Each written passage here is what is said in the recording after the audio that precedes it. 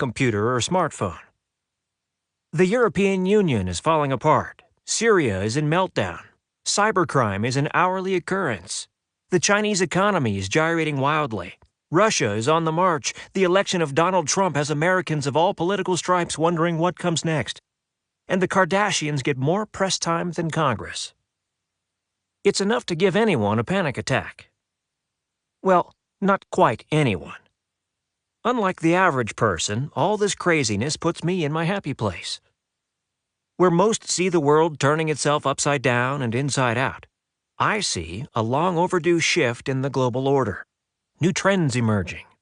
New possibilities unfolding. For me, change is good for business. That's because my job is a bit different than the standard. You see, I'm a geopolitical strategist. That's a fancy way of saying I help organizations understand what challenges and opportunities they will be grappling with across the world in the years to come. As such, I'm sort of a professional apprentice, rarely a master of any particular craft, but needing to be able to hold my own in conversations about manufacturing and transport and healthcare and finance and agriculture and metals and electricity and education and defense and such. Preferably without pissing off anyone whose living is based off of manufacturing or transport or healthcare or finance or agriculture or metals or electricity or education or defense. In many ways, those conversations make me who I am. From the Air Force to the pickle packers, every interaction gives me a good hard view of the world, yet each of these interactions originates from a radically different perspective. Combine all those angles and interactions and perspectives and the unique information that comes from them with my private intelligence experience, and I'm granted the privilege of seeing something approximating the full picture. How the world's myriad pieces interlock, and catch some telling future glimpses to boot. More than anything else, what I sell is context. That picture and those glimpses and that context formed the bones of my first book, The Accidental Superpower, which was published in November 2014. In Accidental, I made the case that the world we knew was at a moment of change. The Americans who had created, nurtured, enabled, maintained, and protected the post-World War II global order were losing interest. As they stepped back, the world we know was about to fall to pieces. At any time in history, such a shift would have had monumental consequences. But the American retrenchment is but one of three massive shifts in the global order. The second is the rapid graying of the entire global population. Fewer people of working age translates directly into anemic, decaying economies, enervating global trade just as the Americans stop guaranteeing it. Third, and finally, the American shale revolution has changed the mechanics, if not yet the mood, of how the Americans interact with the energy sector. Surging petroleum output within the lower 48 is pushing North America toward outright oil independence. In the past decade, the total continental shortfall has narrowed from roughly 10 million barrels of oil per day to about 2 million barrels per day. In the 2 years since Accidental published, I've had ample opportunity to re-examine every aspect of my work. Some of my critics have been over-eager to assist in such endeavors, and I fear that I may have been off the mark on a couple of points. First, the American shale sector has matured far faster and more holistically than I could have ever expected. Despite a price crash in oil markets, despite ongoing opposition to shale among a far from insignificant portion of the population, despite broad-scale ignorance about what shale is and what shale is not, shale has already overhauled American energy. In 2006, total American oil production had dropped to 8.3 million barrels per day, while demand was touching 20.7 million barrels per day, forcing the United States to import 12.4 million barrels per day, more than Japan and China and Germany combined. By 2016, U.S. oil output had breached 15 million barrels per day. Factor in the Canadians and Mexicans, and total American imports of non-North American oil had plunged to about 2 million barrels per day, and that in the teeth of an oil price war. And that's just oil specifically. Take a more comprehensive view and include everything from bunker fuel to propane, and the continent is less than 0.8 million barrels per day from being a net energy exporter. The end of American dependence upon extracontinental energy sources does more than sever the largest of the remaining ties that bind America's fate to the wider world. It sets into motion a veritable cavalcade of trends: the reindustrialization of the United States, the accelerated breakdown of the global order, and a series of wide-ranging military conflicts that will shape the next 2 decades. This book's opening section contains the long and the short of this shale new world, the greatest evolution of the American industrial space since at least 1970. For the financiers and accountants and policy wonks out there, this was written with your geeky brains specifically in mind. Second, the isolationist trickle I detected in American politics has deepened and expanded into a raging river. Of the 24 men and women who entered the 2016 presidential race, only one, Ohio Governor John Kasich, advocated for a continuation of America's role in maintaining the global security and trade order that the Americans installed and have maintained since 1945. The most anti-trade candidate on the right won his party's nomination, while the most anti-trade candidate on the left finished a close second in the Democratic primaries to the Clinton political machine.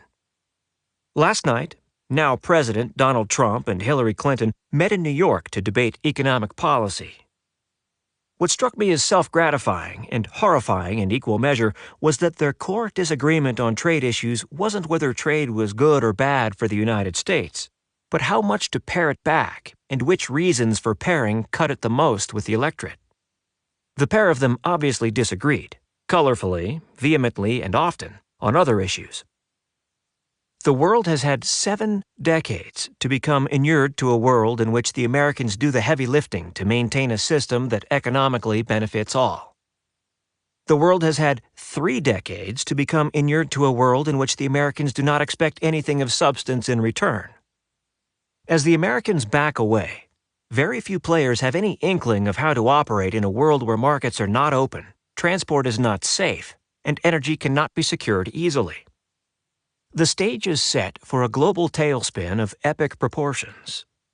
Just as the global economy tips into deflation, just as global energy becomes dangerous, just as global demographics catastrophically reduce global consumption, just as the world really needs the Americans to be engaged, the United States will be absent. We stand on the very edge of the disorder. The disorder's defining characteristic is, well, its lack of order. Remove the comfortable, smothering American presence in the world, and the rest of humanity has to look out for its own interests. As many of those interests clash, expect devolutions that are deeply felt and disastrous in equal measure. Part 2 breaks down the breakdown. I'm equally proud and terrified to report that some of the darker shades in accidental are happening sooner rather than later. For generals, armchair or otherwise, who prefer jumping directly into the fight, Part 2 is what you're after. In the final section, we will circle back and take a good hard look at the United States. Energy independent, economically robust, physically secure, and, above all, strategically unfettered, the United States will be taking a break from the world writ large for the most part. Yet, for the most part, is a far cry from a full divorce from all things international. The Yanks will still find bits of the world worth their time, effort, money, and ammunition. Section 3 explores the American play, where the Americans will still be found, why they will be there, how they'll act, and what they'll be up to. It may be small comfort, but the acceleration of the shale revolution, as well as the American political shift towards populism, has illuminated a great deal, sharpening my view of the future. The various glimpses that made up accidental have somewhat merged, lingering to the point that they now constitute a bit of a roadmap. That roadmap is the core of this book. Peter Zeihan, September 27, 2016, somewhere over Kentucky. Enough with the abbreves. I hate to do this to you, but there are going to be a whole bunch of numbers in this book, and the energy sector is second only to the military in generating acronyms. Here's your cheat sheet. MBPD equals millions of barrels per day. This is a straightforward measure of the volume of oil production and/or transport capacity and/or refining capacity and/or refining output. Because of the large scale, millions, you will hear this acronym used most often in the context of large countries and overall region and global product flows. This term MBPD is not industry standard. Derivations of MMBD are more common, but in my work I've discovered that most folks don't internalize the internal nomenclature of others, and a straight-up acronym is easier to wrap your head around, so MBPD it is. KBPD equals thousands, K, of barrels per day. Exactly the same concept, but 3 orders of magnitude smaller. You'll see this used far more often in refining or when dealing with smaller countries.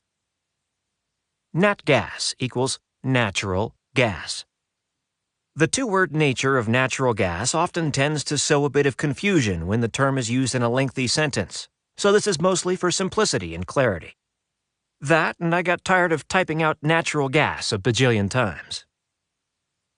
MBOED equals millions of barrels of oil equivalent per day. There are many different kinds of hydrocarbons, with oil and natural gas only being the most common. This term is used to merge everything into a single unit to ease comparisons among many different producers who have different production balances of the various energy products. It takes about 5,800 cubic feet of natural gas to make 1 BOED.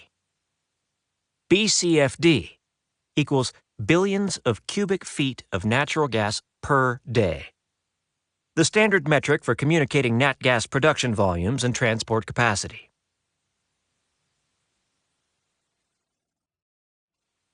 Part 1. Shale New World. Chapter 1. The First Shale Revolution. Let's begin with the basics.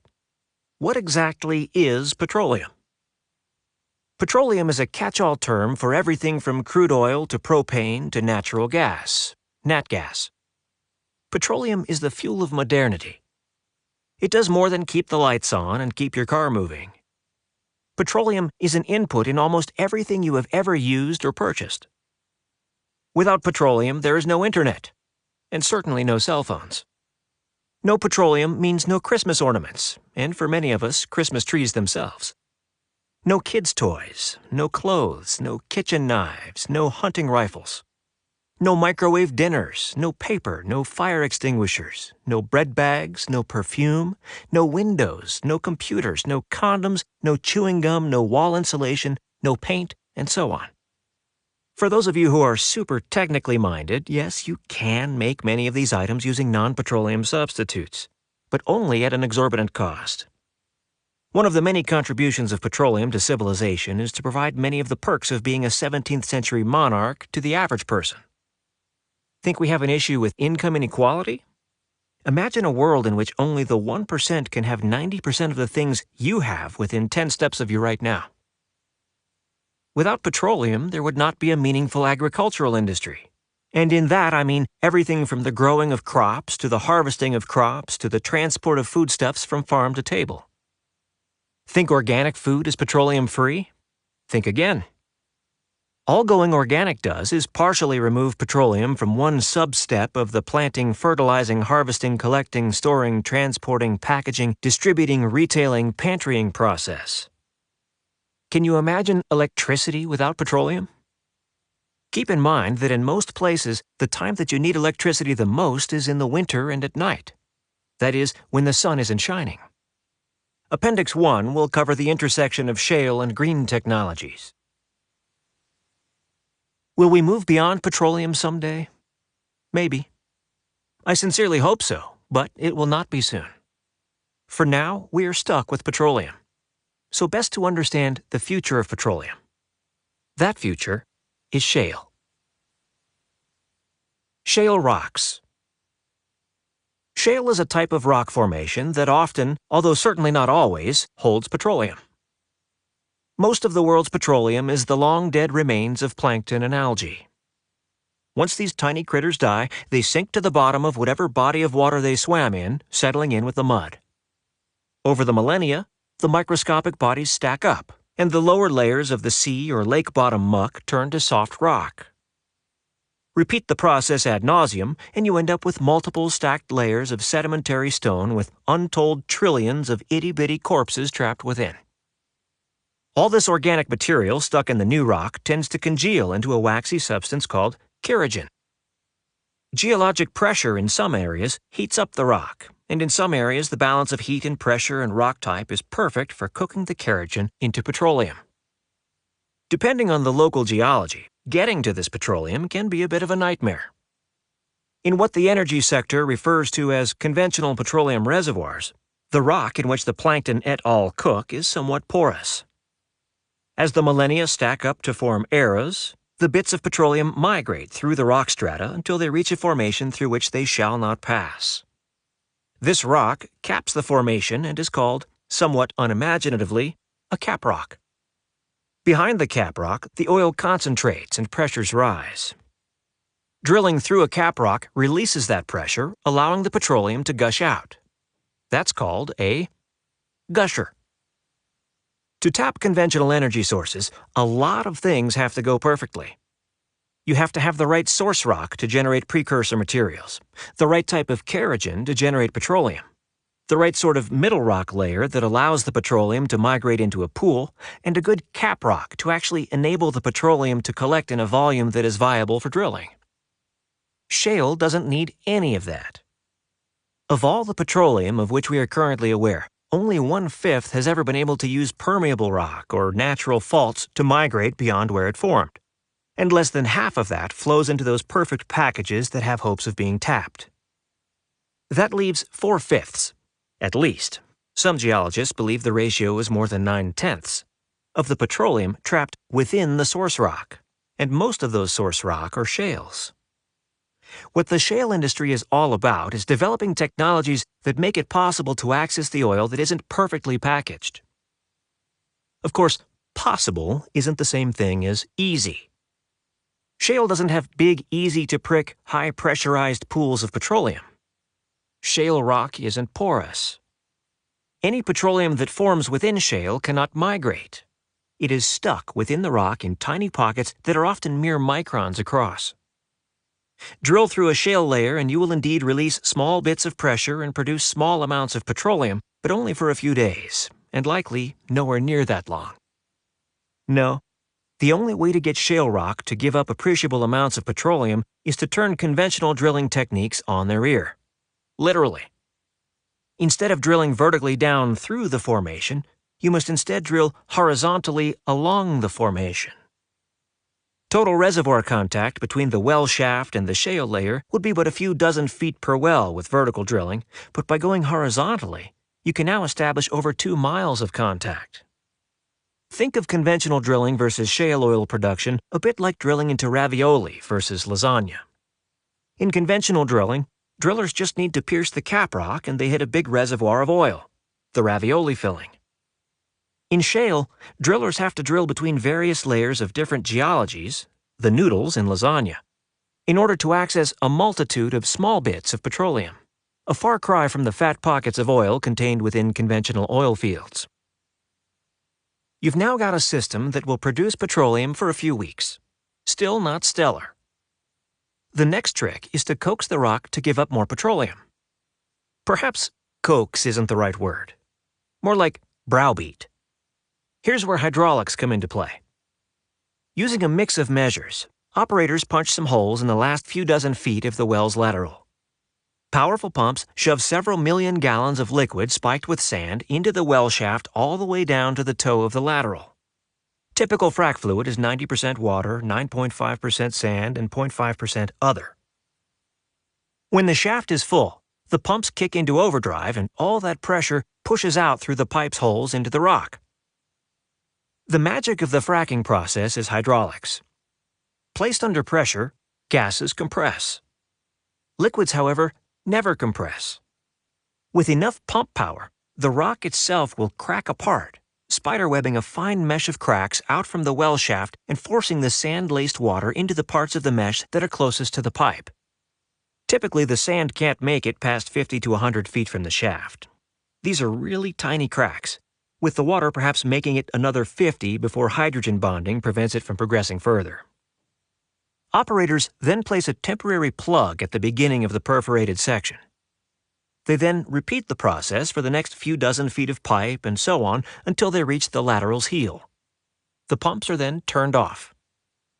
Pressure within the well pushes the frac fluid back into the shaft and up the well bore, but the sand is stuck in the cracks and so left behind, keeping those cracks wedged open.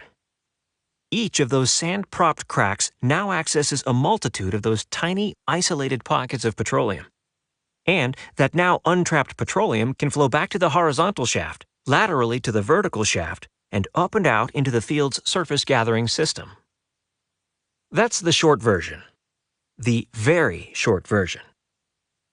The truth is that there is a mammoth deal of variation within the world of shale.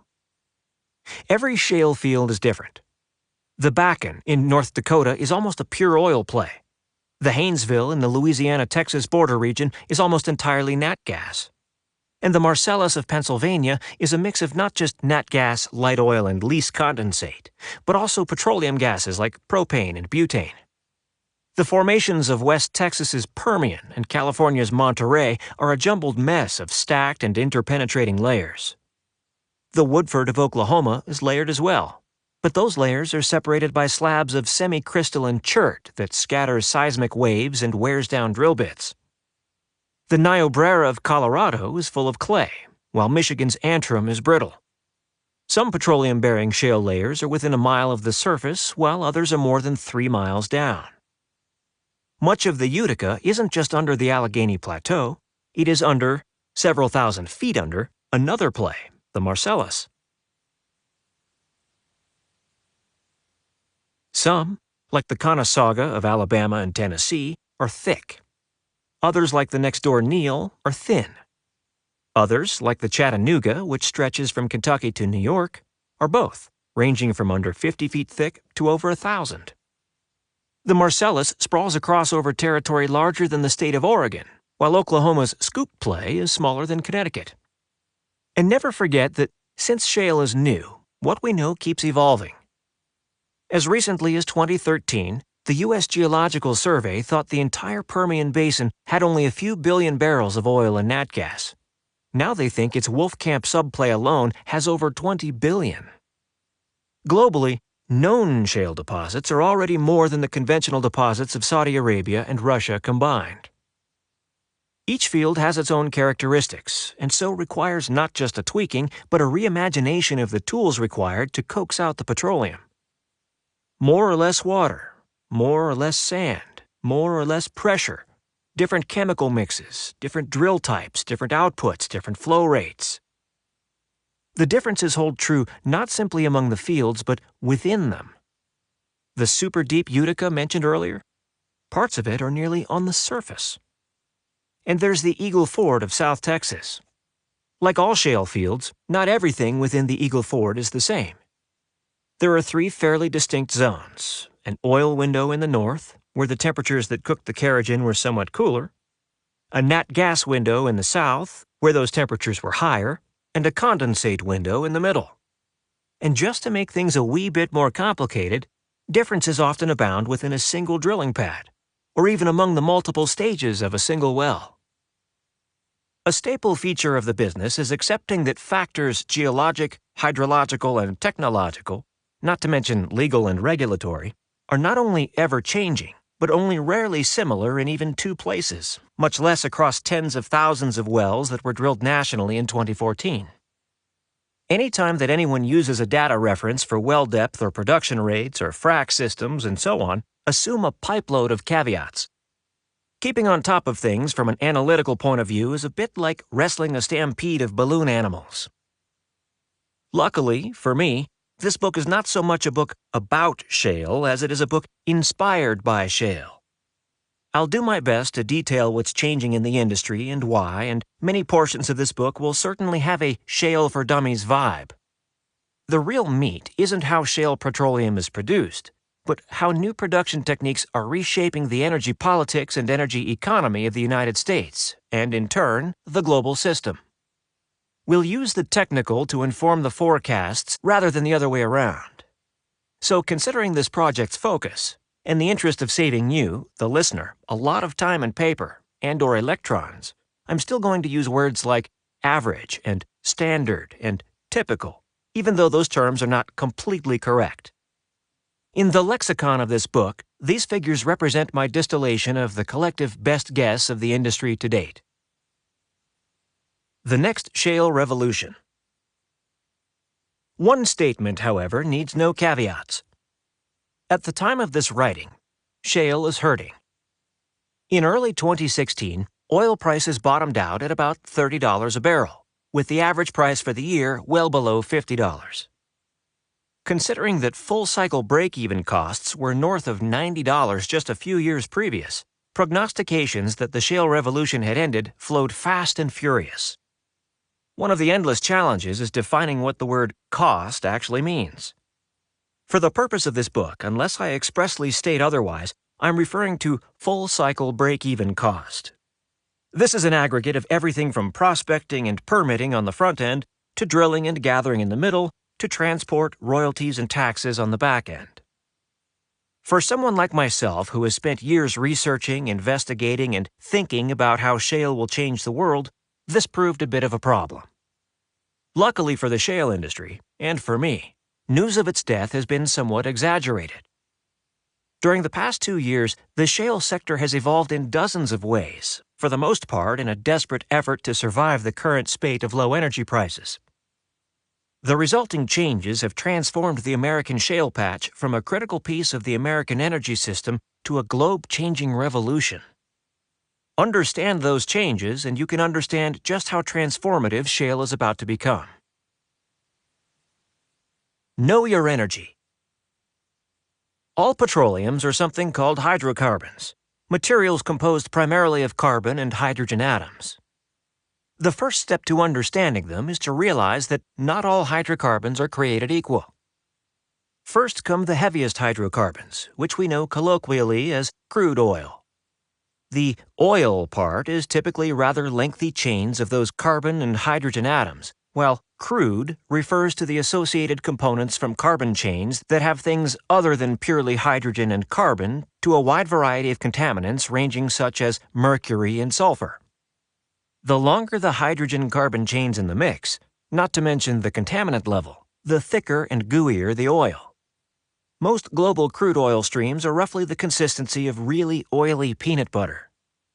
Canadian tar sands are so low in quality that not only are they a solid at room temperature, they have to be heated to at least 300 degrees Fahrenheit to melt.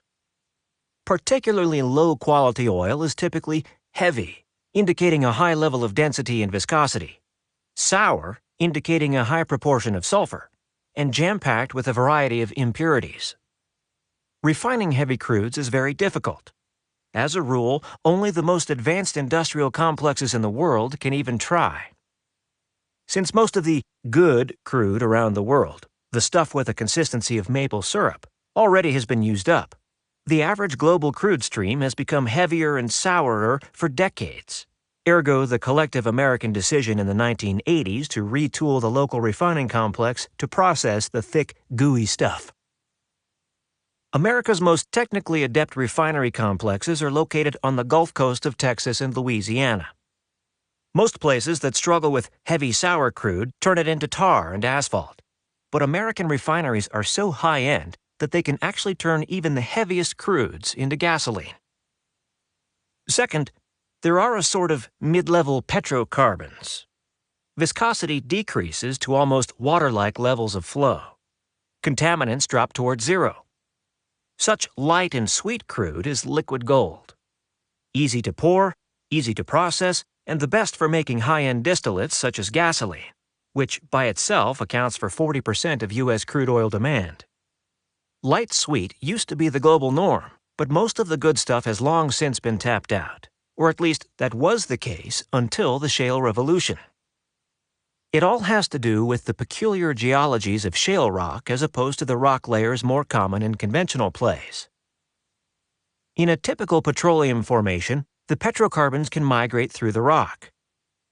Though this allows them to concentrate and congregate in easy-to-tap pools, it also means they can pick up contaminants, like the aforementioned sulfur or mercury, on the way. But shale petroleum is trapped almost at the point it was born. Harvesting it, in essence, requires that you blast it out of its cradle. Some of shale crude is so light and sweet, it is actually in a slightly different third category called lease condensate, a product so pure it has the consistency of nail polish remover, and as such is child's play to refine. I call it white chicken oil because you can shake a white chicken over it and voila, gasoline. Add the light sweet oils and condensates coming out of the U.S. shale patch together, and the volumes are so high that the United States is now the world's largest producer of premium oils. Fourth, often found commingled with crude are lighter hydrocarbons with much shorter carbon chains. Such substances are only liquid under high pressures. Names are familiar: propane, butane, pentane, and so on. Once separated from other hydrocarbons, these products are fairly easy to store and used in a variety of applications. Americans are most familiar with them for their use in cigarette lighters and backyard barbecues. But these natural gas liquids, NGLs, also are a leading ingredient in everything from antifreeze to detergents to cosmetics to paint to packing foam to tires. As recently as 2007, the United States was the world's largest importer of nearly all of them. However, they are quite commonly found within shale formations. And so, courtesy of the shale industry, as of 2015, the United States is instead the world's largest exporter of all of them. Finally, the carbon chain shortens to one or two, and you get methane and ethane, aka natural gas, nat gas, or cow farts, which is a gaseous substance under all but the most extreme circumstances. Natural gas is the oddball in the chemistry world. On the plus side, it is the ultimate building block for almost any industrial process: paints, plastic, and electricity production, to name three of the biggies. It is burned directly in many areas for residential heat. Some basic chemistry can turn it into an NGL should you have a propane shortage. In a pinch, and if you have a lot of money, you can even turn it into more traditional oil-derived products like gasoline and jet fuel. On the negative side, natural gas is a pain to corral because it is, well, a gas. As a liquid, oil is easy to move around. Truck, barge, rail car, bucket, you name it. But nat gas is a gas, and therefore requires absolutely dedicated, uninterrupted infrastructure. Nat gas isn't just a primary product of the shale industry, it is also a byproduct of production from shale oil to the degree that the American market is glutted with it. We'll cover the reasons for and implications of that glut in Chapter 3.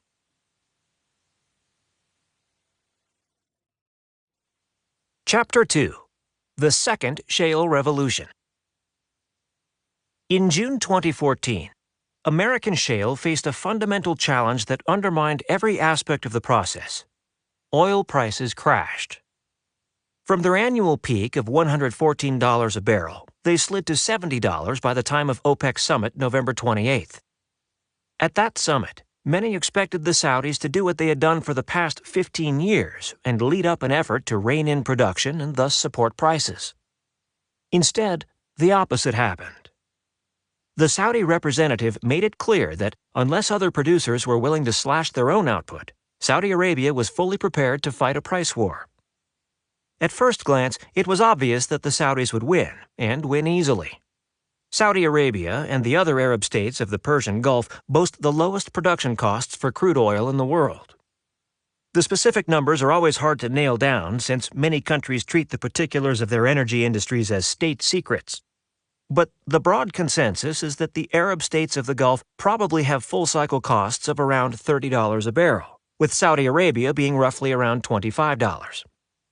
As of late 2014, the full-cycle break-even cost for the shale patch was probably around $75. Should the Saudis not merely cut production, but actually increase it, it would seem that the U.S. shale industry would simply fall apart. That's certainly where the smart money lay. We'll cover the full logic and details of the Saudi price war in Chapter 7. Throughout 2015 and up to the publishing of this book, doom for shale has been a common refrain. A conventional wisdom that goes hand in hand with failure for America's efforts at oil independence. Breathless stories about economic expansions in West Texas, central Pennsylvania, and western North Dakota were replaced by apocalyptic teeth-gnashing of boom towns turned bust. Even the Energy Information Administration, EIA, reluctantly climbed on board, predicting steady falls in U.S. output throughout 2015. Not one to let good conventional wisdom go to waste, media prognostications intensified. There was just one problem. It didn't happen. Throughout 2015, combined production of American oil and condensate didn't only remain stable, output ended the calendar year at a higher level, 12.7 million barrels per day, than it had entered. Production didn't finally stagger until May 2016, fully 2 years after the price crash started. At the time of this writing, in November 2016, U.S. petroleum output not only has yet to fall below the level at which the price drop began, it is within a few months of reaching record levels, despite ongoing low prices. So what gives? What nearly everyone missed is that something fundamental had changed. The United States is experiencing nothing less than a second shale revolution. This revolution will do more than merely reshape the American industrial base. It will reshape the global geopolitical environment, and it will continue to do so for at least the next 3 decades. What matters is that America's shale sector has already adapted to prices below $50. Surviving the plunge. The first thing to understand is that shale operators are hardly unaware or unimpacted by lower prices. After several years with their selling prices north of $90, shale firms became used to a lax environment. Production was everywhere. Financing came easy. The biggest challenge most faced was locating all of the various inputs that make fracking possible: pipe, pumps, tanks, trucks, sand, cable, engineers, drivers, lodging, roads, and so on. In nearly all cases, input inflation was far and away the biggest enemy. Yet with oil prices high, a mix of income and borrowing could manage that sort of problem. Tank prices, and everyone had to get a lot more efficient. This efficiency was gained in 5 ways. 1. Contract creativity.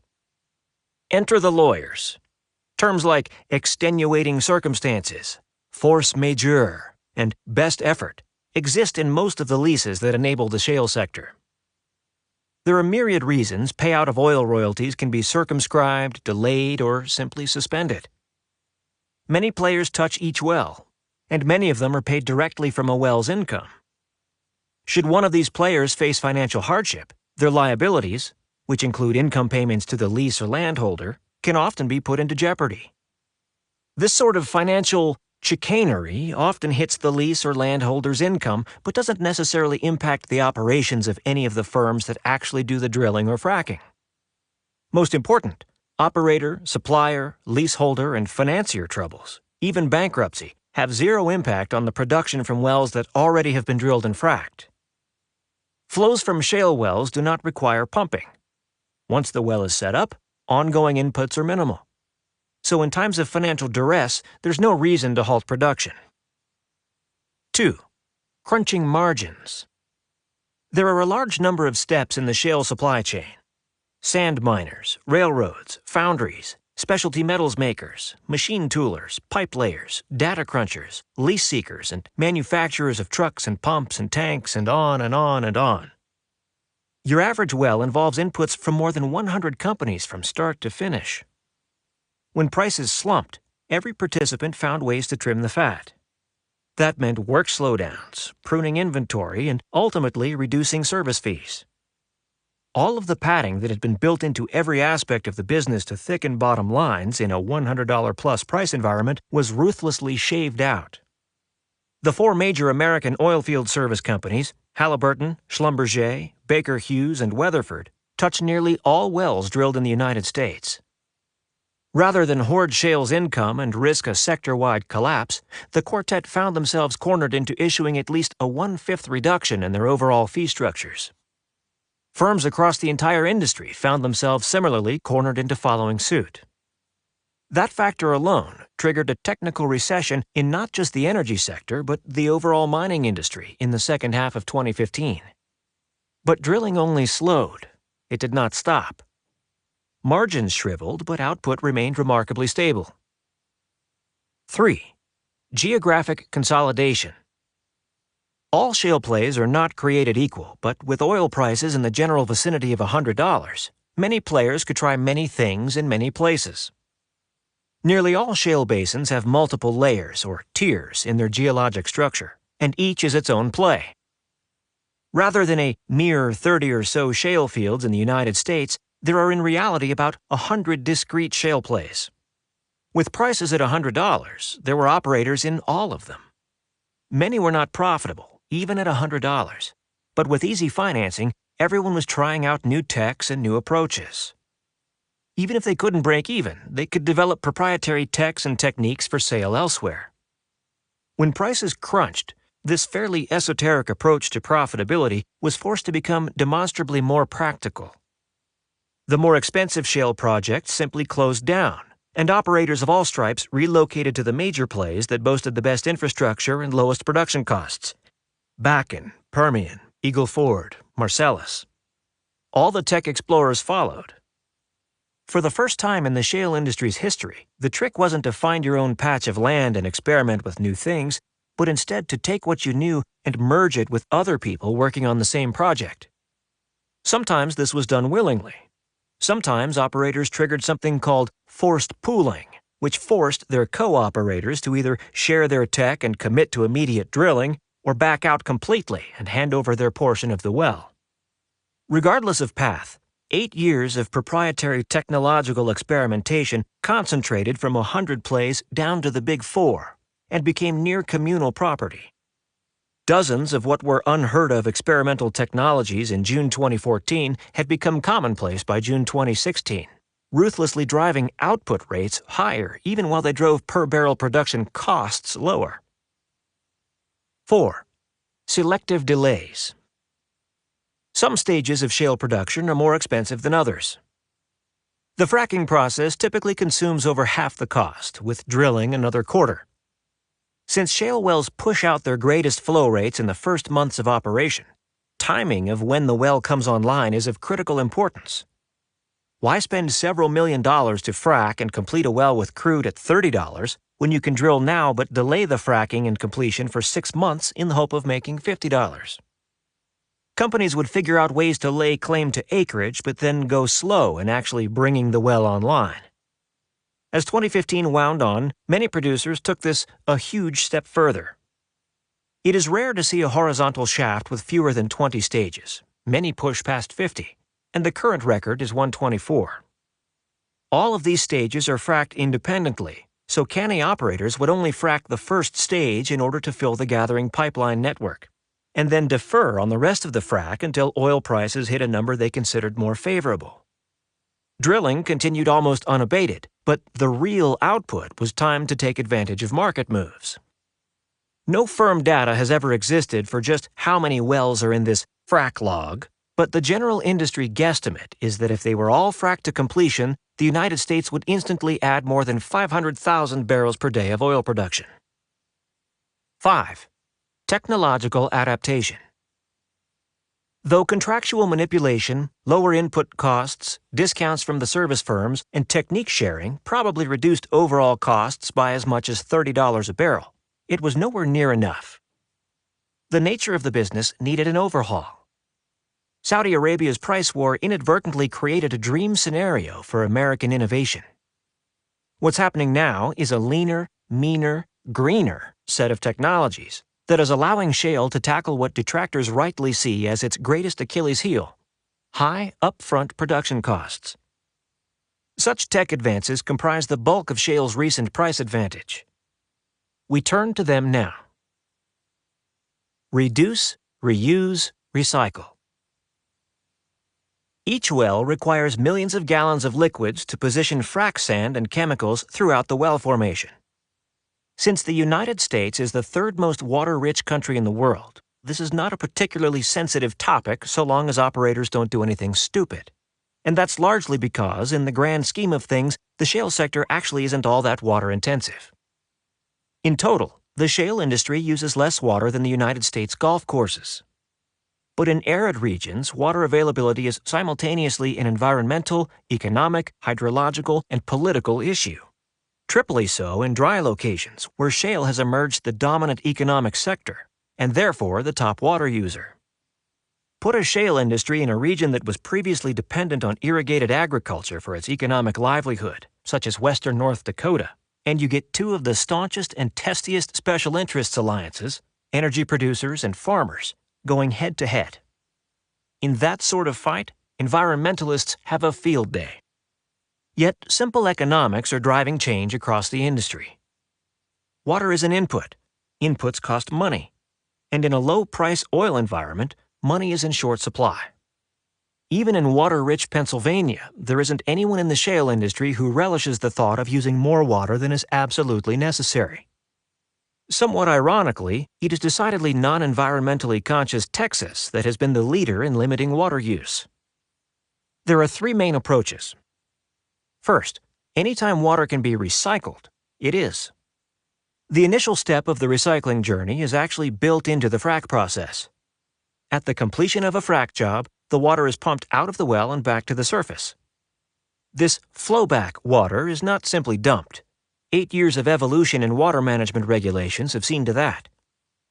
Instead, it is treated, retreated, and reused whenever possible. And any water you can recycle is water you do not need to repurchase. As always, variation is the commonality. The rock strata in the Eagle Ford wells absorb so much liquid that flowback rates can be as low as 3%, so even recycling rates of 100% would not much budge overall water use. Marcellus rock is less thirsty, so the full recycling that is now standard there enables operators to reduce their surface water use by up to 1/3. On the positive extreme, flowback rates in the Permian can be as high as 80%, quite the windfall considering how arid West Texas is typically. Second, the water infrastructure of the shale site is changing. Previously, pre-treated water was trucked in, the chemical inputs were tweaked on site, and the frac fluid was then pumped into the well. When the water was removed, it was poured into an on-site plastic-lined liquids pit, where it remained until well operations were wrapped up. The pit would then be drained, remediated, and infilled. Now the liquid pits themselves are going away. As recycling has become more viable and more common, the liquids are in constant motion within the pumping infrastructure. Instead of a disposal or holding pit, the new norm is for the liquids to be held in giant tanks, with the water either linked via pipe to other wells within the same lease, or the tanks themselves being trucked between leases. This sharply reduces the volume of liquid requiring remediation, simplifies the logistics of site setup, operations, and drilling, and allows water to be recycled across drilling pads rather than only among stages at the same pad. One system, one source of water, and that water is used again and again. Third, the industry has learned that it doesn't actually prefer surface water, but instead deep subsurface water. I'm not referring here to water from the potable water table that many municipalities use to supply their local tap water needs, but instead deep brackish water, typically in excess of 1/2 mile down. There are plenty of reasons to go after this alternative water source. It is mildly saline. Sodium chloride, plain old table salt, is the #1 additive in most frac fluids.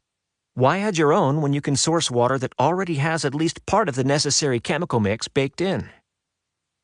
Operators typically have to drill through the brackish water layer anyway as part of their efforts to reach the shale formation thereafter.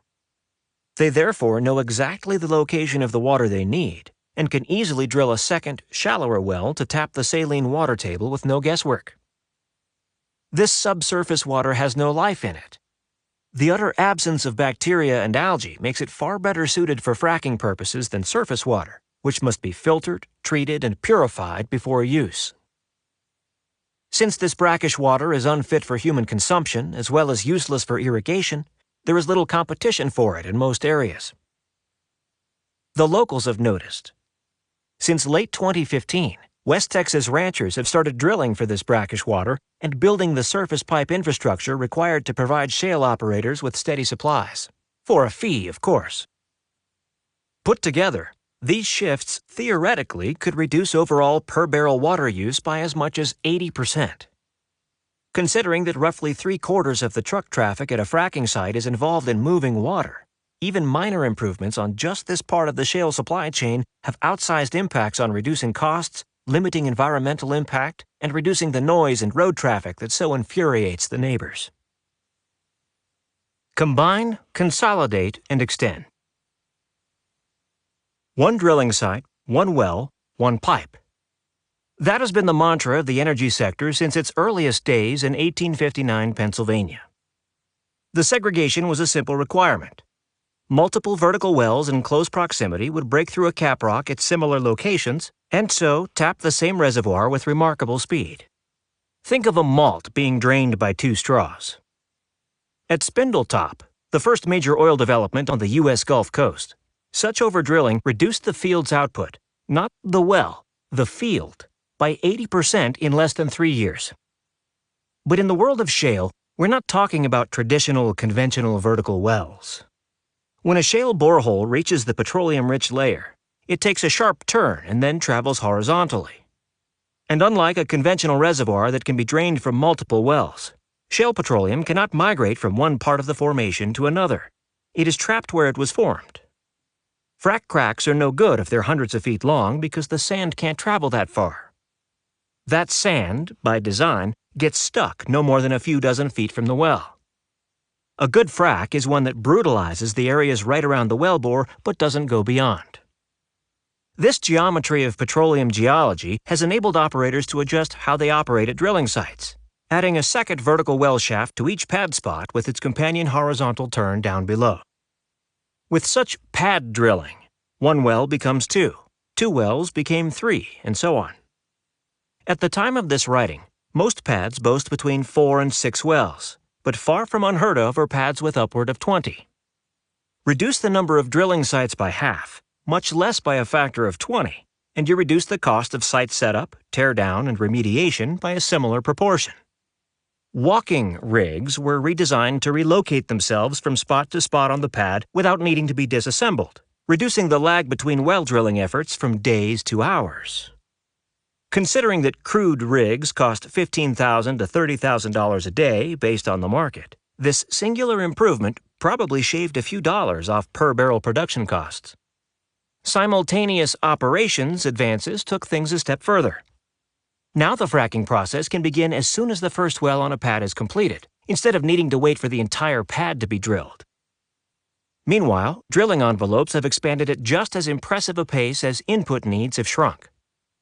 In an old-style shale well at the dawn of the shale era in 2005, a single vertical shaft would lead to a single horizontal shaft of about 600 feet. Bit by bit, operators figured out how to extend horizontal shafts further. The current norm is getting longer by the week, with the 2016 average probably about 7,500 feet. The current record is 18,544. Yet these longer laterals could be a mixed blessing. Combining surface infrastructure and increasing the lengths of a well's lateral components is great for simplifying logistics, increasing reservoir contact, achieving economies of scale, and the like. But the longer a lateral gets, the greater variation of geology it encounters. A frac fluid and pressure profile that works beautifully at the well's toe may be idiotic at the well's heel. But another technology under development holds the solution. The microseismic revolution. Even within the richest portions of a particular shale well, to say nothing of a particular shale basin, there are wildly variant levels of petroleum concentrations. The industry adage is the 20-80 rule, that 20% of frac stages produce 80% of the well's total petroleum output. The 20-80 rule's corollary is that over half of the frac stages actually produce no petroleum at all. Because operators don't know precisely where the petroleum is, all of those stages have to be fracked, wasting a great deal of water and manpower. One of the industry's holy grails has been to seek technologies that would enable drillers and frackers to focus their effort on the most productive geologies, and in particular, let them know which portions of those geologies require which tools. The solution is a new tool called seismic imaging, Or, more accurately, the solution is an improvement upon the seismic imaging that the energy industry has been using for a generation. In traditional imaging, a burst of sound waves is directed down into the geologic formation. Initially, this was done with controlled explosion, although more recently, sonic emitters, think fancy stereo speakers, have come into fashion. The sound waves pass through different densities of rock at different speeds. Some will have their trajectories modified. Some will bounce back to the surface where sonic detectors, aka fancy microphones, will pick them up. Crunch that data through a computer, and you usually get a grainy, two-dimensional view of portions of a formation. Such data enable petroleum engineers to guesstimate both where to position their drilling pads and where to send out their horizontal spurs. Before the advent of seismic tech, you were quite literally guessing where to drill, and the vast majority of efforts resulted in dry wells. Seismic drillers can, on a good day, identify a cross-section of a big bulb of juicy oil and know exactly where to send their steel straws. Precision seismic technologies are far more important to the shale sector than the energy sector at large. Most shale layers are only a few dozen feet thick, and without seismic guidance, it would be impossible to guess not simply where to drill, but where to turn the well shaft and start horizontal efforts. But seismic is not custom-made for the shale industry. Nothing says that those sedimentary layers have to be perfectly horizontal. Uplifts and tectonic changes over the eons can tilt, warp, and fault them. It's less a stack of white printer paper with a few sheets of red cardboard within, and more a very badly made 11-layer cake that has fallen on the floor.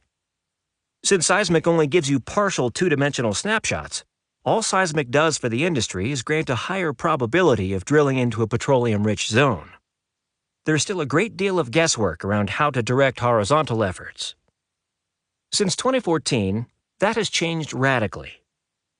Seismic tech has joined up with the information economy to overhaul how seismic works and redesign it with the shale sector's needs specifically in mind. With old-style seismic, a generated sound burst would reflect back a grainy slice of data for a single well. With new and improved microseismic, there is no sound burst. Sophisticated microphones listen to the microscale sounds made by the operators themselves during the drilling and fracking. This constant stream of data feeds into computers that sport processing power that didn't exist as recently as 2013, providing a wealth and depth of information that takes much of the guesswork out of petroleum production. Drillers who use microseismic now know exactly where to place their pads for best results, exactly where and how sharply to turn horizontal, exactly what angles to drill, and when to re-angle in the midst of a horizontal effort, at multiple times if it proves relevant.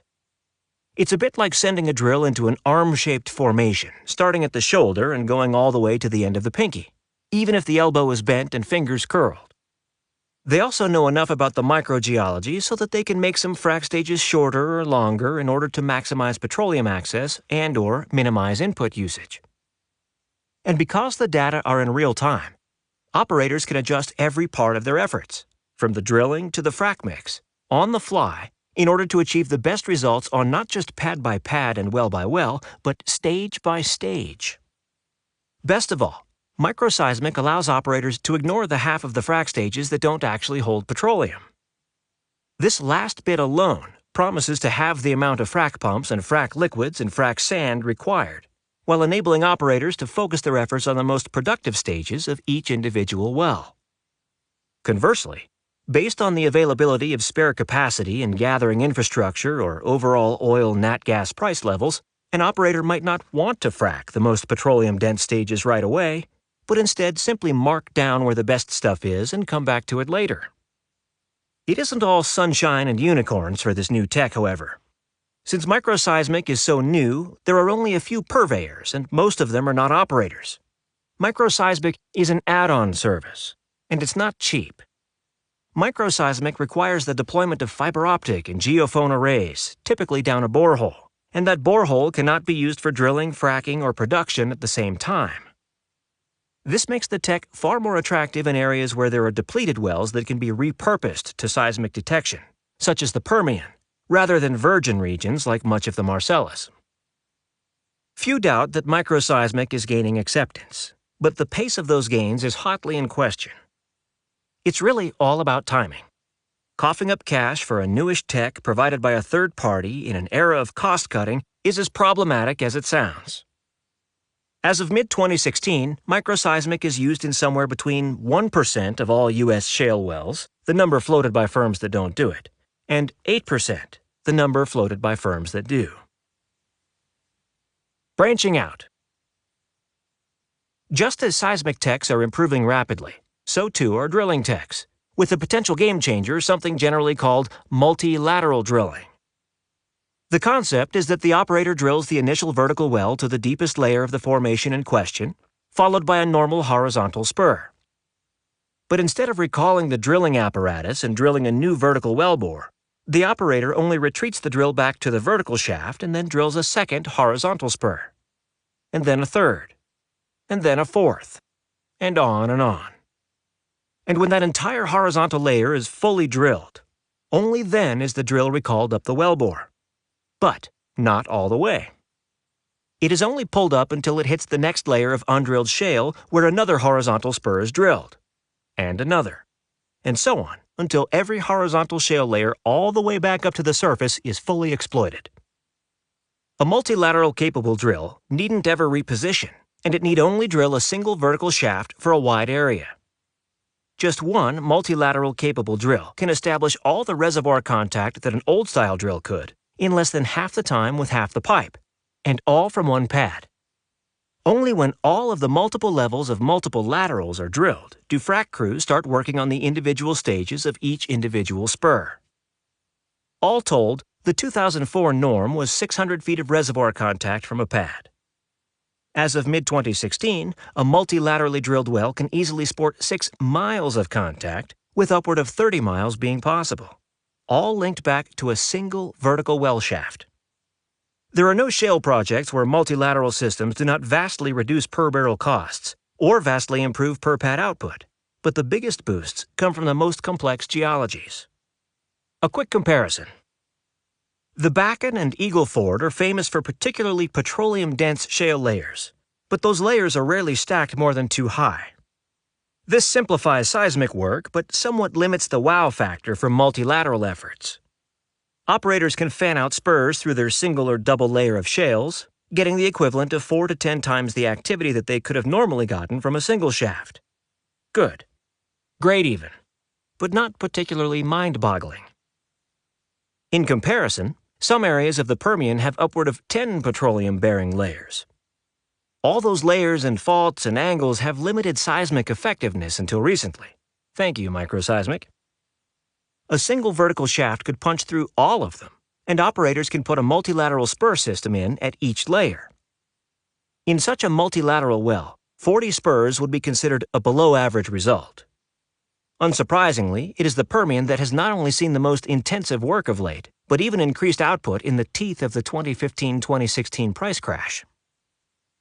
One of the big reasons the media is so obsessed with the shale is dead mantra is that the number of active rigs in operation has plummeted by more than 80% since November 2014. As the argument goes, fewer rigs illustrates an industry facing collapse. Sorry, but no. Following the rig count is a bit like equating bicycles and automobiles. Throughout the industry, the goal is greater efficiency.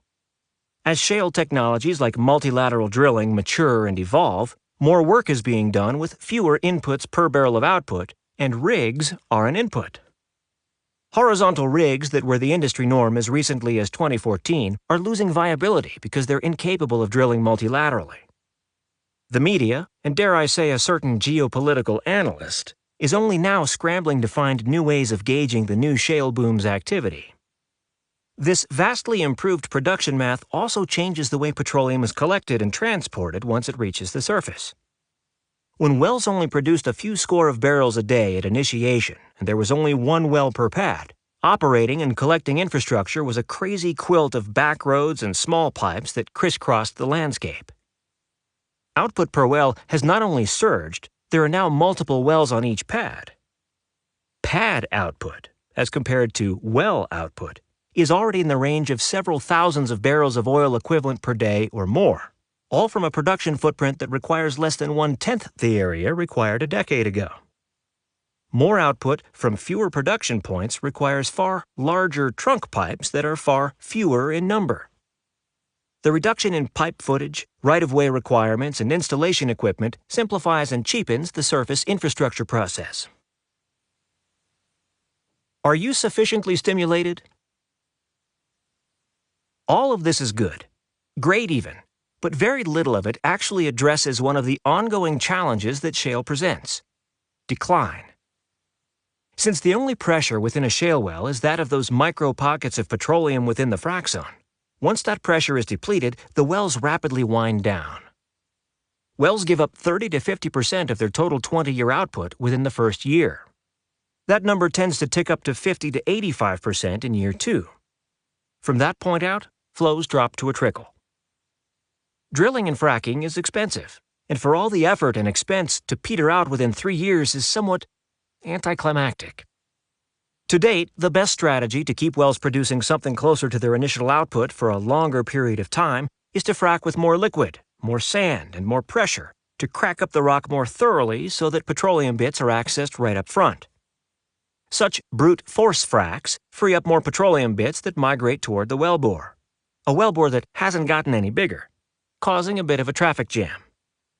The petroleum can only exit so quickly, resulting in a flatter decline curve. This can be achieved artificially as well by deliberately narrowing the wellbore with something called a choke. In essence, a piece of constricting steel inserted into the well. Such methods help operators get more reliable and longer-term output. But what truly is needed is the ability to reset a well back to its initial high specs in order to keep all of the attendant infrastructure operating at something closer to full capacity.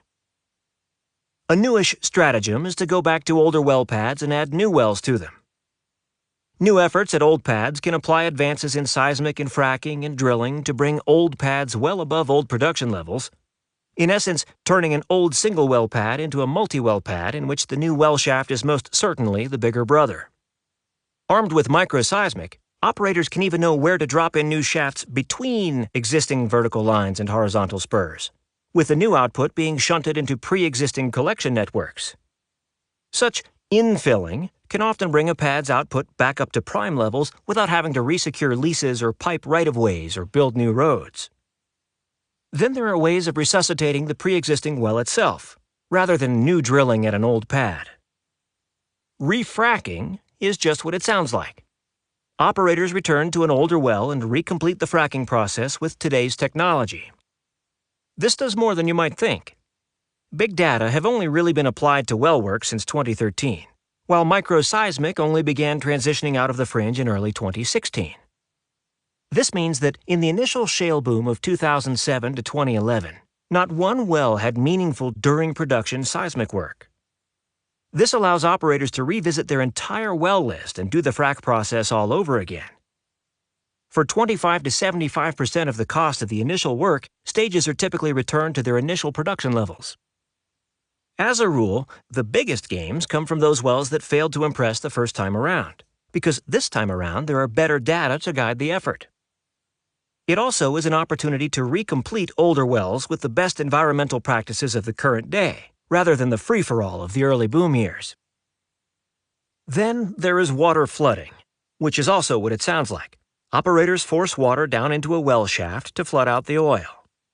Water flooding is a secondary stimulation that has been with the conventional energy industry for decades, heavily used in most on-land oil fields up to and including Saudi Arabia's superfield Ghawar. In essence, water is pumped down into the formation where it mingles slightly with remnant oil volumes. That oil-laced water is then pumped back up. The oil is skimmed off the top and the water makes a return trip in search of more petroleum. The question for water flooding is whether it is applicable to the geology of shale. Normally, the water floods a conventional formation, scrounging for trace oil beneath the cap rock. Shale has no such reservoir to access. But the tech has two huge advantages, arguing for, if not success, at least heavy experimentation. First, it has been the most common secondary stimulation method for decades, so there are plenty of engineers who can attempt to tweak water flooding with shale in mind. Second, it's cheap. In theory, for as little as 2 to 5% of the original well cost, water flooding can raise a well's output by 25% of its initial output, Somewhat more esoteric systems are also in advanced experimentation. Just as water can be injected to increase output at an older well, so too can carbon dioxide or methane. Both actually dissolve into crude and make it far less viscous, allowing the crude to flow more easily to the wellbore. Such gas injection could source the carbon dioxide from cement and power plants or the methane from local nat gas production, increasing petroleum output while vastly reducing local greenhouse gas emissions. The primary challenge is proximity. If your field isn't close to a population or industrial center, you might need a lengthy CO2 pipe just to get started. And depending on crude price points, the higher oil output might not be enough to justify the higher upfront infrastructure costs. All of these additional stimulation efforts suggest a redesign of the entire well system with the intent of managing output not so much over the course of years, but decades. Such purposeful well redesigns to include fairways for future in-drilling, long-term seismic data monitoring, and including infrastructure for enhanced recovery are well and good and are likely to be a core tenet of the industry in just 2 or 3 years. All of that will certainly increase long-term output. But for maximizing output from existing wells, the real breakthrough might be something much simpler. Once a well is completed, the various stages are locked in place forever. That poses a problem for techs like refracking because the frac cracks from adjacent stages often cross paths, making it difficult to isolate and thus concentrate frac pressure in specific zones. A lack of such zonal isolation hugely limits what a refrac can achieve. Enter the sliding sleeve, a device that slides up and down the wellbore as needed, allowing targeted, customized refracking to happen at any point in the pipe. Even the stages themselves can be repartitioned as needed. The result, at least in theory, is a quantum leap in materials efficiency and the ability to simply open any sliding sleeve to refrac at any time without needing to worry about well geometry or someone else's prior work or infrastructural debris. Sliding sleeve is certainly the newest and least proven of the techniques in play, but it too is already off the drawing board and in initial operation. Shale's next stage. All of these changes are still rather young in terms of their dissemination throughout the shale patch. Sliding sleeve and microseismic in particular have a whiff of pixie dust about them. The point isn't so much that this mix of techs will be the technologies that form the scaffolding of shale's new normal, but instead that these technologies are representative of dozens of similar technologies, all of which are being crafted and honed in fits and starts. All are creeping into operators' toolboxes, contributing to the formation of a new best practices suite that is far more price competitive than what exists today, much less 2 years ago. Best of all, most of these techs were already off the drawing board and in limited operation at the time the Saudis launched their price war, so the learning curve for their adoption is incredibly steep. No one has to invent the wheel. In essence, an entire new subsector has been layered into the fracking industry that requires less work than the initial effort, surveying, leasing, permitting, drilling, road construction, that dominates the original well, as well as less of the follow-up work, monitoring, collecting infrastructure. Yet it still produces as much or more of the initial well's output at a fairly marginal additional cost.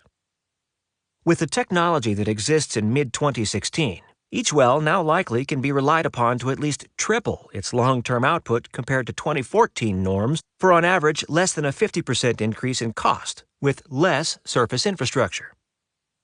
Collectively, these improvements will generate millions of additional barrels of crude daily over the next 3 decades, introducing the capacity to raise America's baseline output by half. Oil production is ultimately price-dependent, so putting forward a firm output number on this is a sketchy exercise, particularly when dealing with technologies that are so young that their final cost envelope is not yet known. That said, back-of-envelope math suggests that these enhanced techniques could increase U.S. oil output by 6 MBPD, more than enough to make the United States oil independent. All this tech means that the total input cost per well may be rising sharply, but output is so much higher per well that the total production cost per barrel is plummeting. In 2012, before any of these technologies had been operationalized, full-cycle costs were about $90 a barrel. In November 2014, when the Saudis launched their price war, The full-cycle break-even cost across the shale patch was probably about $75. Factoring in consolidation, the pursuit of efficiency, and especially the development and application of new technologies, by August 2015, that figure had plunged to $50 in the Big Four fields. As operators started to redesign wells with the entire life cycle of production in mind, that is, including plans for infilling and refracking, that per-barrel production cost for new wells dipped to the vicinity of $40 at the time of this writing in November 2016. And that doesn't even include operators going back to exploit their frac logs. Far from being the most expensive oil to produce in the world, as it was in 2012, shale already is more cost-competitive than the global average. As these techs continue to mature and play off one another, a price structure of around $25 sometime in 2019 seems within reach. U.S. shale simply will not be swept away by a tsunami of Saudi oil. Instead, U.S. shale is on the cusp of being cost-competitive with Saudi oil. The other side of shale. It isn't all good news. Every time an economic sector evolves, there are winners and losers. Shale is no exception. There are three general themes to keep in mind. First, shale's drive for efficiency is a one-way process. With the shale sector under price pressure, operators' goals are to get the most petroleum out of the ground for the lowest per-barrel cost. The industry is racking up success after success, producing more petroleum per foot of pipe, gallon of water, pound of sand, ounce of chemicals, and man-hour worked. That's great if you're an operator. Less so if you earn your living making pipe, supplying water, mining sand, fabricating chemicals, or in general working for said operator in some way. Multilateral drilling isn't just reducing the need for pipe by half, it will reduce the need for welders by half. The shift from liquids ponds to water tanks not only has reduced the total volume of water by 2/3, it will eliminate over half of the truck trips required to complete the well, taking a great many truck driver jobs along with it. Microseismic isn't just reducing the amount of fracking required by enabling operators to avoid fracking stages with no petroleum, but the reduction of sand inputs could well deliver an economic hit to western Wisconsin, where most of the industry's sand is sourced. But all of this is happening without more than a marginal reduction in petroleum output. What's happened in 2015 and 2016 has not been so much a recession in energy production sector, but a recession in the energy production inputs sector. As all of these technologies continue to evolve, the goal of ever-increasing efficiency will remain. This means that demand for all of those inputs is likely to never rebound to 2013 levels. Second, much of the shale boom has been about building things that were not there before. This part of the boom is largely over, and not because of the price drop. Think of where you live. Once someone, maybe you, made the decision to build, a flurry of activity follows. Lumberjacks got to work getting the trees, which generated business for lumber mills, which produced the planks for everything from the building frame to the particle board to the furniture. Quarries and stonecutters produced the rock facade and the inputs for the tile. Miners pulled limestone out of the ground, then transferred the rock to crushers who pulverized it to produce the base materials for cement. Miners of a different type went after bauxite and copper and iron ores that were sent to smelters, who turned the rock into metals that were pulled into electrical wires or fashioned into brackets and nails and screws. Yet more miners produced high-quality sand that went off to be heated into sheets of glass. At every step of the process there was shipping, of timber and ores and metals and 2x4s and stone and siding and carpet and frames and so on. All these inputs and more converged upon a building site where they were poured, laid, hammered, glued, grouted, fixed, etc. to produce a structure. Every structure built touches more than 100 industries and thousands of people's economic well-being. For all those involved, the construction of your house or apartment building was a godsend. Your house made the economy, locally, regionally, nationally, even internationally. Boom. Then how long until you built your second house? Did you build a second one? The construction process typically only happens once, and unless you were part of the lucky group who owns multiple homes, Even if you did build a second house, someone moved into your first house when you moved out and they didn't generate much of an economic bump at all. Sure, you, or they, may have renovated or added on a room somewhere down the road, and that certainly stimulates economic activity, but nothing like the bonanza from the initial construction. The same is true in any economic sector. You only build the basics once. Towns only need so many roads, sidewalks, and power lines. Manufacturers only need so many fab facilities. This growth from investment pattern is a big reason Japan's economy did so well in the 1950s to 1970s, but hasn't grown at all since 1998. Similarly, that's part of why China grew so quickly from 1980 to 2015, but is in the midst of a jarring slowdown. Similarly, the shale industry only needs so many roads and gathering pipelines, sand mines, and chemical support. You only need to industrialize once. In essence, some shale communities have taken a double hit. The various supporting infrastructure only needed to be built once, and that's done, while any new wells won't need nearly as many inputs. So any future expansions will seem downright languid compared to what's come previous.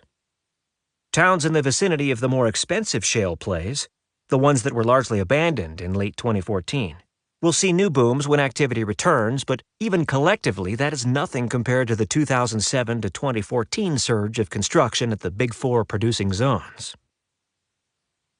Third, shale's ever-decreasing break-even prices are driving many conventional energy producers out of business. The sale price of shale nat gas is roughly one-third of the production cost of most conventional nat gas plays in North America. Particularly hard hit are nat gas producers in the Canadian province of Alberta. Albertan production sites are in excess of 1,500 miles from most of their core market in Ontario, a market less than 300 miles from the American Marcellus Shale, a zone so prolific it is responsible for one-third of all U.S. natural gas production. Shale nat gas has also devastated offshore nat gas producers, most notably in the Gulf of Mexico, where costs are high, drilling times are long, and hurricanes can take production offline for months at a time. Which, incidentally, means that if shale ever actually runs out of nat gas, the Gulf will still be there as a sort of energy piggy bank.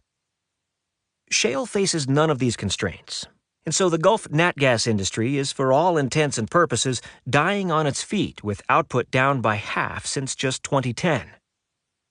The biggest losers are probably those nodding donkey, aka stripper, wells. It all has to do with the difference in old-style conventional oil production versus new-style shale.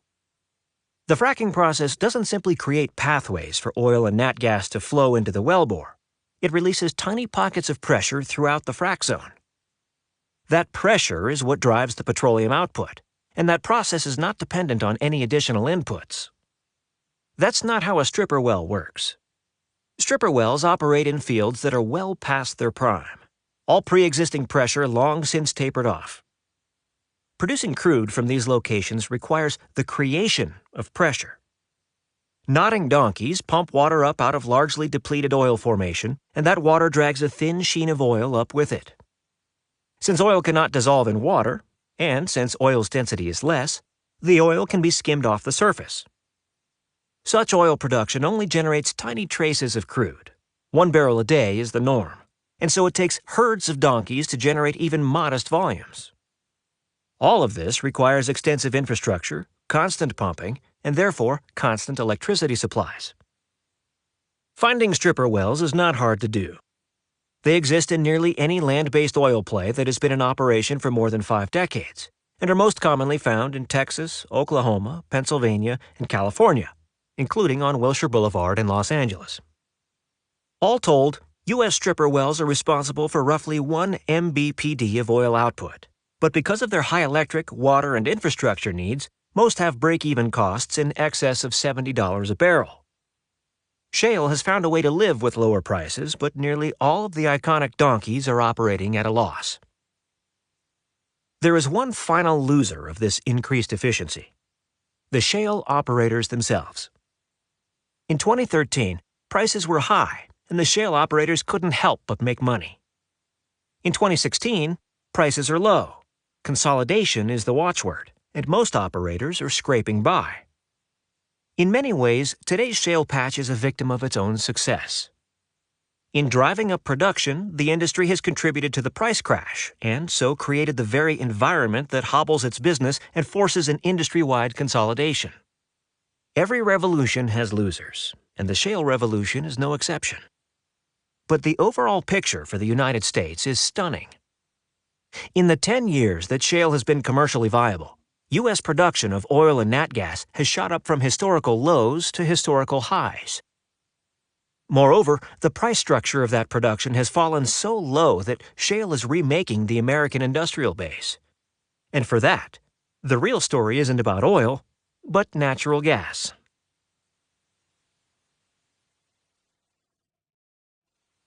Chapter 3. The Third Shale Revolution. Sometimes a picture is indeed worth 1,000 words. I call the map on page 55 of my book the checkbook map, because every dot represents someone who has a checkbook and can pay an electric bill. There are 3 population centers to which I'd like to draw your attention. The northernmost arrow points to the hip town of Bismarck, North Dakota. The middle highlights the cultural mecca of Midland, Texas. The final arrow fingers the sleepy backwater of the Austin-San Antonio corridor where I live. Visit all you want, but don't move here. People live here. They have checkbooks. There are lights. You can see the lights from orbit. Pretty straightforward. Now, look at some of the areas near these 3 cities.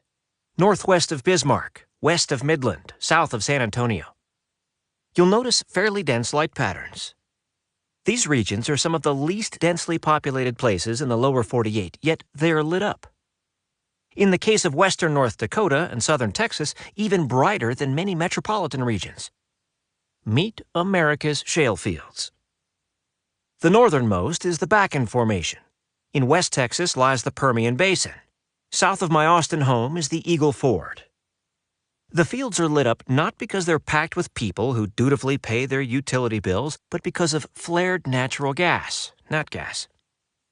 It all comes down to transport. Oil is a liquid. It's fairly easy to move or store. You can put it into a rail car or tanker truck or bucket or simply leave it in an open vat. Just take the most basic of containment precautions and oil won't go anywhere. It is this simplicity of storage and transport, combined with the ubiquity of uses, that has made oil the backbone of the modern age. Unsurprisingly, oil is what the shale drillers are after. Natural gas is different. It's, well, a gas. It disperses. The required volume of nat gas at standard air pressure to achieve anything is massive. It'd take a container roughly the size of a walk-in closet to supply your oven for Thanksgiving dinner. The same volume of gasoline would allow you to drive from New York City to Los Angeles and back 20 times. My typical Thanksgiving extravaganzas tend to include both my posse and the in-laws, so the turkey has to be on the 20-pound side. Add in the spiral sliced pineapple maple ham, cornbread blue cheese stuffing, wild mushroom stuffing, chipotle sweet potatoes, twice-baked ricotta potatoes, caramelized roasted root veggies, parmesan croissants, toasted cinnamon agave pecans, bourbon chocolate pecan pie, cranberry eggnog cheesecake, and a couple other things that vary from year to year, and we're talking about using nearly 400 cubic feet of natural gas at standard temperature and pressure. 1 cubic foot can hold 7.5 gallons of liquid, so the fuel volume of that Thanksgiving nat gas translates into 3,000 gallons of gasoline. The average American passenger automobile gets just shy of 37 miles to the gallon, so all that gasoline could move you 110,000 miles. The LA-New York trip is 2,770 miles one way, making for 20 round trips between Long Beach and Manhattan. Mitigating nat gas's volume constraint requires compressing it by a factor of 200 or more. For comparison, your average party balloon is pressurized at most by a factor of 3. That requires specialized equipment, specialized transport systems, and specialized storage vessels, making working with the stuff a general pain. A successful natural gas industry, therefore, is based not on storage, as oil is, but on throughput. Pre-existing points of pressurized supply shunting gas through pre-existing and matching pressurized transport networks to pre-existing and matching points of pressurized demand that can use the nat gas at nearly the same speed that it arrives. If you lack such a complete and perfectly interconnected infrastructure, you lack a natural gas industry.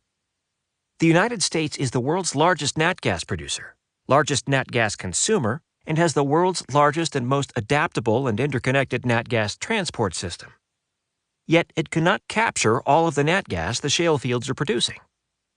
In the Bakken, Permian, and Eagle Ford, the excess natural gas has to be burned off in such volumes that you can see the flares from space. At least 20% of the nat gas used in the United States in 2015 was produced as a byproduct of liquids production, and that's likely a recent low, considering that pipeline building is constantly playing catch-up with shale output. Now we're cooking with... Think for a moment on the significance of that. Natural gas, the most versatile industrial input in existence, the basic building block of modern society in the United States, is a waste product. As of New Year's 2016, nat gas sold in the United States for barely more than $2 per 1,000 cubic feet, a fraction of the cost to other major economic players. The differential is in large part because so much of the nat gas the shale industry produces is dumped into the transport infrastructure simply to get rid of it.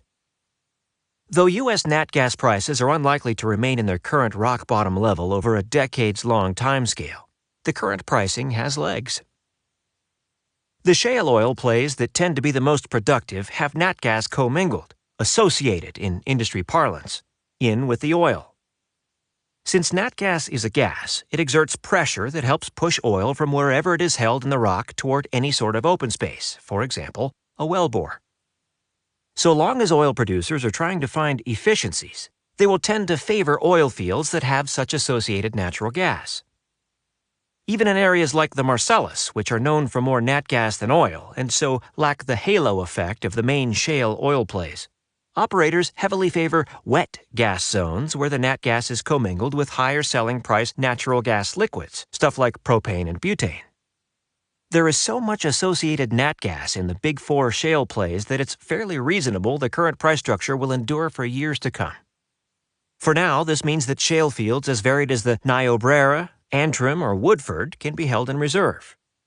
Only when all of the associated shale natural gas is used up will producers then return en masse to sites with a reputation for having loads of low-cost dry gas, like the Fayetteville field of Arkansas or the Barnett field of Texas. And only when that is used up will secondary shale fields truly come into their own. Again, keep in mind that there's no such thing as typical. There are parts of the Utica and Barnett that are fairly wet, even though those shales have an accurate reputation for being mostly dry. Also, with technologies like those discussed in Chapter 2 continuing to evolve, what constitutes an economical field is most certainly a moving target. And only after they are tapped out will the conventional producing zones like the Gulf of Mexico once again have their day. Put all this together, and the United States is highly likely to have natural gas prices below $4 per 1,000 cubic feet for the next 30 years. Assuming no new exploration at existing shale-producing zones, no new exploration in known shale zones that are not in production, no new technological advances, no application of recent technological advances to existing conventional natural gas fields, and no supplies from Canada, Mexico, the Gulf of Mexico, or Alaska. More realistically, the United States is looking at 60 years, or more, of natural gas supplies that are eminently affordable. As to oil availability, the math is far simpler. Most shale oil firms indicate that their remaining reserves are in a bracket between 25 and 30 years. There's a reason for such a tight cluster.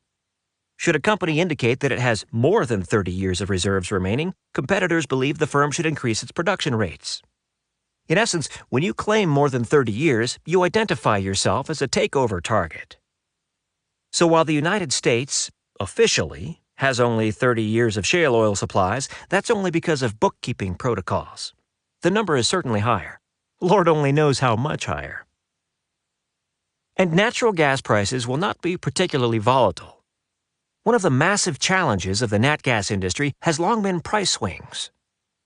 Everything that currently argues for natural gas prices being low, Mostly, the stickiness of transport infrastructure also works in reverse. Should natural gas supplies prove insufficient, prices rise very quickly because there's no clean substitute. The only way to push prices down is not simply to expand exploration and production, but also to build new gathering and transport pipes to bring new sources of natural gas to end users. With conventional fields, this explore, drill, produce cycle is a years-long process onshore and takes at least a decade offshore. In contrast, a really complicated shale well takes about 6 weeks to complete. Should the production needle slide into the red, operators can mobilize within days and bring prices back down in a couple of months. Not to mention that the break-even prices for some of the larger and more nat gas-intensive shale fields, primarily Marcellus, Fayetteville, and Barnett, already is well below $4, and in some sections of the Utica, it is in the vicinity of $1. Best of all, most shale fields, completely coincidentally, are adjacent to demand centers. The Barnett is under Dallas-Fort Worth. The Haynesville is just north of Houston. The Marcellus sprawls across the triangle of territory linking D.C., Chicago, and New York. The Niobrara is just outside of Denver. Conventional fields in North America aren't nearly as proximate. Albertan fields are at least several hundred miles from potential markets and a cool 2,000 miles from the American refining hub around Houston. Fields in northern New Mexico require mountain drilling and lengthy trunk lines. Alaska's North Slope fields are literally on the wrong side of the continent. Shale's simplicity of transport logistics as compared to conventional plays adds up to faster reaction times at lower prices with less price volatility. Consider the impact. In the time before shale, the second largest nat gas producing province in the United States was the Gulf of Mexico offshore. This includes the federal offshore zone as well as the zones managed by Texas, Louisiana, and Alabama. On occasion, hurricanes would rip through the area, forcing the shutdown and evacuation of drilling and production platforms. This would do more than interrupt output for the few days that the hurricane was proximate. Winds, waves, and subsea currents could wreck infrastructure both above and below the water. This necessitated not just lengthy and expensive repairs whose costs ultimately fed through to customers, but actual shortages that would spike prices for months. Americans could count themselves lucky if natural gas prices only doubled. With shale in the mix, things have changed significantly. First and foremost, it is damnably hard to compete with free shale nat gas. While shale nat gas production has surged, total Gulf of Mexico output is down by more than half, demoting the Gulf to the country's 7th largest nat gas production zone. Second, all shale production is onshore rather than offshore. Hurricanes haven't stopped occurring. Hurricane Isaac in August 2012 and Tropical Storm Karen in October 2013 both roared through the middle of the Gulf's production zone. But Gulf output is far less important in both absolute and relative terms. Even large-scale Gulf disruptions barely make a ripple in national nat gas markets because their impact on the shale industry is minimal. Shale has provided so much insulation that even significant weather events that impact the entire country barely move the needle. During the winters of 2013 to 2014 and 2014 to 2015, frigid temperatures repeatedly gripped large portions of the country, stressing electricity and natural gas supplies. And so nat gas prices rose. But there was only one price spike, in February 2014, and it lasted a mere 11 days. Considering the onshore nature of the product, the disassociated nature of shale production zones, and the sheer speed at which new shale wells can be brought online, the odds of serious disruptions, and more important, of sustained price rises, are very low indeed. So natural gas is cheap, reliably cheap, and will be for decades to come. The only question is what to do with it. The short answer is, well, a not so little bit of everything. Economies of shale. The electricity generating sector has long been a major use of natural gas, accounting for roughly 30% of total American nat gas demand at the onset of the shale era in 2007. Those in the industry of electricity generation aren't prone to making revolutionary shifts, and it is easy to identify with their skittishness. Power generators need long memories because electricity generating plants' lifespans are measured in decades. operators must game forward what natural gas, and coal and uranium and hydro, etc., prices, supply reliability, and regulations will be not just for the next few years, but for the next generation. The last major push into using natural gas to fuel electricity generation happened in the late 1990s. Prices then spiked in the early 2000s, rendering much of the investment uneconomic. It was a bit like buying a Hummer only to have gasoline prices triple on you.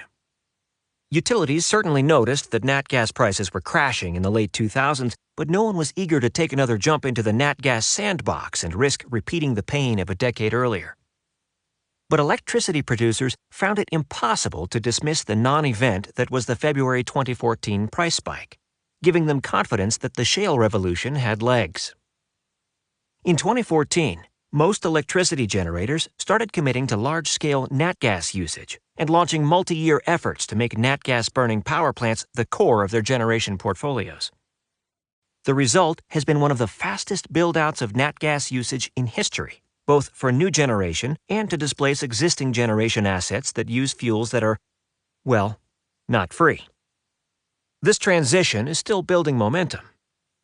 Natural gas use for power generation increased more than 40% between 2007 and 2016, advancing it to the position of the single largest source of electric power in the United States, with it now typically generating as much power as hydroelectric, solar, wind, and nuclear combined.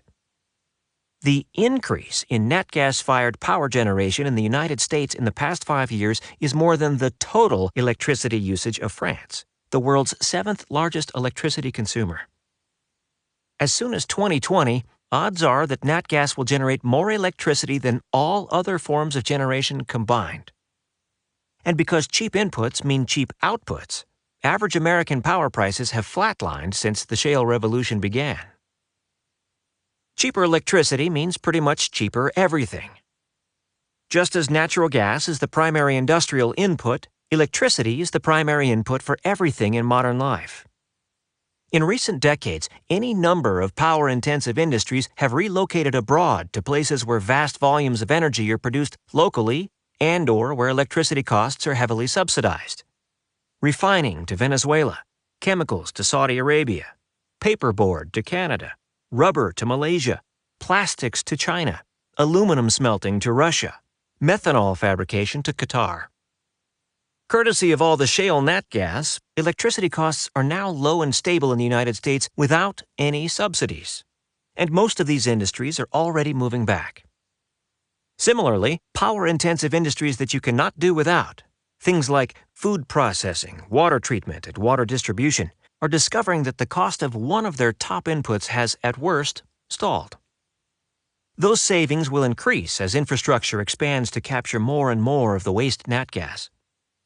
All told, American industry already has invested more than $400 billion in natural gas transport and usage infrastructure, all of which will be fully online by 2020. And making electricity is hardly the only thing you can do with natural gas. Methane and ethane, the component molecules of natural gas, are the simplest basis hydrocarbons in existence. By exposing them to different temperatures, chemicals, and catalysts, you can create a bewildering array of daughter and granddaughter materials, which in turn form the basis of modern life. A very brief sampling of the typical chemicals and products that come from refining nat gas and their associated liquids includes, but is far from limited to, methanol, insulation, construction materials, dry cleaning chemicals, lighters, shavers, foam insulation, perfumes, pens, pencils. Ethylene, fertilizers, film, plastic bags, milk jugs, cosmetics, antifreeze, polyester clothing, synthetic lubricants, mouthwash, aspirin.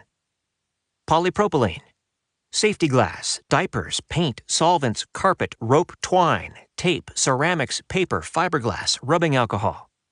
MTBE, fuel additives, industrial and medical solvents. Butadiene, automotive components, diesel fuel, tires, hoses and belts, shoe soles, carpet backing, latex paints.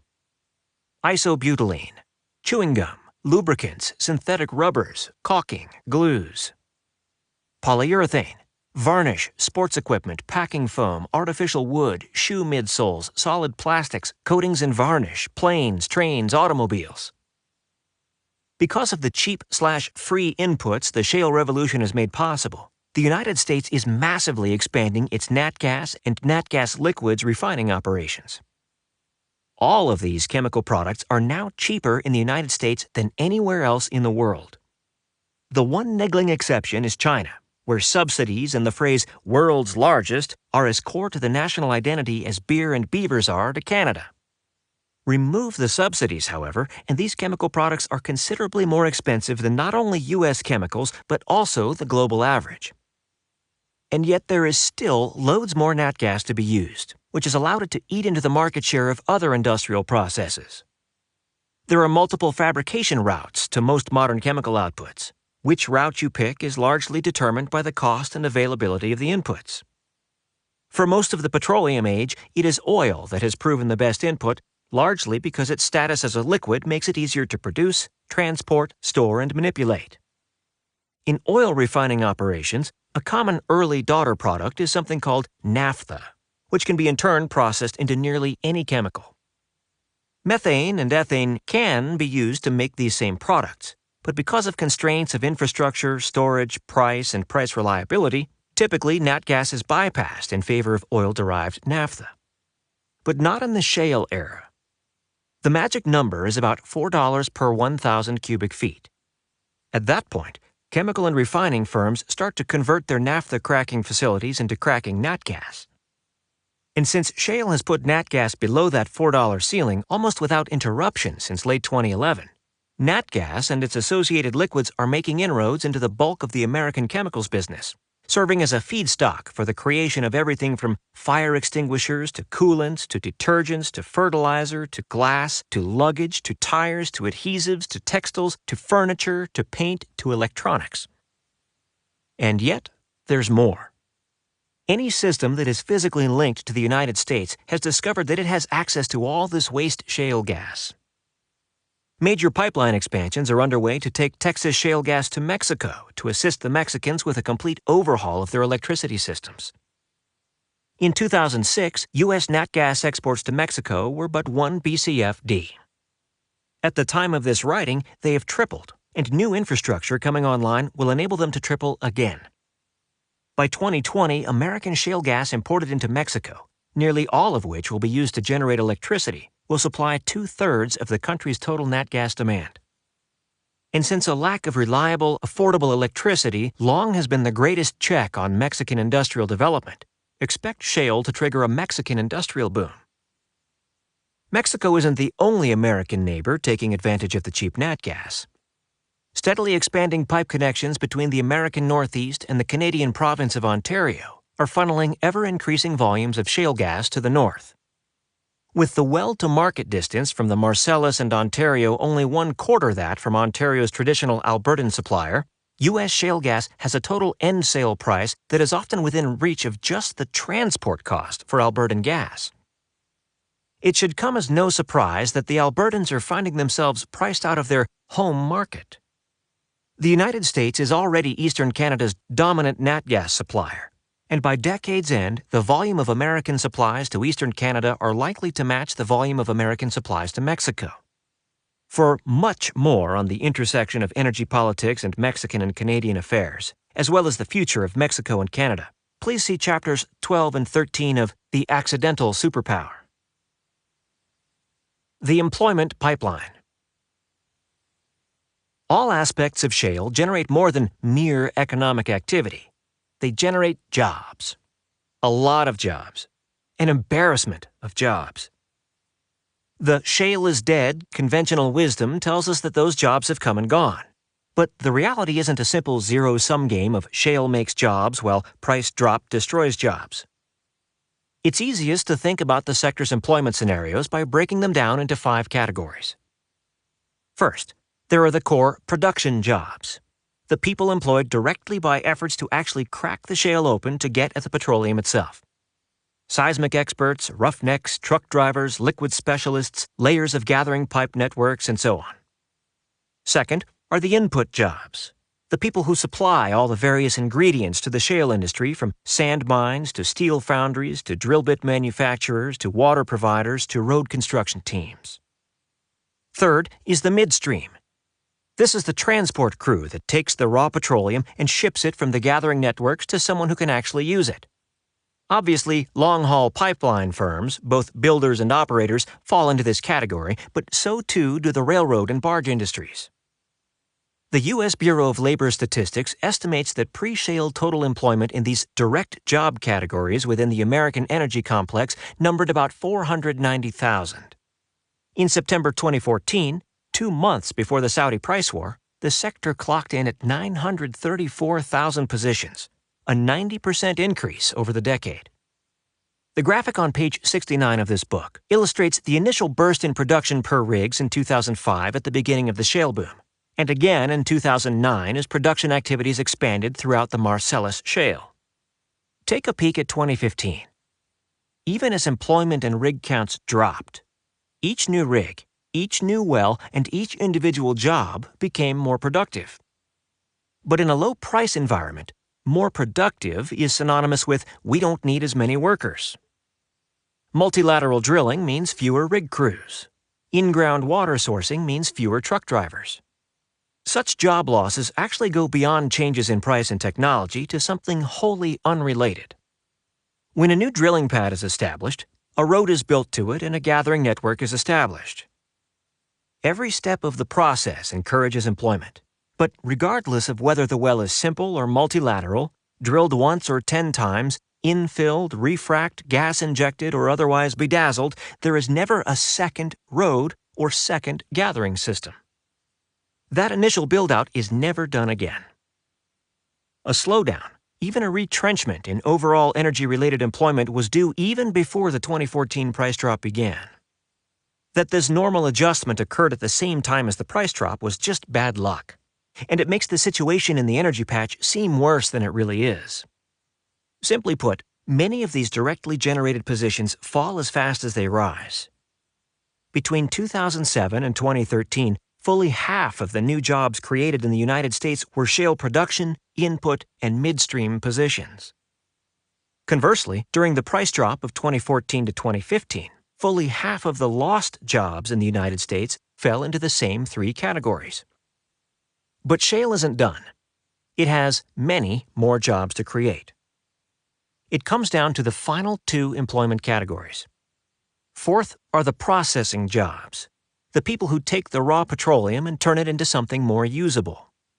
Refineries, electricity producers, chemical plants. Fifth comes the manufacturing jobs, those who take advantage of the cheap and reliable inputs, transforming them to make everything from plastics to fertilizers to photo development to paint to painkillers to cosmetics to textiles to construction materials. Also included in this group are jobs that wouldn't have existed if not for the downward pressure that the shale industry has on electricity and raw chemical input costs. The first 3 categories of job creation have fairly fast rollouts and ebb and flow based on the pace of the industry. As a rule, the higher the energy price, the faster these subsectors grow. In contrast, these final 2 categories, the induced jobs, take longer to get moving, largely because of infrastructure complexity. Drilling a shale well or laying a short pipe section can be done in weeks to months, while building a new refinery or fab facility can take years. And since the end users view energy as an input rather than as a source of income, lower energy prices are vastly preferred to high energy prices. What's bad for shale producers is oftentimes great for refiners and end manufacturers. Though induced jobs may not be characterized by the initial dizzying surges in employment associated with direct activities in the shale patches, these job categories more than make up for it in terms of sheer size and durability. The U.S. Chamber of Commerce has far and away generated the most holistic estimate for total new employment as a consequence of shale. The Chamber estimates that the total of all new jobs across all categories, direct, indirect, and induced, to already be 2.5 million as of 2015, with expected new additional jobs to total another 500,000 by 2020. In case you feel I'm being an industry cheerleader here, most energy industry associations put the number between 4 million and 6 million, while Time has opined that 10 million is closer to the truth. It gets better. Roughly 70% of American economic activity comes from private consumption activity, and two of the 6 biggest expenses for American consumers are gasoline and electricity. Mortgage or rent, taxes, health care, and food round out the top 6. The shale revolution has saved the average family of 4 about $1,100 a year from cheaper gasoline and another $750 a year from cheaper electricity. For comparison, the W. Bush-era tax cuts, the largest in the post-World War II era, only saved them $315 annually. It is next to impossible to estimate the impact of all that savings on the job market, but somewhat easier to mentally process how much harder your life would be without that extra $2,000 in your pocket. Finally, the nature of forecasting actually argues for better outcomes than what I've just summed up. The problem with economic forecasts is that the forecaster has to pick a point at which he or she stops collecting data. In this case, the studies reviewed for this project were all published in 2015 and 2016, with the cutoff collection dates in mid-2014. In the middle of that year, the best guess break-even price for the American shale patch was about $75 a barrel, nearly double the actual break-even 2 years later. Which means 3 million fundamentally new jobs by 2020 isn't the average case. It is the low case. Chill. Even with 10 BCFD ultimately going to Mexico and Canada, there is still more nat gas. And so a number of firms have applied for the rights to export nat gas from the U.S. Gulf Coast to global markets in a decidedly non-standard form. Though more than 95% of the nat gas used in human history has been transported by pipe, there is one other way to move it safely. Freeze it first. By running nat gas through a giant refrigerator, it condenses into liquid form. This liquefied natural gas, LNG, then can be poured into specially designed tankers and shipped across the ocean, opening new distribution horizons. Upon arrival at the purchasing port, the LNG is offloaded in liquid form into storage tanks and, when needed, warmed back into its natural gaseous state and fed into pre-existing nat gas pipelines. LNG facilities face a series of hurdles. Economic and financial. Chilling a gas into a liquid in a specialized freezer before sending it across the ocean on a specialized boat to a specialized receiving terminal on the other end of the planet is as expensive as it sounds. For just 1 BCFD of LNG capacity, the freezing, shipping, regasification process costs about $8 billion in upfront capital costs, roughly $6 billion of which is just the freezing facility. For comparison, you could build 1 BCFD of nat gas production and in-country transport infrastructure for about $2 billion. Even the super majors often balk at such price tags, and only the largest of banks will consider financing. Environmental, civic. Liquefaction facilities are giant industrial facilities and cannot just be plopped down anywhere. In addition to requiring a ginormous volume of cheap nat gas, they require solid electrical grid connections to power the freezers, nearly a square mile of land on a coast to house the facility and provide sufficient standoff distance, deep water access channels to support the tanker traffic, a state government that thinks LNG is a swimmingly good idea, and a local population that isn't prone to lying down in front of bulldozers. That largely limits LNG export points to the Texas and Louisiana coasts. Precedent. The one LNG exporting facility in the United States, Sabine Pass, has only started operations in 2016. Simply put, the long-term economics of LNG export from the United States is unproven at present. Considering the scale of the bet participants must make, caution is understandable. Time. These behemoths don't go up quickly.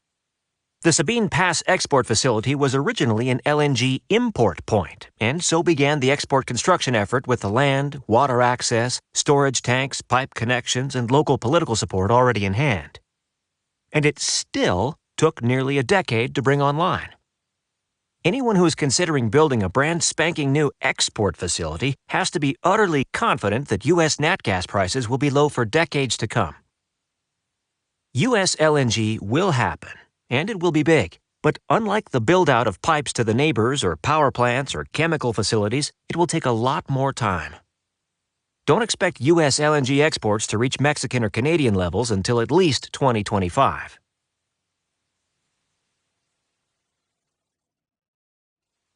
Chapter 4. Energy with an American Accent. The United States is unique, and that uniqueness has enabled it to dominate the world. Having the best parts of a continent overlaid with the world's best waterways make the United States rich. Having geographically coherent boundaries, those ocean moats are particularly nice, keeps America safe. Best of all, the most potent technologies of the modern age are best leveraged by the American geography. Portugal and Spain developed deep-water navigation as a means of doing an end run around European wars and Turkish middlemen in order to directly access Asia. In time, the English, who, living on an island, knew their way around a boat, proved they could use that technology better and constructed a global empire. But the United States essentially is a continent-sized island and can put far more capital and manpower and force behind any shipbuilding campaign than the British could ever muster. Similarly, Imperial England launched the effort to shift from wind, water, and muscle for power to coal, oil, and steam, which in turn brought us everything from interchangeable parts to assembly lines. The transformation made it deeply powerful, but the technologies of industrialization found a better home in 19th century Germany, with its larger and better educated labor force and superior ability to marshal resources. That is, until industrialization immigrated to American shores, where it wallowed in the perfect mix of capital generation, skilled labor, and cheap transport. Further, American markets were simultaneously large, growing, diversified, and, above all, internal, and therefore immune to the geopolitical competition that racked Europe. Advance to the topic at hand. There are a number of peculiar features of the American system that vastly empower a local shale industry and set the United States apart from the rest of the planet. Though some of these features could be duplicated, such duplication cannot be done quickly, easily, or cheaply. Even in places that might be able to foster a local shale boom, they will be merely temporary. Nowhere on Earth will experience an American-style shale revolution in the next several decades. Let's begin with the factors that are impossible to replicate and move into those that are easier. Geology. All formations that hold petroleum are sedimentary, meaning that layer after layer of material, typically generated by runoff, stacks up, compresses, and solidifies into rock. But not all sedimentary rocks are created equal, and certainly not all sedimentary rocks contain petroleum. Petroleum-bearing sedimentary rock requires something more than mere runoff. It requires organic material, and a lot of it at that. The ideal gestation lab is a huge area ringed with low-elevation lands of a sufficiently warm climate so that a vast area capable of supporting life can drain into a single massive delta system. It is within these deltas that thick layers of organic, rich sediment build. In this, North America proved far luckier than the other continents. During Jurassic times, roughly 195 million to 140 million years ago, North America was in the process of pulling away from Africa. Both continents drained much of their interiors to the same zone, a zone that currently includes what is now the Gulf of Mexico and portions of the Fayetteville, Haynesville, Eagle Ford, and Permian shale plays. By the time of the early Cretaceous, roughly 115 million years ago, North America and Africa had said their adieus, and a wide, shallow, north-facing bay opened between the Rockies and the Appalachians. The vast majority of the newly emancipated North America drained into this new sedimentary basin that included everything from Canada's Horn River Basin to the Albertan tar sands to the Bakken of North Dakota and the Niobrara of Colorado. Tectonic shifting continually cracked the bay open until North America itself was split in two, with the gap between them called the Western Interior Seaway. Both subcontinents drained first into the seaway, adding layers of sediment that contributed to the many basins in the contemporary continent's interior. The Canadian oil sands, as well as shale plays hard up against the Rockies such as the Maury, Pierre, Niobrara, and the Bakken. By the time of the Cretaceous Tertiary extinction, 65 million years ago, death of the dinosaurs, the subcontinents had reunited, with the connecting land bridge first forming in the north. For the next 5 million years, the remnants of the once great seaway dropped the entirety of the continent's internal sediment in the former seaway atop what are now North America's most productive petroleum basins, the Bakken, Permian, and Eagle Ford. Beyond formational geology, there is the far from minor issue that not all shales are created equal. Nearly without exception, North America's shales are all marine shales, meaning they developed in an oceanic environment, typically where river systems drained into an ocean.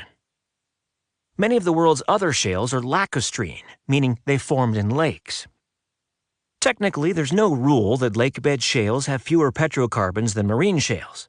In fact, there's a body of evidence indicating that many lacustrine shales might actually hold a greater density of petroleum than your average marine shale. But the chemistry of the waters and rocks involved are substantially different. Lacustrine-sourced petroleum is trapped between or within waxy layers of clay.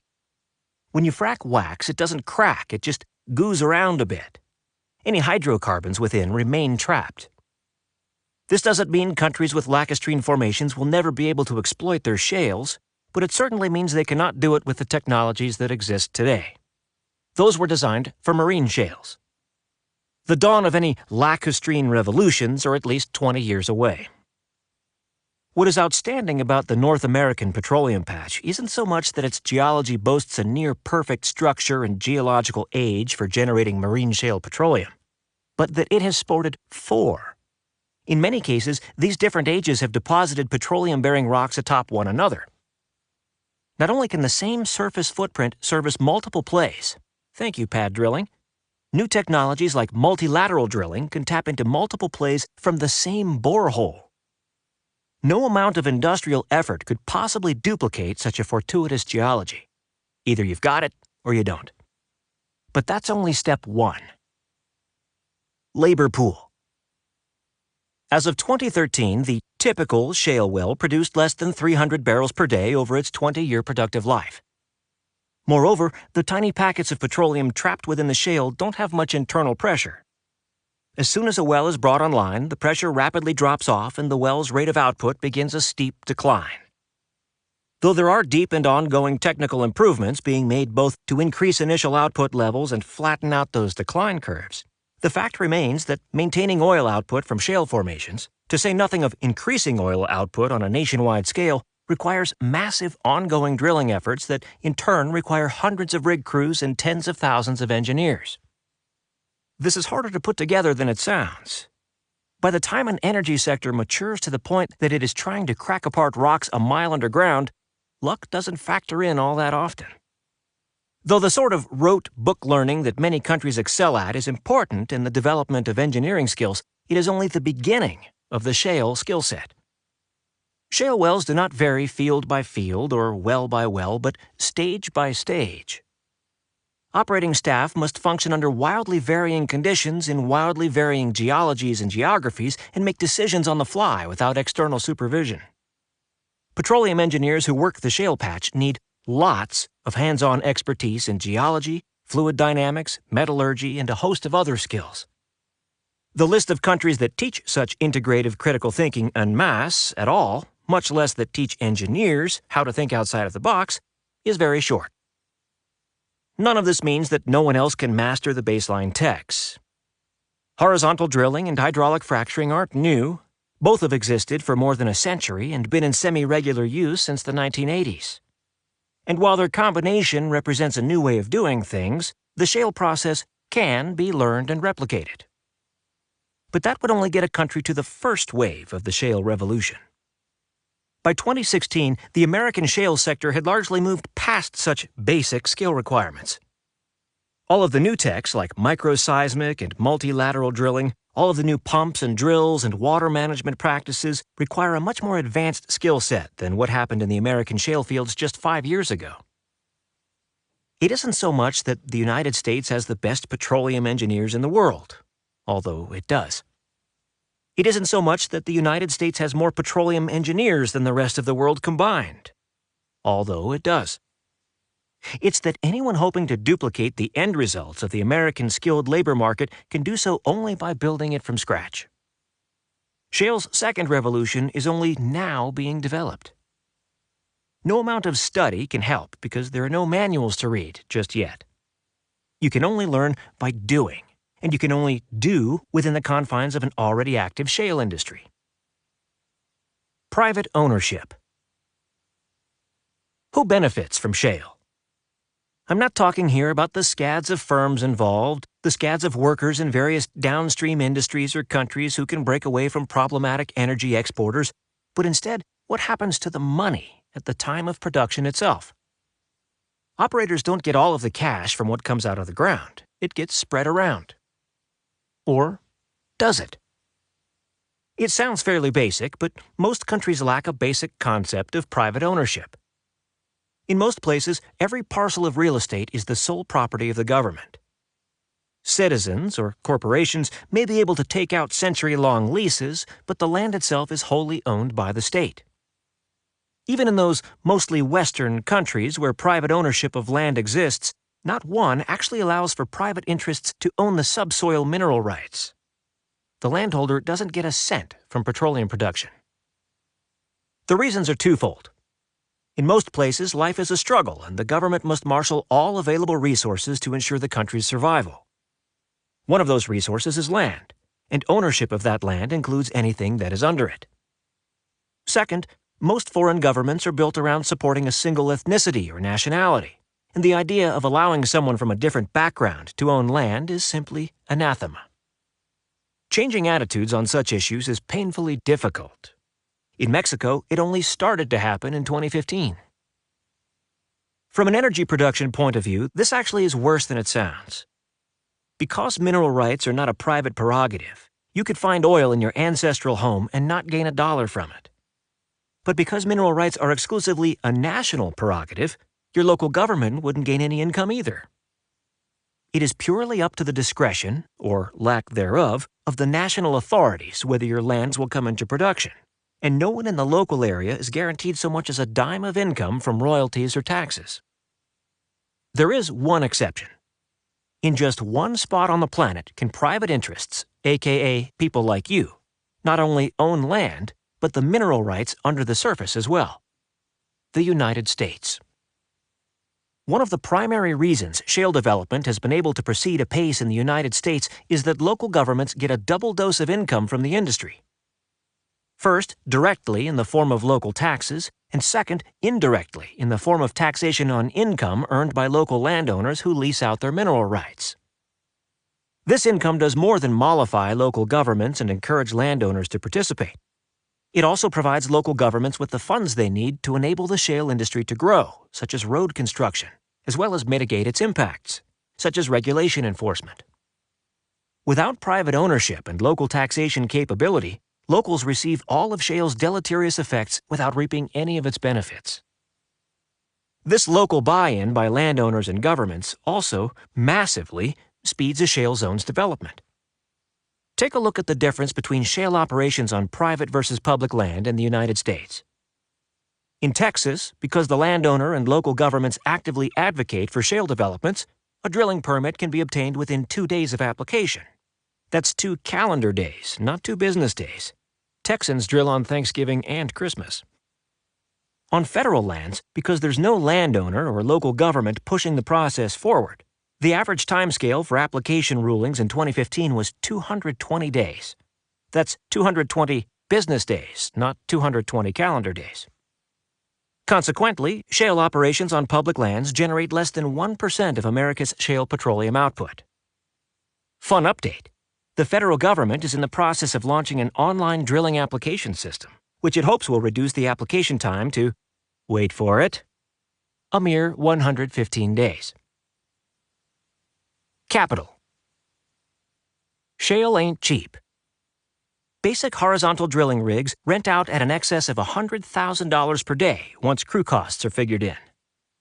Industrial power lines must connect to the local grid, assuming the grid can handle the demand. If not, industrial generators need to be shipped in and hooked up. Trucks of all kinds, water, sand, and flatbed being the 3 biggest categories, must be procured and manned in the dozens. Thousands of people will need to be housed, oftentimes in areas that don't have thousands of extra apartments. Every hotel room will be bought up in bulk. Low-income housing will be emptied to make room. Man camps the size of medium-sized towns will be established by the same firms that build temporary military bases. Time with supercomputers and data analysts must be rented and mated with seismic crews. Acreage leases typically went for $5,000 to $15,000 per acre in the days of low-productivity wells. But in today's high-powered production, per-acre lease costs of more than $50,000 are far from alien.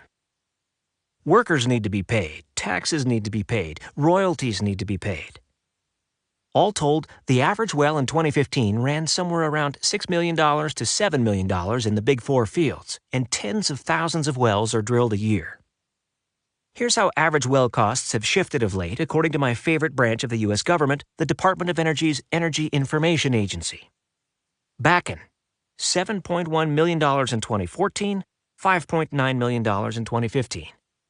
Eagle Ford, $7.6 million in 2014, $6.5 million in 2015. Marcellus, $6.6 million in 2014, $6.1 million in 2015. Midland, Permian, $7.7 million in 2014, $7.2 million in 2015. Delaware, Permian, $6.6 million in 2014, $5.2 million in 2015. You can view the full report in all its gritty glory at www.eia.gov/analysis/studies/drilling/pdf/upstream.pdf. It's a ballet of not just physical logistics, but of financial logistics. While the ultimate responsibility rests with the operator, many pieces of the process are independent of the United States' 500-odd shale firms. As with everything else, this figure is fairly squishy. Low energy prices have sparked off a consolidation wave, so while there are still technically hundreds of shale firms, the bulk of the work is completed by about 50 major players. Sand miners, railway firms, server farms, and independent truck drivers all look after their own, and all need their own financial access. Worst of all, the low output per well means that most wells won't break even within the first 6 months with oil prices at $80 a barrel. At $40, payback can stretch out to 2 years. All of this, takes money. Lots of money.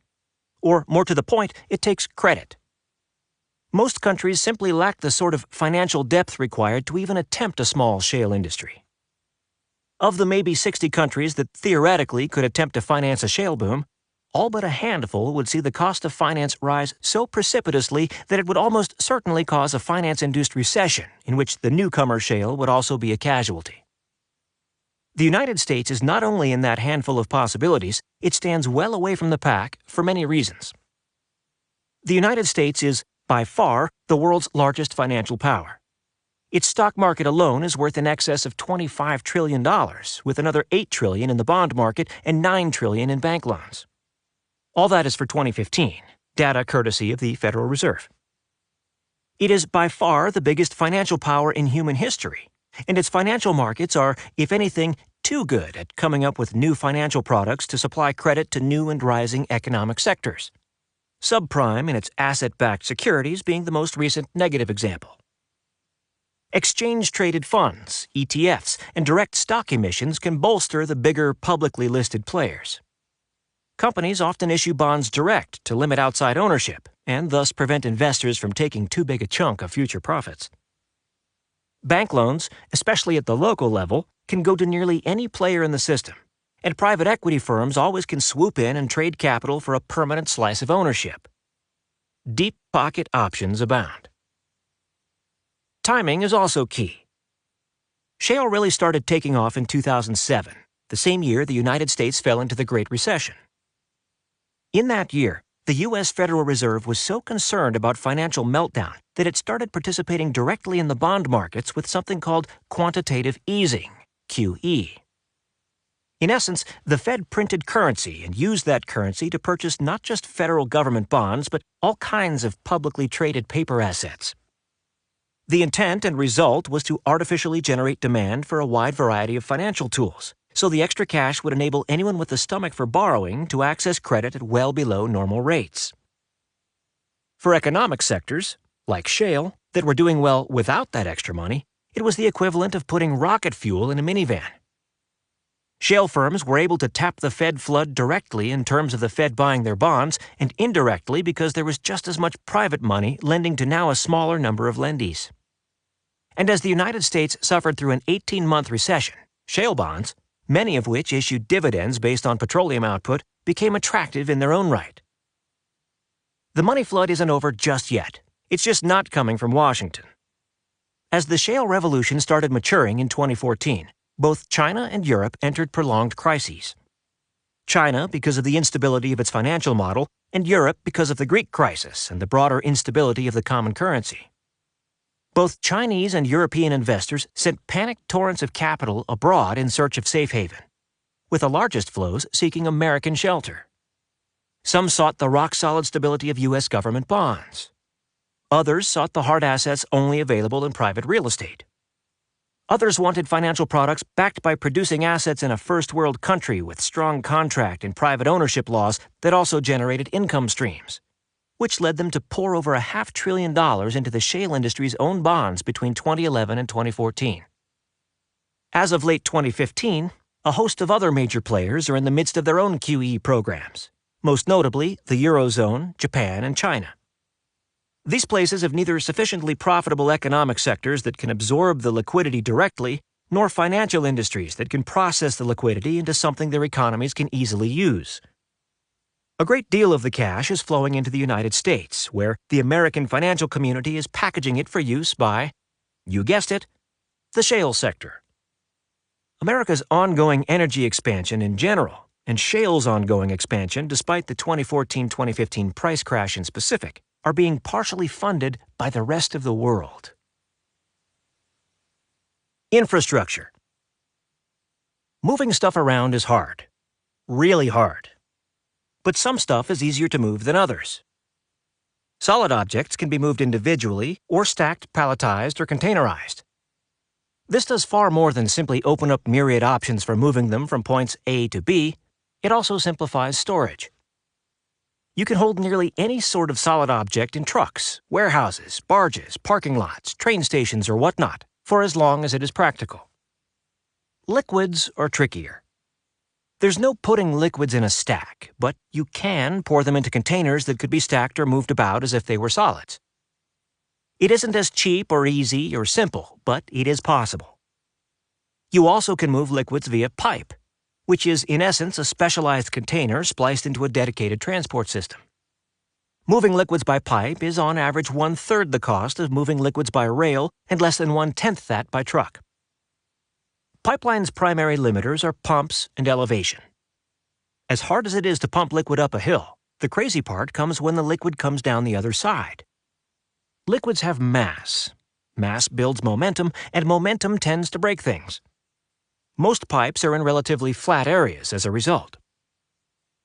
As different and more difficult as the logistics are between moving a solid and a liquid, they are far more complicated once you move a gas. Pressurizing gas into tanks is somewhat dangerous, certainly far more dangerous than stacking up solids or pouring liquids, and transporting pressurized tanks can get decidedly lively if there are any accidents. Natural gas requires processing stations within the producing fields to separate the nat gas from the oil. A separate gathering system is required to funnel gas produced to trunk lines. For remote areas, such as the back end of North Dakota, this means building a ground-up transport network for nat gas when one isn't even required for oil.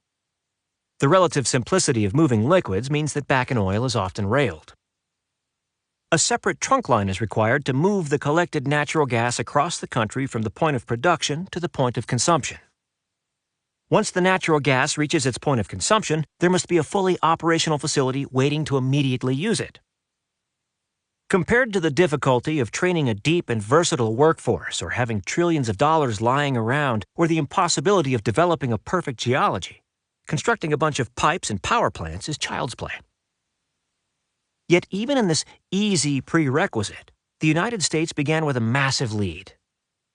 Before the shale revolution began, the United States was already the world's largest end user of natural gas, with more than 300,000 miles of natural gas trunk line already installed. It already generated 20% of its electricity from natural gas and already boasted the world's largest petrochemical industry. but even this proved insufficient to handle the influx. U.S. use of nat gas for electricity has expanded by half. Dozens of new trunk lines had to be built to link fields and cities. Nearly 1 million miles of new gathering pipe has been laid down, and now the United States has more than 8,000 nat gas-burning power plants and chemical faculties. And yet, nat gas flaring still happens with sufficient commonality that astronauts on the International Space Station can see the shale fields. Yes, all this can be built, and all it takes is time and money. But even this requirement, by far the easiest of the 5, is a decades-long effort with a bill in the trillions. In the running, falling short. Add it all up, and there are few places in the world that can attempt a shale sector, and even fewer that might be able to generate a boom of 1/10 the relative American outcome. The North African states of Algeria and Libya have promising shale deposits, but the region faces a series of major obstacles to exploiting them. The local state energy firms, even Algeria's reasonably competent Sonatrach, lack the funding required to construct, much less staff, a shale industry. Not only does the non-government workforce lack the skill sets to attempt shale independently of the government, the local educational system lacks the skills required to attempt to train up any relevant supplementary workers. For its part, Libya is simply too unstable to support the sort of manpower-intensive, geographically scattered operations that shale requires. And of course, in the Sahara Desert, the water required for fracking can be a bit hard to come by. There are extensive aquifers under the Sahara, so water might not be quite as rare as the stereotype of a few million square miles of desert might suggest, but that water is also needed to support these two countries' 47 million people. But even if a magic wand could solve all of those issues, why build up a shale sector when none of these restrictions apply to their pre-existing conventional energy plays? These countries will not join the world's shale club, not so much because of reasons technical or financial, but because for them, shale just isn't worth the effort. The Bazhenov Shale of Russian Siberia has a similar geology to the North American shale fairway, most notably the Bakken of North Dakota, and is probably the world's single most petroleum-rich shale play, holding, at least on paper, 1/2 as much petroleum as all U.S. shale plays combined. But the stuff is staying in the ground. Even if Russia had sufficient supplies of skilled labor, and Russia's state nat gas monopoly is the poster child for corruption, inefficiency, and groupthink, even if Russia was willing to pour in the money, and a Russia under sanctions is one that has to be choosy about what it splashes cash on, and even if Russia had full access to the best technology the U.S. shale patch could offer, and American sanctions against Russia expressly forbid their operation in Russia, much less their sale, the Bazhenov still has the problem that no one lives anywhere near it. Shale exploitation requires a pad every mile or two with today's newest techs, or a pad every 1,000 feet or so with the tech of 2010. After that's done, a gathering network that links all the production sites must be cut through the terrain. That's easy in North Dakota, where the biggest obstacle is a wheat field. No way anyone is doing that in the Bazhenov. Russia's premier shale sprawls under northwestern Siberian permafrost, where the land is mushy during the brief Siberian summer and largely inaccessible even by helicopter during the long Siberian winter. Conventional permafrost plays can only see work done in the winter when the ground is frozen, and require the construction of 30-foot-tall berms for roads and pipes to run along. Otherwise, everything sinks into the summer swamp. It is one thing to build a large transport pipe through this area down the spines of those berms. Russia can and does do this for its major conventional energy production sites. But it is quite another to run a mesh of thousands of connecting pipes through an area with no roads, no towns, and no solid ground. No matter the shape of Russia's economic or political future, shale will not feature. China doesn't look all that hot either. Considering the country's on-paper shale nat gas reserves, which at 1.1 quadrillion cubic feet are technically the world's largest, seemingly limitless supplies of labor, over-lubricated financial system, and penchant for stealing technology, it would seem that China would be primed for a shale revolution of a scale similar to the United States. Indeed, back in 2010, the Chinese government projected that by 2020, the country's shale gas industry would be producing somewhere in the vicinity of 10 BCFD. For comparison, in 2015, the U.S. shale gas industry was producing approximately 45 BCFD. Yet in 2015, total Chinese shale nat gas output was only 0.43 BCFD, and the 2020 estimate has since been, very quietly and unofficially, revised down by over two-thirds. The reason? Nearly all of China's shales are thin, dispersed, lacustrine, or some combination of the three and simply cannot be developed at present. The one promising petroleum-dense and geographically concentrated marine shale China has lies in the Sichuan Basin, a region in the Upper Yangtze region that is culturally distinct from the Chinese core territories around Beijing. Sichuan's shales are a stacked, jumbled mess similar to America's Permian, and so might hold a motherlode of energy supplies. However, in Beijing's lexicon, culturally distinct is a synonym for potentially secessionist. Developing Sichuan to make the regional functionally independent in energy markets is not high on the Politburo's to-do list. The Persian Gulf, the world's premier oil production zone, undoubtedly has shales of dazzling quality. But, like North Africa, there is little reason to pour money into the unconventional industry when the conventional industry is cheaper, easier, and already developed. Note that I said the Persian Gulf probably has dazzling shales. No one really knows for sure because the locals have so much conventional petroleum they have no reason to prioritize shale exploration, much less development. The region also echoes two of Russia's complications. These shales are probably deep in the desert, and the shifting nature of the Arabian desert's landscape would prove nearly as problematic for a gathering network as the Russian permafrost. And then there is simple climate. Regional desert temperatures regularly breach 120 degrees Fahrenheit. Unlike conventional construction efforts where working hours can be shifted into night, shale work requires a 24-hour-a-day effort to be cost-effective at anything other than sky-high prices.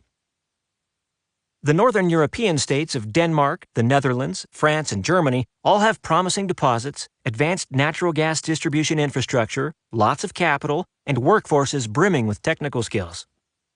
It would seem that if a region were to have a shale boom, Northern Europe would be an easy call. Yet, such will not be the case, largely because the country's shale deposits and population centers are simply too well co-located. In France's case, the sexiest shale field lies directly under Paris. Can you imagine fracking at the Louvre? Add in the continent's politically powerful green movements and that no European state has a concept of mineral rights, and any shale developments will be sharply circumscribed. That said, I do expect some movement in all four countries. All face rapidly declining domestic energy production, and in a world of circumscribed shipping and a more aggressive Russia, all four will have little choice than to explore what shale can do for them. Expect the fastest pickup and the most output out of France. In addition to having the continent's best shales, French state-ish energy firms Total and Gaz de France, the latter now part of GDF Suez, were by far the largest continental energy firms to poke around in the world of shale. Or at least they were until the French Parliament essentially banned fracking technologies. But don't expect booms, much less revolutions. The best outcomes would be if shale somehow manages to compensate for the rapid declines across all continental conventional energy production assets. Mainland Europe's production levels are already lower relative to needs than America's were in 2005.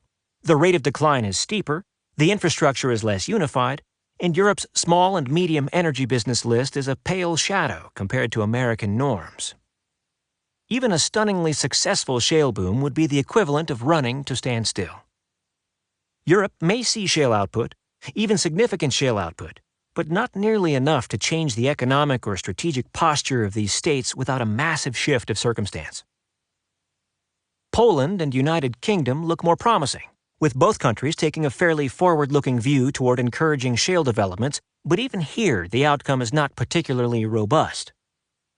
Poland's natural gas industry has been deliberately stunted. Pre-shale, nearly all of Poland's natural gas imports came from the Poles' Russian nemesis, so Warsaw deliberately worked to keep nat gas usage to a minimum. Even if Poland's shales were perfect, and like the United Kingdom's, their shales are smaller and less petroleum-dense than America's, it would still take the better part of 2 decades to develop the infrastructure and end-use facilities required to metabolize whatever meaningful production the country might prove able to generate. Finally comes the very short list of countries that can make a go of the shale industry. Their deposits may lack the scope of the American shale deposits, but they have the magic mix of factors, geology included, that will enable them to generate their own shale revolution. In no case will these revolutions be as huge as what's happening in the United States, and in no case will their shale industries generate global impacts. But don't let that lead to underappreciation. The list is not a long one. Of the finalists, Argentina absolutely looks the best. The shales are the most petroleum-dense. They are located among the country's pre-existing oil and nat gas transport networks. Domestic and international markets are already developed. Local staff is fairly competent, and, somewhat shockingly considering the country's somewhat eccentric approach to regulation and private enterprise, the laws on the books provide regulatory clarity. The only problem is that Argentina is flat-out broke. The exploitation of Argentine shales may require more American money and all the things that go along with it than the Argentines can stomach. The biggest challenge facing the energy sector of Canada is that it has traditionally seen the United States as not just its primary customer, but a customer who is willing to pay top dollar for access to reliable Albertan petroleum outputs. But now both global norms and U.S. energy's cost structures are lower than Alberta's. Since Canada's export infrastructure is hardwired into the United States, no matter what happens with global prices, the Canadians are stuck earning domestic U.S. prices. Prices that may well never again rise to a point that the tar sands are profitable. Alberta can and is moving into more cost-effective shale. And already some 1/4 of Albertan nat gas production is sourced from shale formations. But Canadian success in shale, almost by definition, means the failure of Canada's conventional energy industry. The Burgess and Sabinas basins of Mexico are extensions of the American Eagle Ford shale, and as such have incredibly promising geologies. However, they lie in largely unpopulated, rugged, arid territories, and Mexico certainly lacks the infrastructure, skill sets, and finances to push their rapid development. That said, as the Mexican energy sector liberalizes, not only will American money be crossing the border, but so too will be American drilling crews of all types. Mexican shale is part of Mexico's energy future, but it has a lot of catch-up to do before it plays anything more than a supporting role.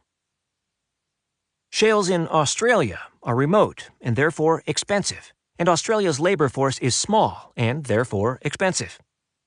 However, Chinese investment into the Australian energy patch has completely coincidentally run massive trunk pipes through Australia's newly discovered shale zones en route to Australia's previously discovered petroleum fields. As Australia's conventional energy industry enters natural decline, a new Australian shale energy sector can rise to fill the gap. But shale won't be needed down under within the next 5 years, and even when the time comes, Aussie shales have next to no oil in them. That's no problem for the country's prodigious LNG facilities, but is of little help to anyone who hopes that Australia can help increase global oil supplies. Remaking the world. Geology is just one factor in determining the viability of success of shale. And to be fair, North America has some of the largest and most favorable shale reserves in the world. But only the United States has the magic blend of geology, legal and regulatory environment, available capital, and above all, the experience and know-how to make shale work on a massive scale. Will shale techs leak out from the United States to the wider world? Of course they will. But they will not generate eco-revolutions anywhere.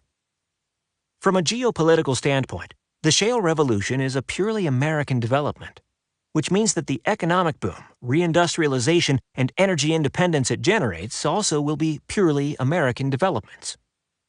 The question no longer is whether shale will be at the heart of American energy. It already is. But what the world will look like when the United States no longer is tied to global energy markets. Answering that question requires taking a step back and not only evaluating the global system in its current form, but assessing why that system takes the shape that it does. Only then can we add shale to the mix and explore the new world that's just around the corner.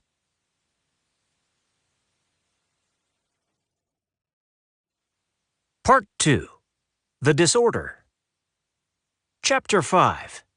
The End of the Old World. The United States is the most powerful country in history and will remain so until long after your grandchildren are gone. I do not make such a sweeping statement lightly.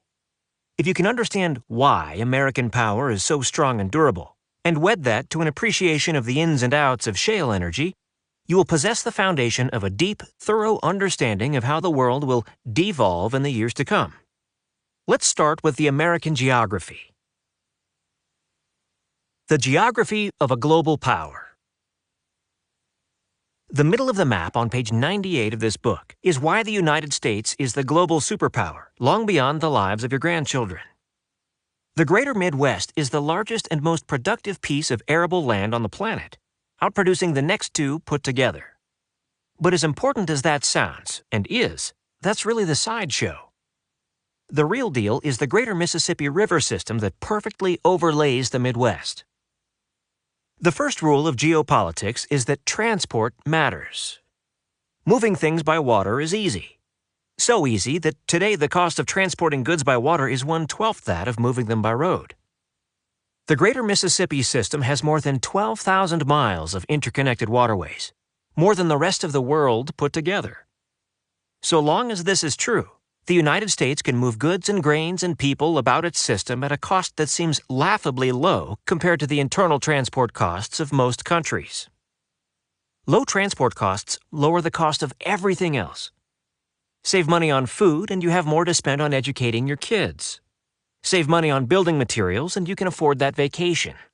Reduce transport costs on water, and transport via other modes must be cheaper to compete. Those waterways also serve as distribution zones, particularly where two rivers meet, at the heads of navigation, or where the rivers enter the ocean. Cities like Baltimore, Chicago, Kansas City, Minneapolis, St. Paul, Memphis, Mobile, New Orleans, New York, Philadelphia, Pittsburgh, Sacramento, San Francisco, St. Louis, and so on, owe not just their existence, but also much of their wealth to the cheapness of water transport. All are also, to varying degrees, financial centers. All that cargo throughput requires back-end support in inventorying, repackaging, buying and selling, which in turn requires a 24-hour-a-day ability to process goods and money. As such, cities rooted in water transport, almost without exception, also have a strong local banking culture. Since those banks were formed to service pre-existing economic needs rather than geopolitical ambitions, American banks also tend to be more measured in their borrowing and lending policies than banks created to serve the needs of the state, such as their peer institutions in Japan, China, Germany, or Greece. Put simply, American banks are independent institutions who see money as an economic good, while many of their foreign peers are little more than tools of state policy. That makes the foreign crowd far better at directing resources to achieve political goals such as maximum employment or infrastructure development or funding the government's deficit, but the American system is far better at achieving long-term economic stability. Ergo, it is the United States that holds the title of the world's financial superpower. Of course, waterways aren't responsible for moving all U.S. goods. In fact, the proportion of water-transported stuff in the United States has been dropping steadily for over a century. The first limiter on American maritime transport is politics. In 1920, Congress passed the Jones Act, which barred any ship from plying the American waterways that was not American-built, American-owned, American-captained, and American-crewed. The idea was to keep America's maritime jobs with Americans and ensure the United States maintained a strong merchant marine. But, like most protectionist measures, it had unwanted side effects. The cost of water transport tripled. Shipping shifted wholesale for rail and road, which were no longer so much more expensive than water transport.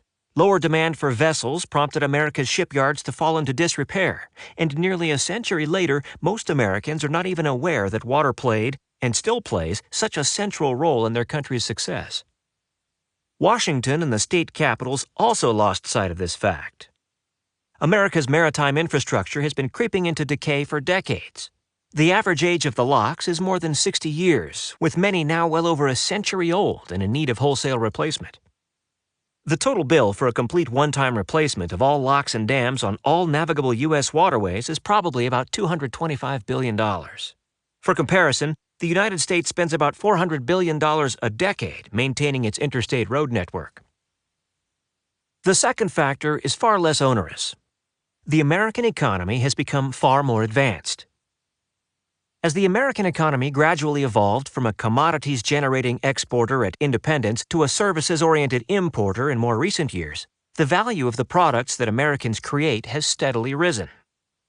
As the per-unit cost of American outputs has increased, transport as a percentage of the total cost of those outputs has steadily become less important. Transport is a much higher percentage of the cost of a bushel of corn than it is for the cost of an iPhone. It's also an issue of how do you transport services?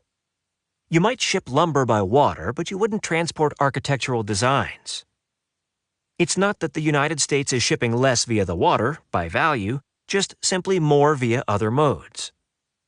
Most of what is still water-shipped these days includes bulk products like grains, petroleum, refined products, and construction materials like gravel, cement, and lumber. As of 1993, the Americans only shipped about 11% of their cargo, as measured in ton miles, by water. And with the subsequent shift of Midwestern agricultural exports from the Atlantic Basin, to which the greater Mississippi flows, to the Pacific Basin, which can only be reached by road and rail, even that figure has since been cut in half.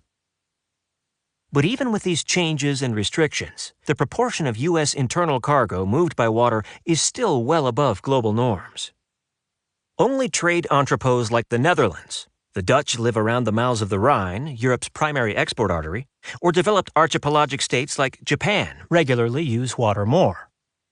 And so long as the river network remains navigable, it places a cap on the cost of non-water transport through the American system. Physical security comes just as easily to the United States as wealth. In the north, forests and lakes separate the United States from Canada, a country with too little good land to be a meaningful security threat without massive outside sponsorship. Canada has not had such sponsorship since the British Empire started loosening ties in the aftermath of the War of 1812 in favor of a more productive relationship with the United States. In the south, deserts and mountains block Mexico. The Mexican state has never invaded the United States. For all you Texas history purists, Pancho Villa most definitely does not count. While the Americans have flat-out occupied Mexico City twice. Once in a war, once to secure overdue debt payments. To the east and west, moats of quite literally oceanic size prevent European and Asian powers from typically doing more than contemplating attack. Only one power has ever attempted an invasion of the United States, the British Empire in the War of 1812, and it failed. On the flip side, all successful extra-hemispheric peer invasions were American shows. The American system, with the greater Midwest and Mississippi network at its core, is not only the richest piece of territory in the world, it also is the single most secure. Americans cannot mess this up. They've tried. And now that you've got the quick and dirty of why the United States is the world's premier power, let's take a look at what they've done with it. Trade and the world we know. In what the Americans think of as ancient history, the world was imperial. The French Navy protected French trade between the French colonies and the French mainland. The English Navy did the same, as did the Japanese Navy, and so on. It was a sequestered imperial system. You didn't trade with your neighbors if you could help it, because you never knew when some idiot on a different continent whose language sounds to you like an injured animal would throw a war. Even if you were not the target, you could lose access to whatever product, shipping route, or end market that you believed was so important. The only solution was to keep everything in-house. And if you needed something that wasn't in-house, you went out and confiscated it, colonized it, militarized it, and you folded it into your proprietary system. The result were empires. These empires competed over resources, over trade routes, over end markets. Those competitions naturally devolved into wars. Those wars culminated into the Second World War of 1939 to 1945, which brought the entire imperial system crashing down. As the war was drawing to a close, the Americans looked around at the carnage and devastation and had three thoughts. First, the United States was emerging from the war largely unscathed, and not simply because they were not drawn in until December 1941. The combination of the Midwest, the greater Mississippi system, and the mineral-rich Appalachians and Rockies meant that the Americans had nearly everything they needed at home. They didn't need an empire because they already had a continent.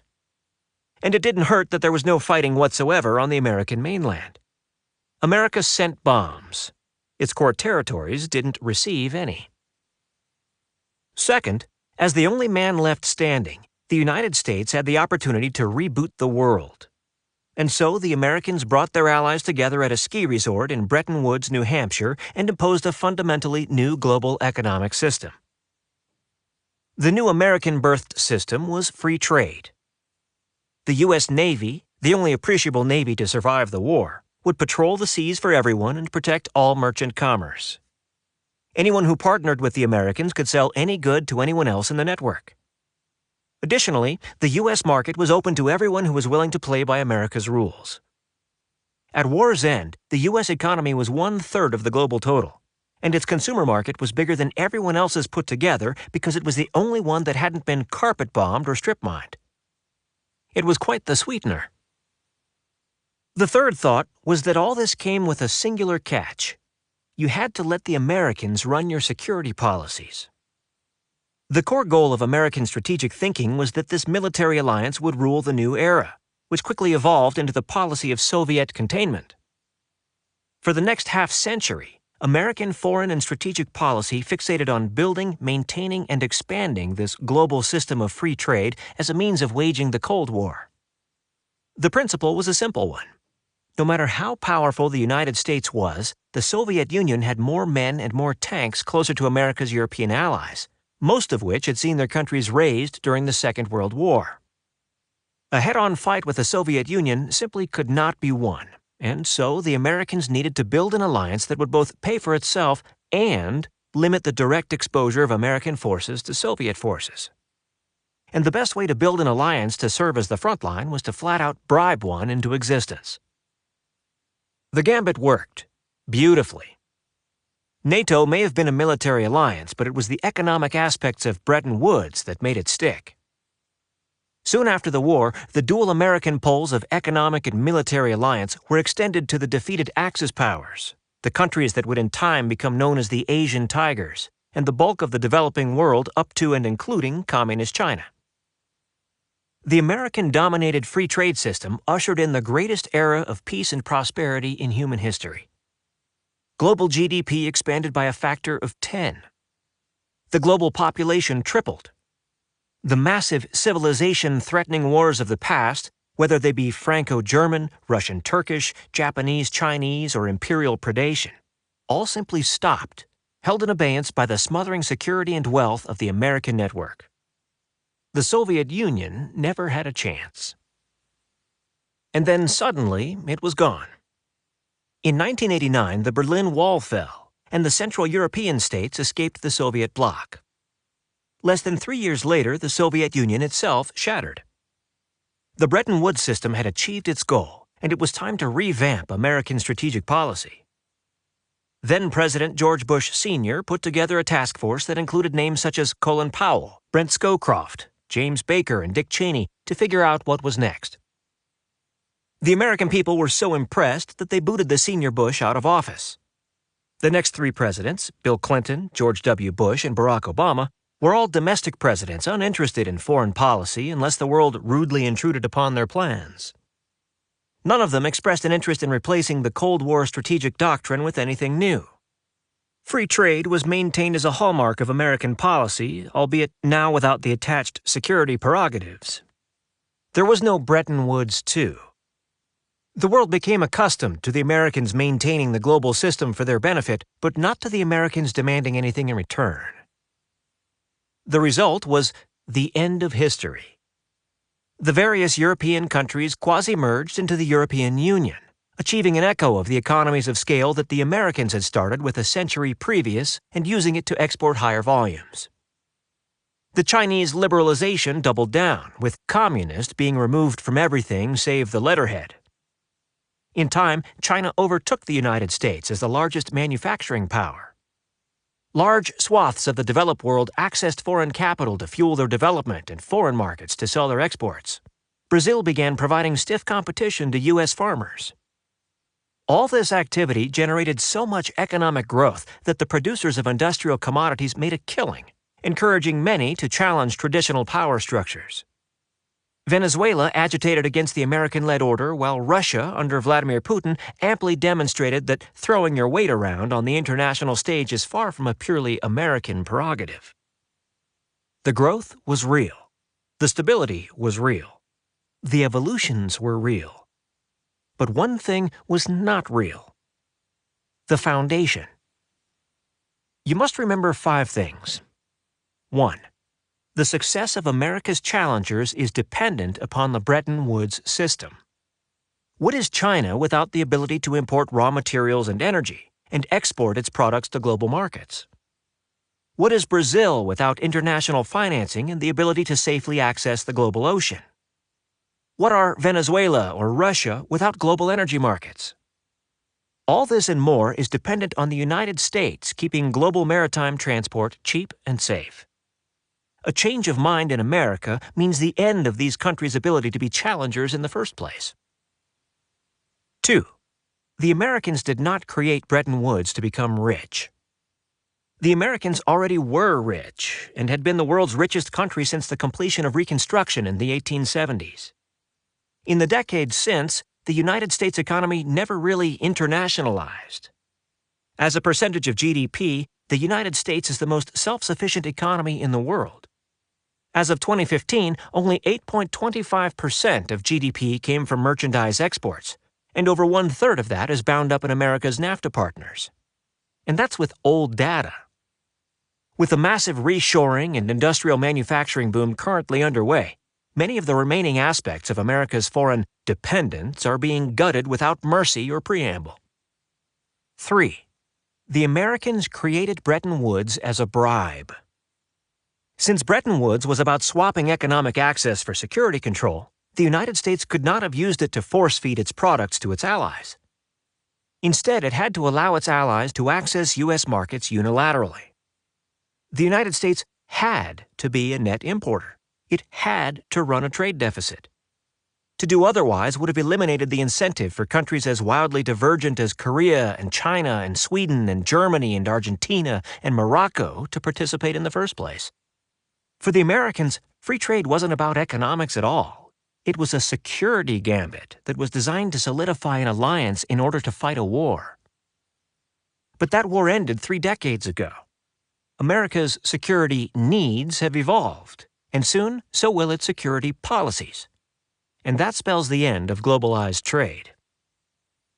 4. The United States dominates the oceans regardless of what the global power structure looks like.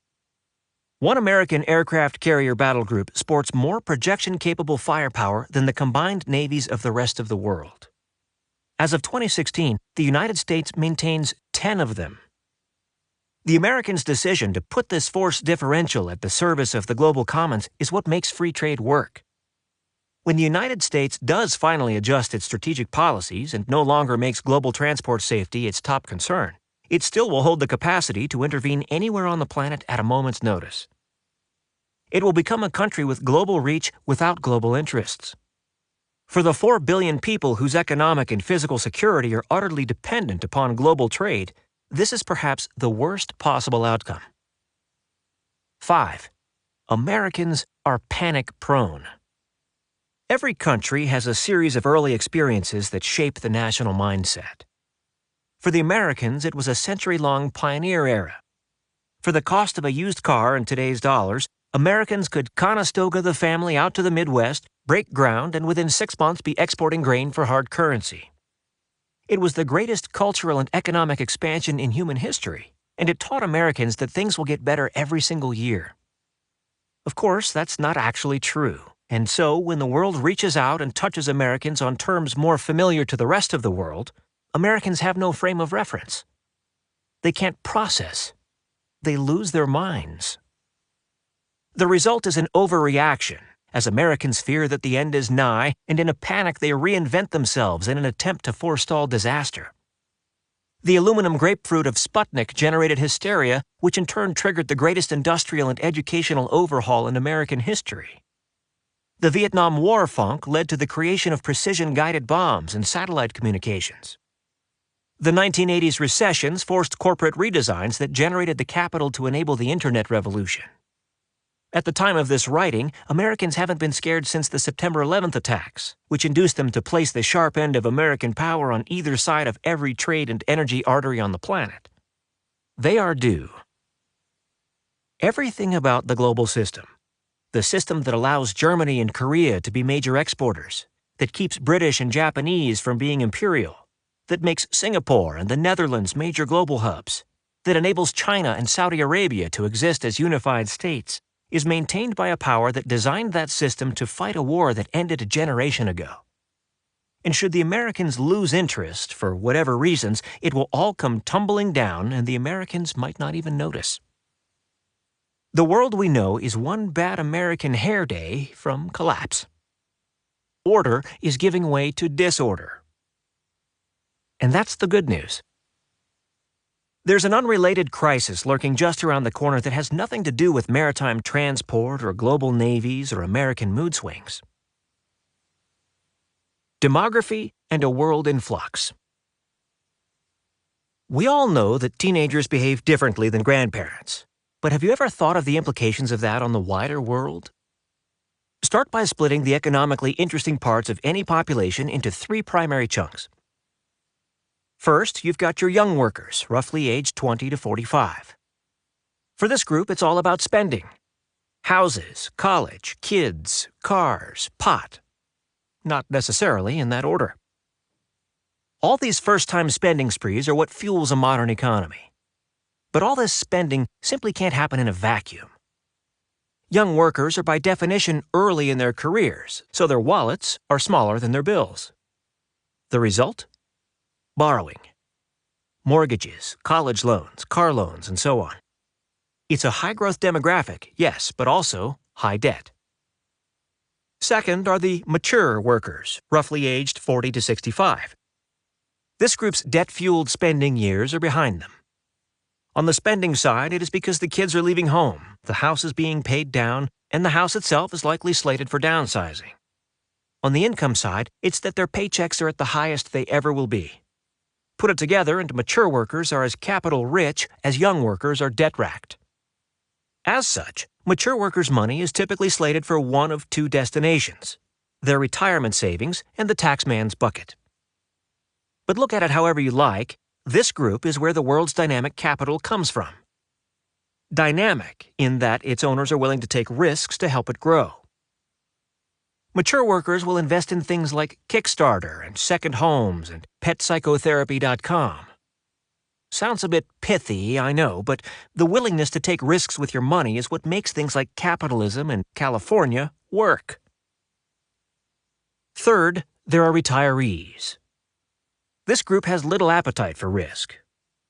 As a cohort, they've pulled out of stocks and bonds and foreign holdings and redirected their savings into cash and T-bills because they can't stand the volatility. If they hold stocks at all, they're in decidedly unsexy firms like Walmart or AT&T. While they're still net creditors to the system, their income has all but stopped, as opposed to mature workers who are socking away as much of their paychecks as they can stomach. And as retirees age, not only do their savings dwindle, reducing what little positive impact they have on things like stock and government debt markets, they also increasingly draw from the system in the form of pensions and health care. Technically, there's a fourth group, kids, but they don't really factor economically in the modern age. They used to serve as free labor on farms, but once most populations relocated into urban environments, children essentially transformed into luxury goods. Think of them as more expensive Shih Tzus. In a normal system, there are more mature workers than retirees, and more young workers than mature workers. Stack them all up by age group with the youth at the bottom and the elderly at the top, and you get a pyramid. In such a system, there are more consumers, young workers, than investment generators, mature workers, than resource absorbers, retirees. There is a medium-sized, capital-rich generation, mature workers, that is generating the financial capacity that enables the young workers to borrow and consume, and the retirees to live in retirement. There typically isn't enough to go around, so money is tight. governments face limits. Loans require credit checks and collateral and business plans. That's not what the United States is like right now. I'm sure you've heard of the baby boomers. They comprise the largest population cohort the Americans have ever generated as a proportion of their population, 75 million. There are so many of them that they have contorted the American system all their lives. When they entered the workforce, they absorbed all the available jobs, and many had to take jobs that were below their skill sets. That flooding of the labor market depressed wages for 2 decades and forced many households to obtain 2 incomes, depressing wages even more in order to get by. By 2000, the vast majority of the boomers were in the mature worker phase of their lives. This is most certainly a mixed bag for the United States. Firmly in the plus column is that the large generation is saving massive volumes in preparation for their retirement. They're not saving nearly enough, of course, but I'll leave that well-worn topic for others. The result has been a wealth of investment capital surging through American financial markets, whether that borrowing is for a new car for your spouse, a new phone for your child, a new road through your state, a new aircraft carrier for the Navy, or a new universal health care policy for the president. Borrowing hasn't been this cheap since 1950. But just as too many workers depress wages, too much capital depresses rates of return. Lower returns have nudged the boomers to make investment decisions that were riskier than they should have been. In the financial industry, this is the classic seeking yield problem. Boomer investors deliberately chose riskier investments in the hope of getting better returns. As more money poured into riskier sectors, businesses, and geographies, yields only went down more. The boomer cohort is so big that the United States cannot metabolize all their capital, and so boomer money splurted out beyond the country's borders, going global. Rwandan municipal bonds and Kazakh energy investments became all the rage. Consequently, growth rates in the developing world have been at record highs for much of the 2000 to 2015 period. This isn't healthy, and it certainly isn't sustainable. Bubbles emerged almost everywhere because of the boomers' investment choices, and in time, those bubbles have burst. You can lay most of the financial bubbles and busts of the past 2 decades at the boomers' feet.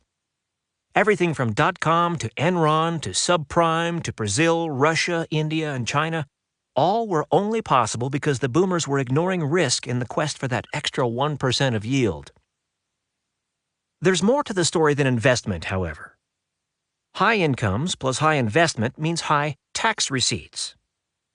During the same period, government coffers swelled right alongside the still gently aging boomers. The presidencies of George W. Bush and Barack Obama presided over the boomers' primary tax-paying years. But rather than use that extra income to fill up America's 3 retirement-related programs, Social Security, Medicare, and Medicaid, and prepare for the day that the boomers' aging wasn't nearly so gentle, the 2 presidents did the opposite. During their terms, Washington indulged in spending binges, running up the national debt from $6 trillion to just shy of $20 trillion. As of 2016, the oldest boomers have been in retirement for a decade. The heyday of runaway government income is over, and the heyday of runaway government spending on retirement and healthcare spending is about to begin. The impact will not be limited to America. As the boomers' savings shift into retirement mode, all that capital they have deployed to all those investment products, whether they be in Silicon Valley or Detroit or Bolivia or Turkey or India, will be recalled, and the growth that it has fueled will collapse. The next generation to consider are the boomers' kids, Generation Y, aka Echo Boomers or the Millennials. They face precisely the same problems that their parents do. There are too damn many of them, certainly more than there are available jobs. And so they face precisely the same pressures their parents did back in the 1960s and 1970s. Luckily for the millennials, they have a couple of advantages that their parents lacked. They are by far the best educated generation that the United States has ever assembled. As the American economy evolves into a dynamic, service-oriented system, as careers give way to jobs, jobs give way to part-time work, and as part-time work gives way to hobbies that happen to generate income, the wires are actually fairly well prepared, socially, politically, and psychologically, for the new era. Second, 1/3 of Gen Y still lives at home, which saves them more than a bit of scratch. Of those who have moved out, Nearly half of them were only able to do so because the bank of mom and dad is helping pay the bills. Such deep and broad financial support for the millennials means that the United States is in the midst of the greatest generational wealth transfer in American history without anyone actually dying yet. Which all sucks for the last major generation, Gen X, by birth rate and numbers the smallest generation as a percentage of the population in modern U.S. history. The Xers face a series of catastrophes. First, their incomes are lower than they should be. Gen X started entering the workforce in the late 80s only to discover the boomers had already taken all available employment opportunities. Gen X became the eternal intern generation and has been fighting to recover from their late start ever since. Second, as Gen X ages into the mature worker role, they're expected to pay for the entirety of pension and healthcare costs for 75 million retiring boomers. They will also be expected to make up, via higher taxes to fund government services, for all of the money the boomers transferred and are continuing to transfer to their children. Balancing the budget will require the biggest and most sustained tax increases, or the most egregious debt buildups in American history outside of wartime. Third, Gen Y is as large as Gen X is small. There simply won't be enough Gen X investment capital, especially once you consider how a big chunk of Gen X's income will be required to pay the enlarged tax bill to fully fund the private sector. The result will be sharply higher borrowing costs for everyone. Fourth, there will never be any meaningful changes to Medicare, Medicaid, or Social Security. The Gen X cohort is roughly 1/5 smaller than the boomers. Considering that Gen X is younger, they should be 1/4 bigger, an imbalance so extreme that Gen X will not outnumber the boomers until most of the Xers are in their 60s. Gen X will never be able to vote away the benefits the boomers have voted for themselves. Nor can Gen X count upon Gen Y as an ally in rationalizing the federal budget, for if meaningful reform were to happen, the cuts in government outlays would be so extreme that the boomers would have to move in with their kids. From Gen Y's perspective, the child-parent living experience is an inviolably one-way process. But as much as I dog on Gen Y, thank God they're there. For 3 reasons. First, Gen Y are currently in the young worker phase of their lives and are consuming like mad. Their raising of kids and building of homes and buying of cars and carpet and chairs to put in those homes are why the U.S. economy has been growing at such a steady clip since the end of the Great Recession in 2009. All that beard butter and all those bedazzled flip-flops add up. Without their hoards, the U.S. economy would be flat. At best. Second, in 15 years, when Xers start becoming the new retiree class, one far smaller than the boomers, and Gen Y matures, and I use that word in its loosest possible definition, into the new tax-paying class, we will again have the largest generation paying the bills. So, yes, budgets are tight in the United States and will remain tight for another decade and a half, but then the United States transitions into a more normal system, one in which the shrinking boomer bills and deficits will become more manageable with every passing year. Third, as omnipresent as those narcissistic, neurotic millennials might seem to be in the United States, they're actually all alone in the universe. The huge boomer cohort, as well as the smaller Xer cohort, is not unique. Nearly every advanced economy in the world has a similar top-heavy population structure among people aged 35 to 70. But only the American boomers had kids.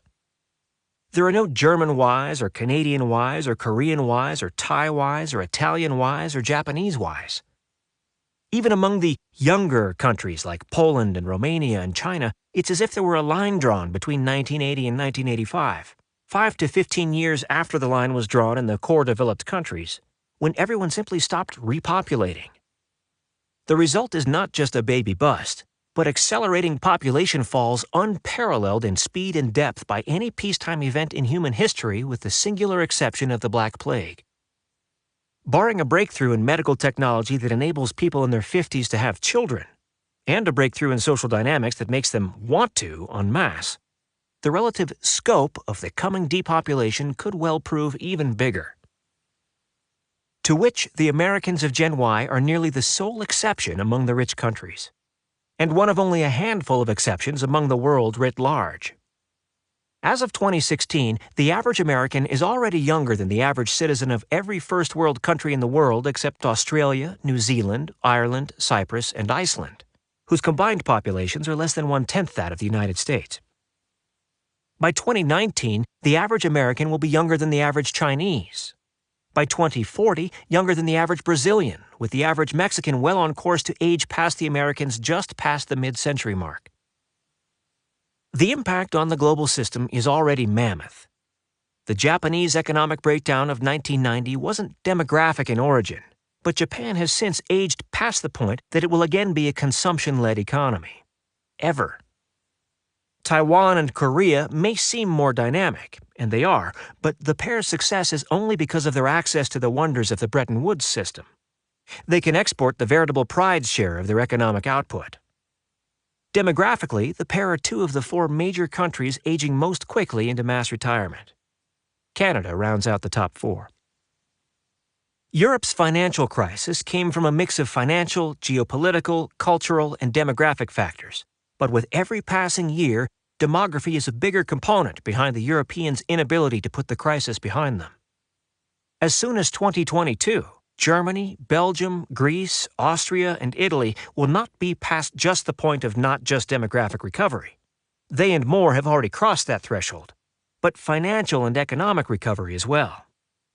By 2030, they will be joined by Bulgaria, Croatia, the Czech Republic, Estonia, Finland, Latvia, Lithuania, Luxembourg, Hungary, Malta, Poland, Portugal, Romania, Slovakia, Slovenia, and Spain. And finally, there's China. The adoption of the one-child policy has not only gutted the next generation of Chinese workers and consumers and taxpayers, it has merged with Chinese culture and the Chinese development strategy in a most damning way. Chinese industrialists discovered quite some time ago that they faced labor shortages. Indeed, the cost of Chinese labor has increased by a factor of 10 since 2000. Chinese labor is now twice the cost and less skilled than Mexican labor. Those industrialists went inland, away from the expensive coastal cities, to find new workers. But they only brought back the women. The reason is simple. You can cram young women into dorms like ants. Doing so with young men generates crime and security concerns. Chinese men and women of childbearing age are not simply separated by socio-economic status. They are separated by physical province. China may still be younger than Europe, but its demography is already past recovery, and its rate of aging, fourth fastest of the world's significant countries, will place it among the European rarefied age brackets within 2 decades. The transformation of the American system is a consequence of primarily domestic changes, rendering it largely immune to international developments. These changes will ultimately untether the United States from the global system. Yet the changes beyond the United States are largely caused by shifts in the American system, making international stability hostage to a country that no longer sees a link between its own economic and security well-being and that of the rest of the world. Bereft of local consumption, bereft of local financial strength, the only option for these and so many other of the world's nations is exports, just as the United States is losing interest in the global trade system writ large. Order is giving way to disorder. Making matters much worse, the world's dependence upon merchandise exports to maintain economic well-being, social stability, pension plans, and national coherence is only one side of the coin. The coin's other side brings us back to the energy question. The strategy of energy.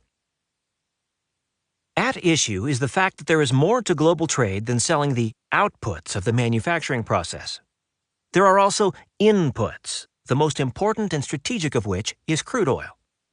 But Bretton Woods did more than open markets and let countries export their way to wealth via safe sea lanes. An equally huge part of making Bretton Woods work is enabling all of its constituent participants to have access to ample supplies of energy on a sufficiently reliable schedule so that they can keep the trains running, the lights on, their factories cranking, their cars driving, and in general, their economies humming away. The amount of oil required is legion. The EU countries suck down a combined 12 MBPD, with 11 MBPD of that being imports. The heavily industrialized Northeast Asian Quartet, China, Japan, Korea, and Taiwan, require nearly 19 MBPD, with a whopping 75% of that sourced from outside of the region, mostly from the Persian Gulf. It didn't start this way. In 1950, total global oil production was only 11 MBPD, of which half was produced in the United States. Most international maritime oil shipments, therefore, were from the United States to the Western European allies. As the years ticked by, however, three developments transformed the politics of oil supply from a logistical regional issue into a massive global one. First, Europe ran out of oil. Initially, European oil supply was an issue of local distribution, but don't confuse local with simple. That distribution issue was one of the key geo-economic factors guiding military strategy during World War II. The Nazis needed to recapture Romania and Baku, in then Soviet Azerbaijan, in order to secure larger and more reliable oil supplies. Allied strikes against Nazi-occupied Romania and the failure of the Nazi advance at Stalingrad, just shy of the oil fields of Azerbaijan, are leading factors as to why the Nazi war effort so catastrophically failed in late 1944 and 1945. The Germans found it nearly impossible to keep their forces fueled. Post-war, Western Europe lost access to both Romanian and Azerbaijani oil, yet they could still supply themselves via their own imperial supply networks. But one of the, from Western Europeans' point of view, less desired details of Bretton Woods is that no one was supposed to have an empire any longer. There was a lot of nodding and smiling as the Europeans assumed that the Americans didn't actually mean them. That would be silly. For a few years, the new free trade and the old imperial systems lived somewhat uncomfortably alongside each other, but a hard break came quickly. In the 1956 Suez Crisis, the United States formally and very publicly refused to provide military assistance to the joint British-French-Israeli effort to capture the Suez Canal from a newly independent Egyptian government. Further, the Americans formally and very publicly threatened to enact financial, economic, and even military sanctions against London and Paris if they continued with their Suez efforts. The result was a fast-paced shattering of the entire European colonial network. The Europeans, by American design, became almost completely dependent on the Americans for the security of their ongoing oil imports. And those imports were skyrocketing independently of the shift in sourcing paradigms. By the time of the Suez Crisis, Europe's post-World War II export-led economic boom was already flying high. With rising economic activity and affluence came more energy-eating industry and a newly car-mobile citizenry. Within Europe, local demand rose even as domestic supplies petered out. Abroad, the Americans systematically broke apart the Europeans' imperial oil supply chains, making their allies wholly dependent upon the American Navy to keep their systems running. Second, the Americans expanded Bretton Woods to an ever-widening list of countries in every part of the world: the defeated Axis, Scandinavia, Latin America, Southeast Asia, and more. American foreign policy fixated upon expanding the alliance network whenever and wherever it could. For every country that was in the American camp denied the Soviets a toehold. Within a generation, America's containment policy was a global phenomenon.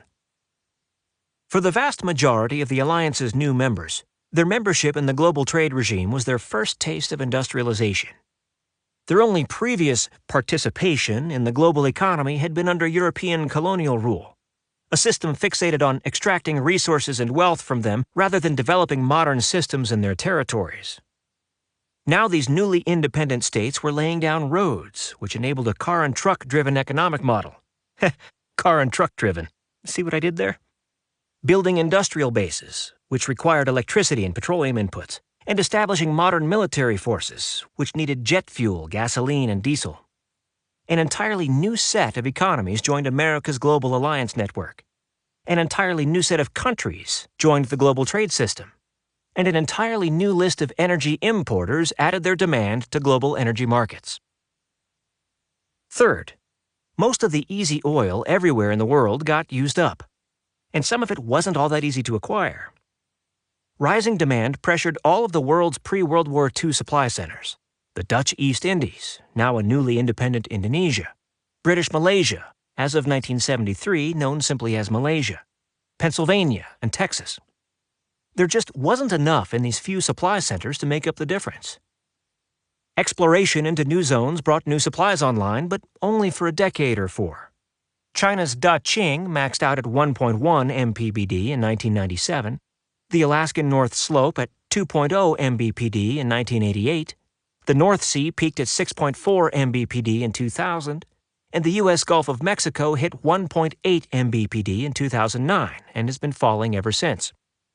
The only reliable producers of global significance ended up being in Russian Siberia, where the climate and topography was so hostile that local populations would never outstrip local supplies, and the Middle East, where the petroleum reserves were so large, shallow, and easy to develop that they could produce for another century or three. With every passing decade, the number of oil importers rose, the volume of oil required rose, and the more the globe became dependent on a small number of resources. Just between 1980 and 2007, global oil demand increased 40%, from 61.4 mbpd to 87.1 mbpd, while the proportion of what was imported increased from 1/2 to 2/3. Without the Americans keeping supply sources, and in particular Persian Gulf supplies, forced open, nothing about the modern era could have happened. 2007. The world at the dawn of shale. Scope aside, it isn't like the Americans themselves didn't see the benefit to themselves, and not simply because of the rubric of the Cold War and the necessity of the alliance system.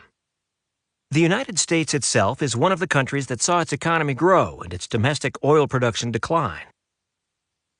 Though American oil fields played a critical role in fueling the World War II Allied war effort, by 1973 the United States became a net importer of crude, and by 2008 it was forced to ship in 15 mbpd, triple that of the second-largest oil-importing country and amounting to an oil import bill of 2.8% of GDP, over $400 billion in that year. The Americans had little choice but to establish and maintain tight links with Algeria and Saudi Arabia, despite human rights records which best can be characterized as boisterously atrocious. The Americans found themselves assisting Angola in producing crude even as the United States agitated against the Angolan government in the 1975 to 2002 Civil War. The Americans' generation-long face-off against the Iranians in the aftermath of the 1979 Iranian Revolution forced them to keep an aircraft carrier battle group in the Persian Gulf to keep that region's various players from each other's, or from the oil flows, throats. Simply put, it didn't matter what the Americans thought of these places or their politics. The Americans' energy dependency meant they simply had no room to maneuver. Dependency forced engagement. They were hardly alone. At the dawn of the shale era, the global energy picture consisted of more than just the large importing region of the United States. There were also the countries of the European Union and the Northeast Asian states of Japan, China, Korea, and Taiwan. Bretton Woods allies all. Collectively, these regions imported approximately 31 mbpd of crude oil and refined products. That's double the American total, fully half of all globally traded energy. For the Americans and the Europeans, the energy map was ridiculously complex.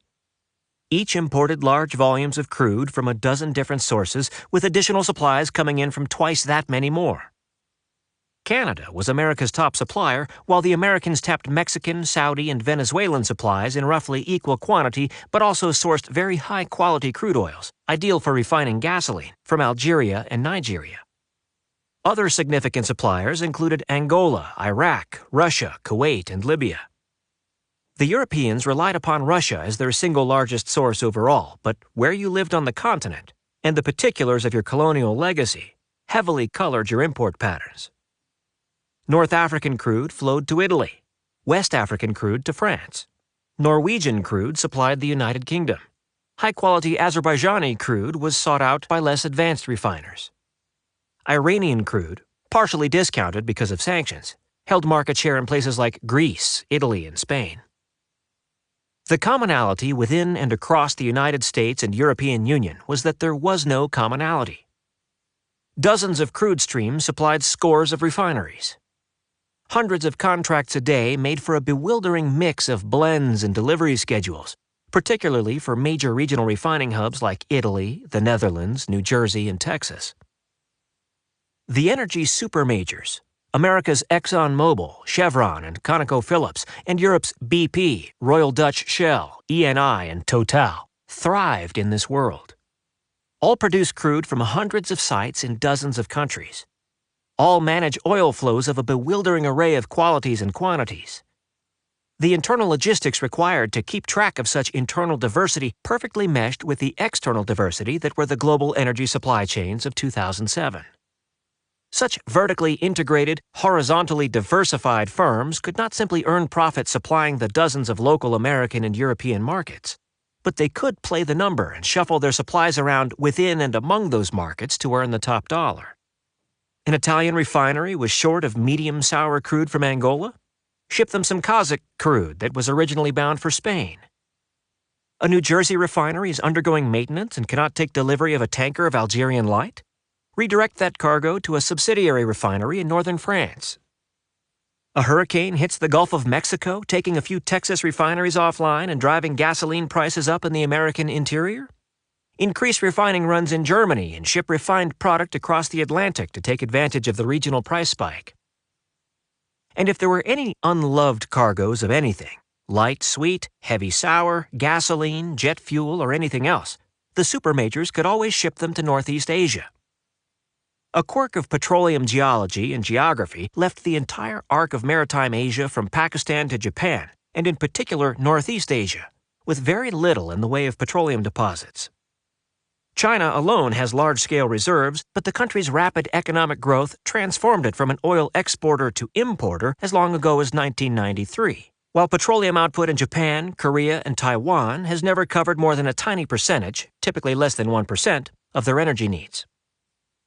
That just leaves Southeast Asia, and of those countries, only Malaysia and Brunei remained as net exporters in 2007, with combined exports under 0.4 mbpd. And most of the major Asian importers found themselves heavily dependent upon not just crude from outside the region, but from the maelstrom of issues that is the Persian Gulf. The opportunity for profit gouging proved consistently phenomenal. Unlike the corporate structures of oil firms in the United States, where multiple interests regularly compete for attention, a fully state-owned national oil company dominates every one of the Persian Gulf states. These companies majority own every aspect of the exploration, production, transport, loading, refining supply chain. So the sole purpose is to maximize income for the government. Technically, the Iraqi oil sector isn't state-owned since the Americans wrote private enterprise into the Iraqi constitution. Functionally, however, the oil ministry out of Baghdad controls all aspects of the country's southern energy industry, while the Kurdish authorities in northern Iraq control everything within their zones of control. It was child's play for the Emiratis, Iranians, Kuwaitis, Omanis, Qataris, and especially the Saudis to exercise oligopolistic pricing. Based on the supply patterns of the day, the Asians, and especially the Northeast Asians, were forced to pay 3% to 10% a barrel more for their imported crude than other importers, simply because they had no other options. This Asian premium regularly transferred some $50 million a day from Northeast Asia to the Persian Gulf, above and beyond what one would normally expect the crude to cost. The Persian Gulf states slathered themselves in such financial gravy, applying the income to whatever task on which they set their minds. The Saudis purchased social unification with bottomless subsidies. The Persians funded their spy and militant networks in places as far afield as Afghanistan, Iraq, Lebanon, the Palestinian territories, and Yemen. The Emiratis built their own less classy version of Las Vegas, calling it Dubai. The Kuwaitis saved for a rainy day. The Asian premium benefited more than the Persian Gulf states, however. It also encouraged anyone who could rustle up spare cargoes to sail them to Northeast Asia and levy similar surcharges. Because of the premium, the Northeast Asians couldn't afford to be overly picky. They would take almost any cargo that was on offer, even if the refineries couldn't process it. The Northeast Asians would maintain extra storage capacity at their refineries so they could blend multiple crude streams on site, primarily to thin out particularly heavy or sour crudes into something that their refineries could stomach. Alaska's medium crudes were a regular visitor. Russia shelled out tens of billions on a pipeline corridor through virgin Siberian territory to Vladivostok in the Russian Far East so it could tap the premium. Chinese firms signed questionable deals with Latin American states to bring expensive-to-produce crude streams online. Angola, fresh from its genocidal civil war, found Asian buyers willing to pay almost any price for anything it could ship. 2015. Shale and a World in Flux. Oh, how times change. 4 unrelated factors have reshaped the face of American energy since 2007, and from that, global energy. First, SUV-obsessed midnight oil-burning Americans are using less energy, and in particular, less crude. When you believe that oil prices will be higher for longer, you start changing your consumption patterns and investing in things that will reduce your footprint. I'm not talking habits here like carpooling, but hard and fast changes that remain with you for years. Things like buying energy-efficient appliances or switching your car out for a hybrid. And it isn't just your personal actions. Manufacturers discover that their customers want products that use less energy, and so tweak their own processes to cater to the shifting demand. Take your pick. Pretty much any of the standard fare in your average house uses but a fraction of the electricity that was required a decade or two ago. Since the 1990s, television power demand is down by 35% despite massive increases in quality and size. Dishwashers use 40% less electricity, air conditioners 50% less, refrigerators 60%. Casa Zeihan has experienced all these evolutions and more in the past few years.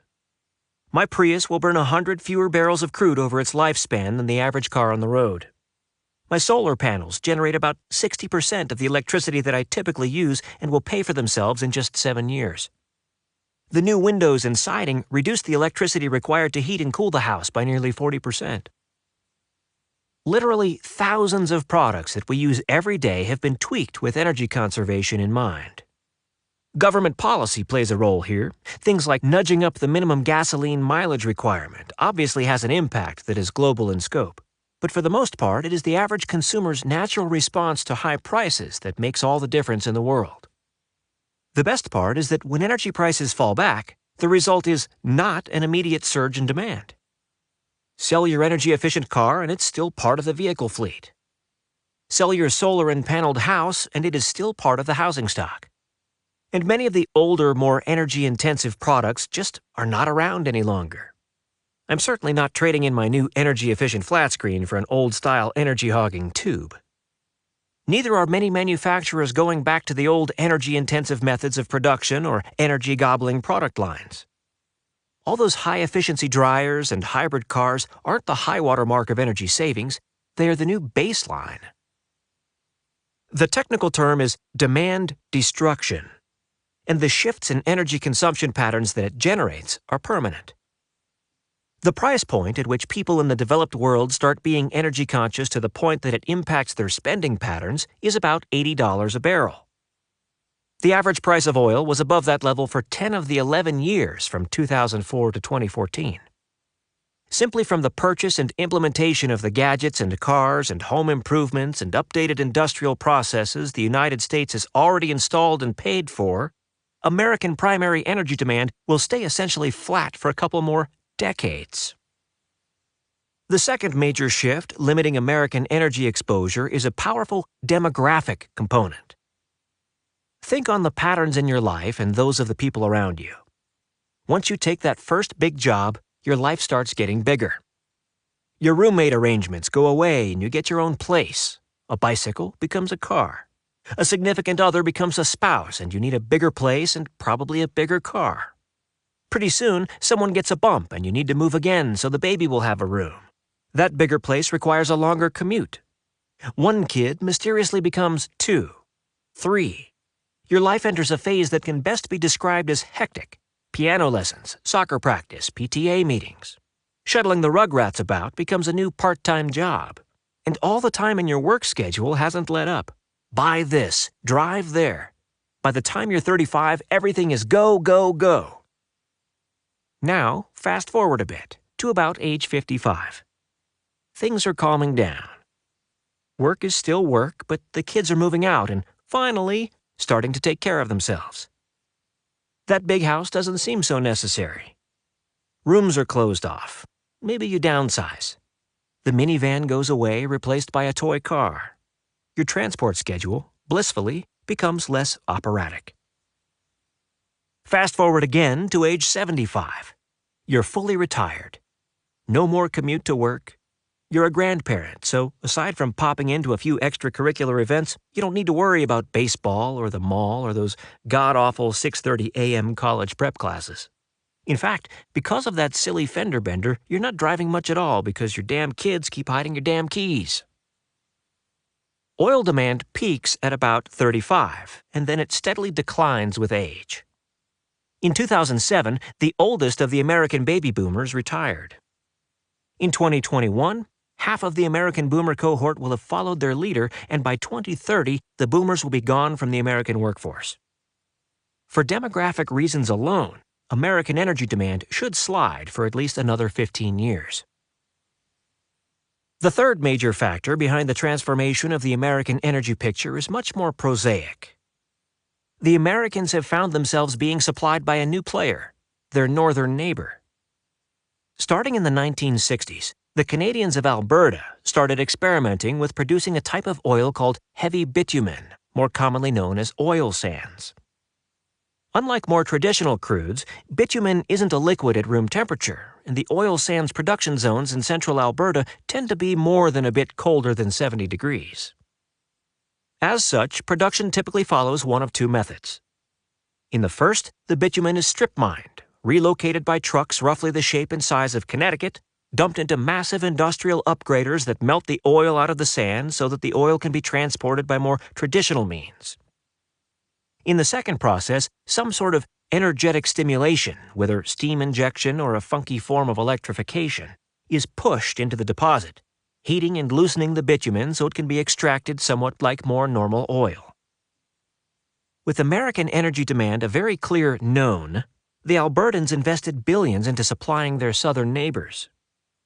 Canadian crude exports to the United States were but 400,000 in the late 1970s, but by 2015 they'd reached 3.8 MBPD, making it the largest state-to-state oil relationship in the world. And, of course, the final change in the American energy picture is shale.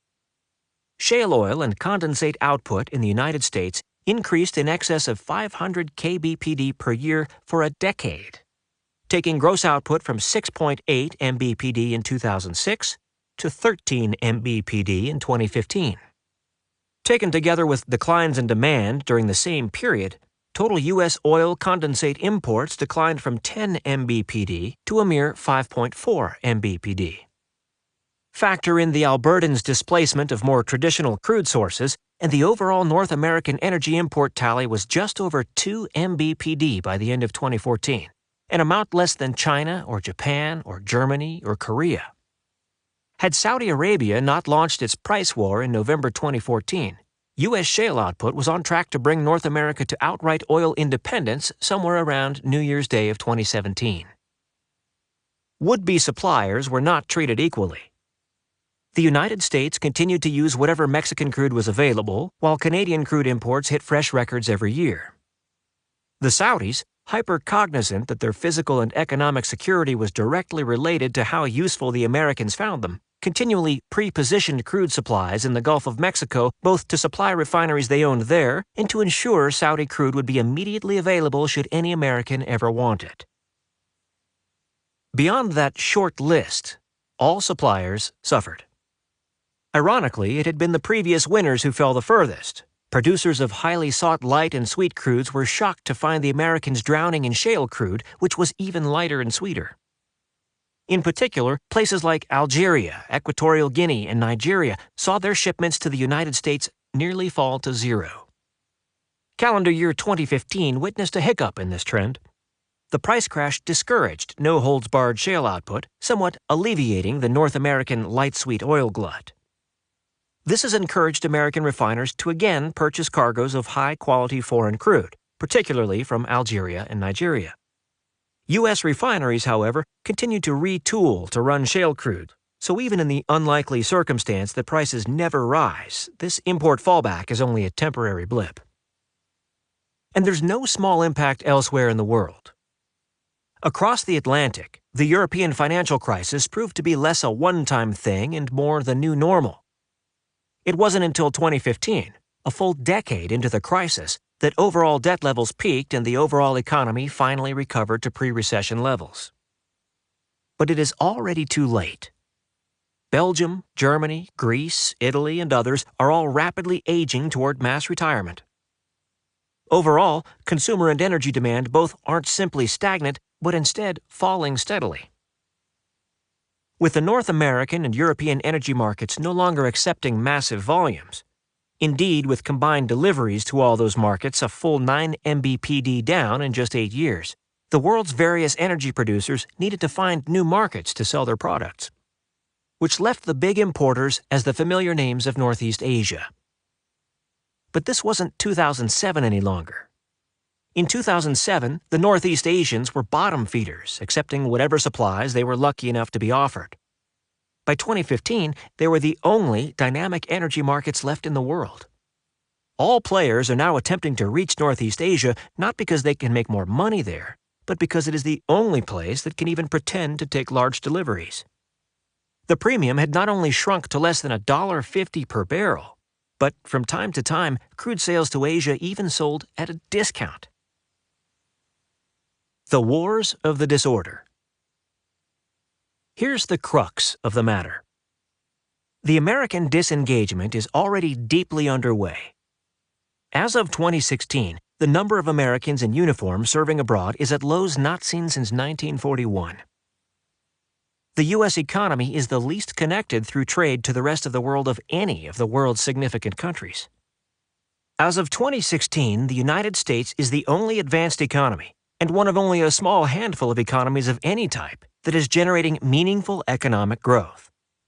And unique in the world in that nearly all of that growth is based off of activity within its own borders.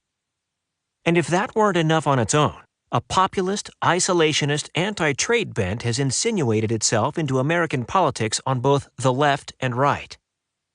The 2016 American presidential race was fought between a man who wanted to forcibly renegotiate every trade deal and alliance in place, and a woman opposed to every free trade deal completed in the past quarter century, including those she personally negotiated. If it makes you feel any better, it isn't just the United States that is dipping into nativism.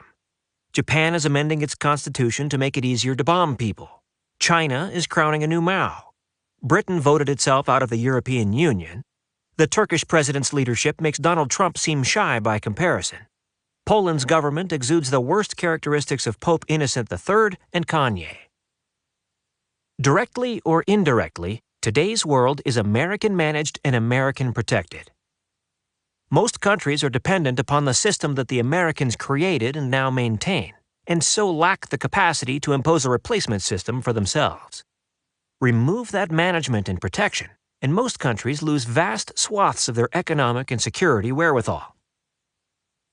For energy exporters, it means getting their product to market no longer is a sure thing. For energy importers, it means perhaps having to fight for access and cargoes. Many will have little choice but to take their economic and security prerogatives into their own hands. That's a very sanitized way of saying that, for many, war will be the only path forward. Disruption will be the new normal. All that remains to fully cleave energy markets apart is a sharp supply disruption somewhere, anywhere, outside of North America. When that happens, North American prices will certainly bounce around, but shale output will come online quickly.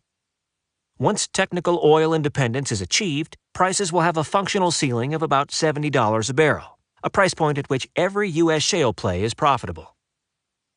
The wider world will be a different story. Every interruption and shot fired and tanker captured will result in prices both sky-high and erratic. Each disruption will not only enhance the absolute advantages that shale has already brought to the U.S. economy, but will layer in a relative advantage in supply security and price levels and stability versus the rest of the world. A functional floor on global oil prices of $150 is probably a good starting point, although that may prove to be too low. There are three leading conflicts that will trigger just such a divide. The first of these shifts is a new Russo-European war. The conflict is rooted in Russian insecurity and is not only inevitable, it has already begun. Shy of an American combat deployment that is as massive as it is unlikely, the Red Army will push across the near entirety of its western frontier, forcing the Europeans to take up arms. This Twilight War is nearly upon us. We will explore both its origins and its outcomes, regional and global, in Chapter 6. Chapter 7 will delineate the second major conflict with global consequences, a brewing war between Saudi Arabia and Iran, with the Saudis already the clear aggressors. The United States has long smothered the mutual animosity felt by these two Persian Gulf countries in the name of global stability. As American forces, both land and maritime, evacuate the region, what is in essence already a back-alley knife fight will spiral out of control into a general regional war. Neither of these conflicts will occur in a vacuum. Disrupt that much energy export capacity and there simply will not be enough left to supply hungry importers the world over. The result will be a catastrophic realignment of national and corporate power as countries and companies adjust to and/or attempt to preempt the global convulsions. Chapter 8 lays out the third of the three great regional conflicts, the tanker war that will consume East Asia. Banning the ban. In October 1973, a wide array of Arab oil exporters announced an embargo on all oil sales to the United States in protest of American military assistance to Israel. By March 1974, global oil prices had quadrupled and Americans had their first taste of energy rationing outside of wartime. As part of an array of mitigating policies, the United States banned the export of crude oil. The fear created by the Arab embargo and the fear manifested in the U.S. oil export prohibition have been the guiding lights of global energy ever since. Or at least, they were until shale came along. In December 2015, in the ultimate expression of confidence that the Americans are no longer concerned about energy security, the American export ban was lifted. For producers struggling with low oil prices, the end of the export ban was a godsend. Instead of all shale output being bottled up in the U.S. interior, at least some could make it out to international markets. By late 2016, the United States was exporting a few 100,000 barrels daily of high-quality, light sweet shale crude. The spread between U.S. oil prices and global energy prices narrowed somewhat.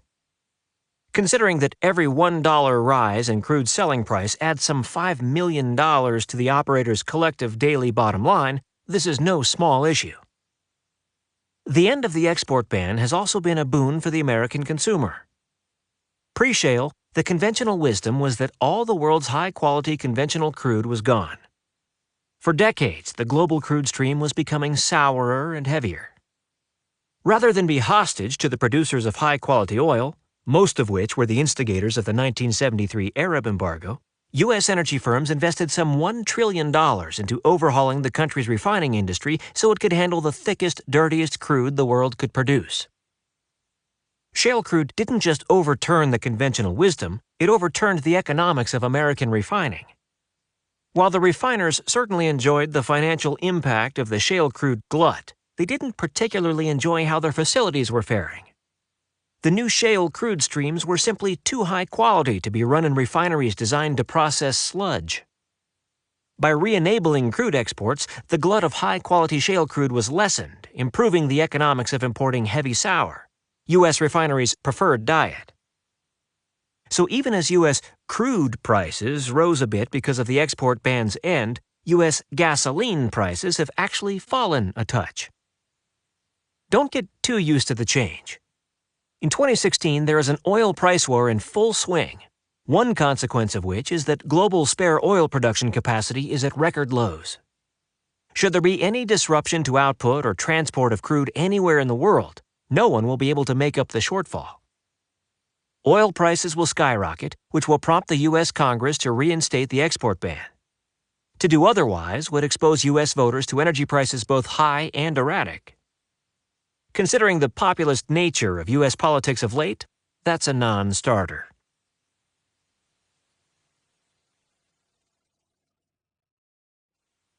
Chapter 6. The Twilight War. In college, I had the occasion of entertaining a Russian exchange student named Ivan. Once over vodka, we were playing What If, debating how the world might have turned out differently if this or that detail had been altered. What if Kennedy hadn't been assassinated? What if Hitler had died before taking over Germany? What if the Soviets had won the Cold War? On the last one, Ivan insisted that no changing of the details could have led to a different outcome. It may have been the alcohol, but I just couldn't wrap my head around why he was so convinced of the inevitability of the Soviet fall. Like most Americans, I wasn't really sure why the Americans had walked away from the Cold War without so much as the memory of a limp, while Russia was a dismembered mess. Even today, Americans flinch more visibly when they think of Vietnam than they do when they think of Russia, a country that still possesses the nuclear wherewithal to end American existence. So Ivan, still remarkably cogent, a half bottle of Novosibirsk Special Blend in, laid it out for me. You cannot swim across the Atlantic, so the United States would always be safe and not have to pay much for that safety. But anyone can walk across Poland, so the Soviets always had to be on alert. And being on alert is expensive. For the sake of my liver, my interactions with my Russian associate petered out shortly thereafter. Ivan's drinking was a clear and present danger to my work ethic, so I started hanging out with a French student. But Ivan's crisply logicked, if slurrily delivered, argument has stuck with me ever since. The Russian Geography, a Lesson in Pain. Russia's geography, in a word, sucks. Russian lands are barely temperate, with all but one Russian city lying at a higher latitude than Minneapolis. The singular exception is Makhachkala, the capital of the dangerously untidy province of Dagestan. Moscow itself gets under 20 hours of sunlight for the entire month of December. Russia has only one commercially navigable river, the Volga, which is frozen 1/3 of the year and empties to the landlocked Caspian Sea rather than the ocean. Short growing seasons make full tables something the Russians will never take for granted, while lack of easy movement condemns the country to being capital poor. But the real difference is the shape of the land itself. Russian lands are wide open. Roughly 80% of the Russian population lives in European Russia, a region some 1,500 miles north to south, but at most points only 1,000 miles east to west, that is the flattest on Earth. On the western edge, the Russian plains merge almost seamlessly with the plains of Estonia, Latvia, Belarus, and especially Ukraine. There are no mountains or hills or even rivers separating them from each other. The southern border is even more open. Russia shares a 4,200-mile border with Kazakhstan, most of which is bereft of features more vertical than a Kansas interstate on-ramp. In the southwest, there is a real border in the Greater Caucasus chain, a mountain range that paved roads breach in but 4 places, only 2 of which remain open year-round. But most of the people in the northern slopes of the Greater Caucasus are not actually Russians. Instead, the regional populations are a Halloween candy grab bag, complete with hidden razor blades, of conquered peoples ranging from the Kabards to the Ingwish to the Circassians to the Chechens to the Dagestanis, who are themselves more an amalgamation of peoples that just happen to live in the same area and loathe one another, rather than a typical ethnic group. Only one sizable Russian-populated metro center, Rostov-on-Don, sits within 350 miles of the border. What barriers Russia does have are in the wrong places. The forests and swamps and mountains of the Arctic and Siberia aren't between the Russians and rivals, but between the Russians and even crappier land. When the Russians look out across their world, they don't see lands brimming with potential or ocean moats granting standoff distance or impregnable deserts and mountains guarding flanks, but instead a relatively thin slice of civilized lands surrounded by patches of chaos with richer, hostile lands beyond. Russian security only comes from conquering everyone nearby in order to establish buffers around the Russian core. If you can Russify these conquered peoples so that they identify with Moscow's goals and fears, excellent. But this is not required or expected. The intent is not for them to be productive, but instead transform these conquered peoples into a different sort of barrier, a sort of strategic road bump between more distant foes and the greater Moscow region. Since few people tell their children nursery rhymes about the joys of serving as other people's cannon fodder, the Russians often have to find ways to motivate their conquered populations. Or, more to the point, to intimidate their subjects into accepting the role the Russians demand of them. The Russians do this with a deep, intrusive, and cruel intelligence service. Under Lenin, it was the Cheka. Under Stalin, the NVBD, and Brezhnev, the KGB. After the Cold War, the FSB, and now it's the FSB backed up with the social monitoring techniques Edward Snowden brought with him from the American NSA. It's not a kind system, but history has not been kind to Russia. Russia's territory is nearly the size of South America. Russia's borders stretch for more than 12,000 miles. Yet Russia's population is less than half that of the United States. The huge swath of lightly populated lands means that Russia can never afford the dense infrastructure footprints so common in the Western world. This dictates the sort of military Russia must field. The lack of infrastructure prevents Russia from maintaining a small, technically advanced, highly mobile force that could be quickly redeployed to where it is most needed. Instead, Russia must maintain massive, ponderous forces hard on its borders.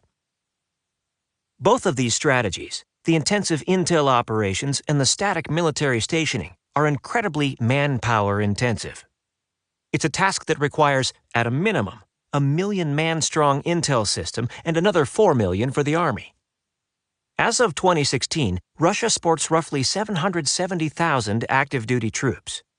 Its 2 million reservists could fill the gaps in an emergency, but a standing force they are not. To a degree, good tech penetration to sniff out dissidents and some snazzy propaganda to win over the masses can somewhat mitigate the intel cost. But in a land of poor infrastructure and endless flatlands, there is no substitute for a gigantic army. It's about to get a lot worse. The Russian birth rate plummeted around the end of the Cold War. The health system has collapsed.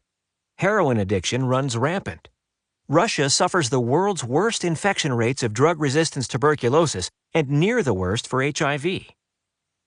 Technically, the Russians are only in the bottom fifth, but since the Kremlin's method of dealing with the epidemic was to stop testing, I think it is safe to say that the situation is much worse than the data suggests. All this would be bad enough by itself, but the Russian system crashed in 1989. Children born in that year turned 18 in 2007.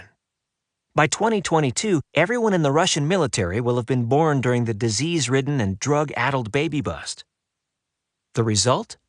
An army that is likely no more than half its 2010 size in functional terms and considerably less than that in terms of operational capability. Russia has already entered twilight. There are barely enough men under arms and cloaks to maintain and defend Russia as it is. Cut those numbers by half, and the end of Russia itself is nigh. The Soviet Solution. Geography and recent history offers a way forward. Though Russia's current borders are not defendable, as recently as a generation ago, Russia's borders were fairly strong. Or, more to the point, the Soviet Empire's borders were solid. The Soviet Union anchored itself beyond contemporary Russia in a series of robust geographic barriers. In the northwest, Soviet territory went right up to the Baltic Sea. In the west, Soviet forces reached through Poland and into East Germany, the narrowest point of the North European plain. In the southwest, the Soviets absorbed the Carpathians and the Danube Valley, gaining the Balkan Mountains as their southern borderland and pushing right up against the Austrian Alps. In the Caucasus, the line wasn't the ridge of the Greater Caucasus. That became an internal border, but instead the ridge of the Lesser Caucasus further south. In the southeast, Soviet power stretched over 2,000 miles across the Central Asian steppes before anchoring in the Karakum Desert and the Tian Shan Mountains. It was the most secure the Russians had ever been. Of the Soviet Union's 12,000 miles of border, the only truly vulnerable bit was a few hundred miles where the two Germanys met, which is why Germany in general and Berlin in specific was such a hot point all throughout the Cold War. It all fell apart in 1991. In the west, Russian power retreated from the Baltic Sea, the German frontier, the Alps, the Danube Valley, and even the Carpathians. A generation on, most of the successor states are vehemently anti-Russian, and nearly all are in the same military alliance with the Russians' Cold War rival, the United States, and World War rival, Germany. In the south, the Russians lost the Caucasus and Central Asia in their entirety. Of the 19 non-Russian countries that emerged from the Soviet wreckage, only 2, Armenia and Belarus, would welcome the return of Russian power.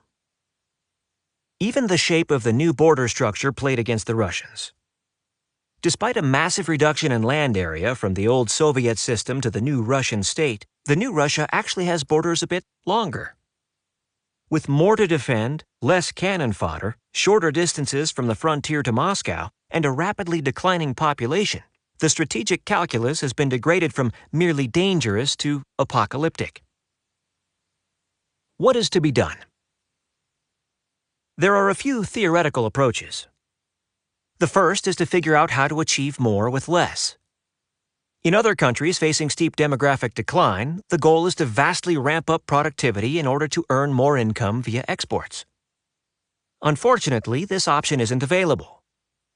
Russia's industrial sector is a mix of low value-added raw materials largely produced in remote Arctic and/or Siberian regions. Value-added manufacturing accounts for but 1/8 of the Russian economy and 1/6 of Russian exports. Simply building the additional infrastructure required to shift onto a higher value footing would require hundreds of billions of dollars of investment in infrastructure, industrial plant and education, millions of young people, and decades of time that Russia simply doesn't have. The second is to encourage inward migration to address the demographic imbalance. The challenge is that there just are not enough Russians living outside of the country to attract. Using 2016 Russian government data, constantly reimagined to provide the most flattering view possible, the baby bust is so deep that the average Russian is already 40 years old and will hit 46 within 2 decades. Simply holding the country's average age steady will require the import of 2 million 25-year-olds every year. At such a pace, Russia would exhaust the entirety of the world's Russian diaspora in less than a decade. A quick glance at Russian data suggests that Moscow is attempting to substitute with non-Russians. Russia sports the third largest migrant population in the world.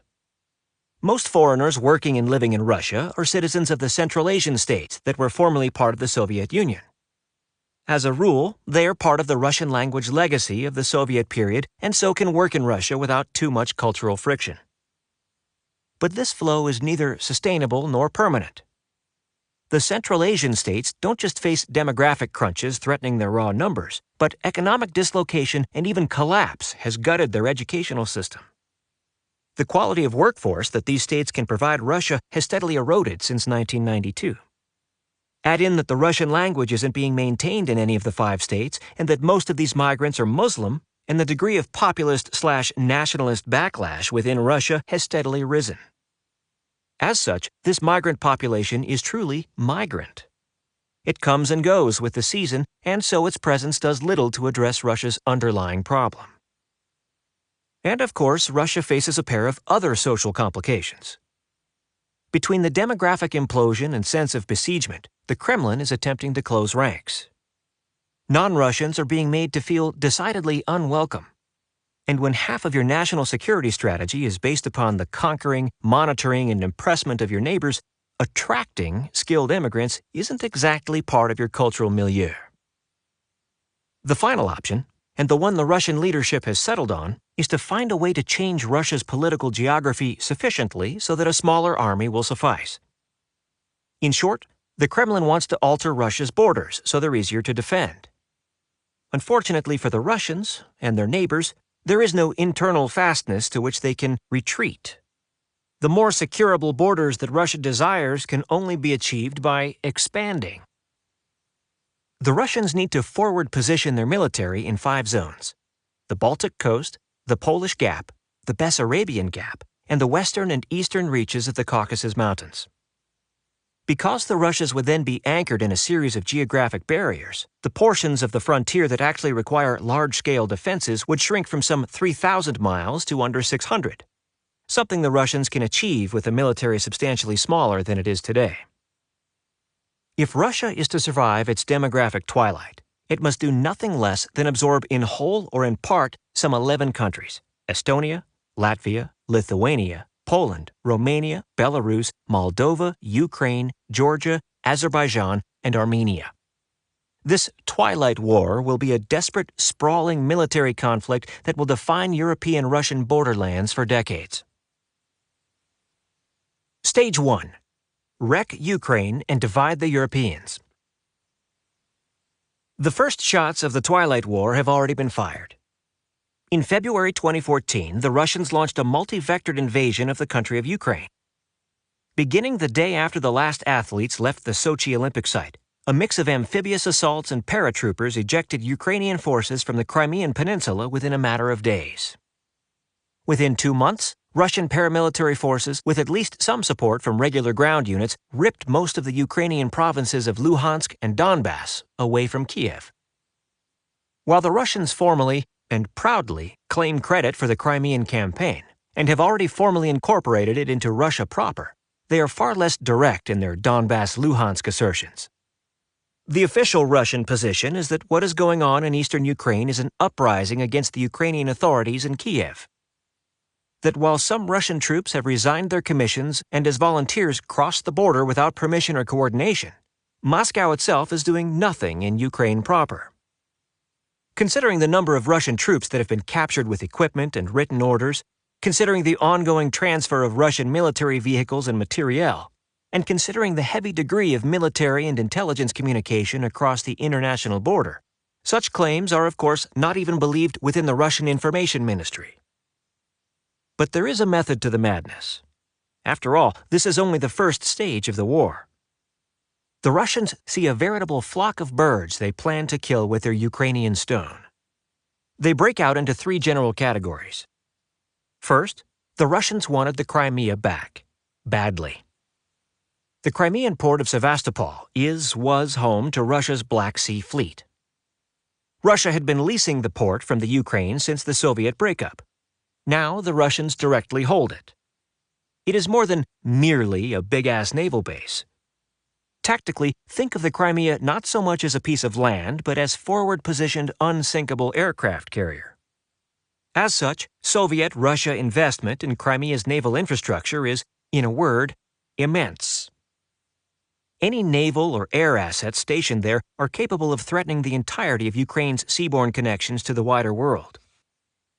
Since Ukraine's largest exports are metals and agricultural outputs like steel and wheat, commodities typically shipped via water, Russia now has a knife to the throat of the entire Ukrainian economy. But the most important reason for snagging the Crimea is even more broadly strategic. Historically, when Turkey has invaded Russian territory, it has done so via the Crimea. The Russians are well aware that any naval force that dominates the peninsula also dominates the northern half of the Black Sea, and can use it as a forward base for the invasion of Ukraine and Russia proper. As such, Russian forces have been stationed there ever since its capture by Catherine the Great in the late 18th century. From Moscow's point of view, only a quirk of internal Soviet politicking shifted the Crimea to Ukraine in the first place. For the Kremlin, bringing the peninsula back under direct control didn't just make heaps of tactical, economic, historical, and nationalistic sense. It allowed the Russian state to re-secure the first of those many geographic gaps through which invaders flow. Second, Moscow wants to eliminate the Ukrainian military as a consideration before the real fighting begins. All of the constituent components of the Soviet Union had a tough time in the 1990s, but many managed to turn themselves around. The Baltic trio of Estonia, Latvia, and Lithuania reformed and ultimately joined the European Union. Azerbaijan, Kazakhstan, and Russia made oodles of cash during a period of high energy prices from 2000 to 2008. Ukraine faced no such turnaround. Old infrastructure, a collapsed educational and healthcare network, depressed regional demand for its main exports, and a deeply entrenched system of corruption all combined to steadily erode post-Soviet Ukraine's already dim prospects. Through it all, Ukraine's military wasn't so much cut to the bone as it was abandoned. The country had a fair amount of forces on paper, but troops weren't paid and there was no money for exercises. It isn't that new equipment was never purchased, although it wasn't, as much as the equipment that existed wasn't maintained. In terms of operational capacity and deployability, The Ukrainian military ceased functioning around 2005. With the invasions of Crimea, Luhansk, and Donbass, the Ukrainians weren't just faced with an unwinnable war against a vastly superior force. They were faced with a trap they could not avoid. Most of Ukraine's remaining units of reasonable competence were ethnic Russians, with tighter links to Moscow than to Kiev. When Ukraine mobilized to resist the Russian assault, many of Ukraine's best troops defected, taking with them not just much-needed equipment, but Ukraine's order and plan of battle. Ukrainian loyalists mostly hail from the western half of the country, while the country's eastern half is largely populated with either ethnic Russians or Russified Ukrainians, many of whom were rooting for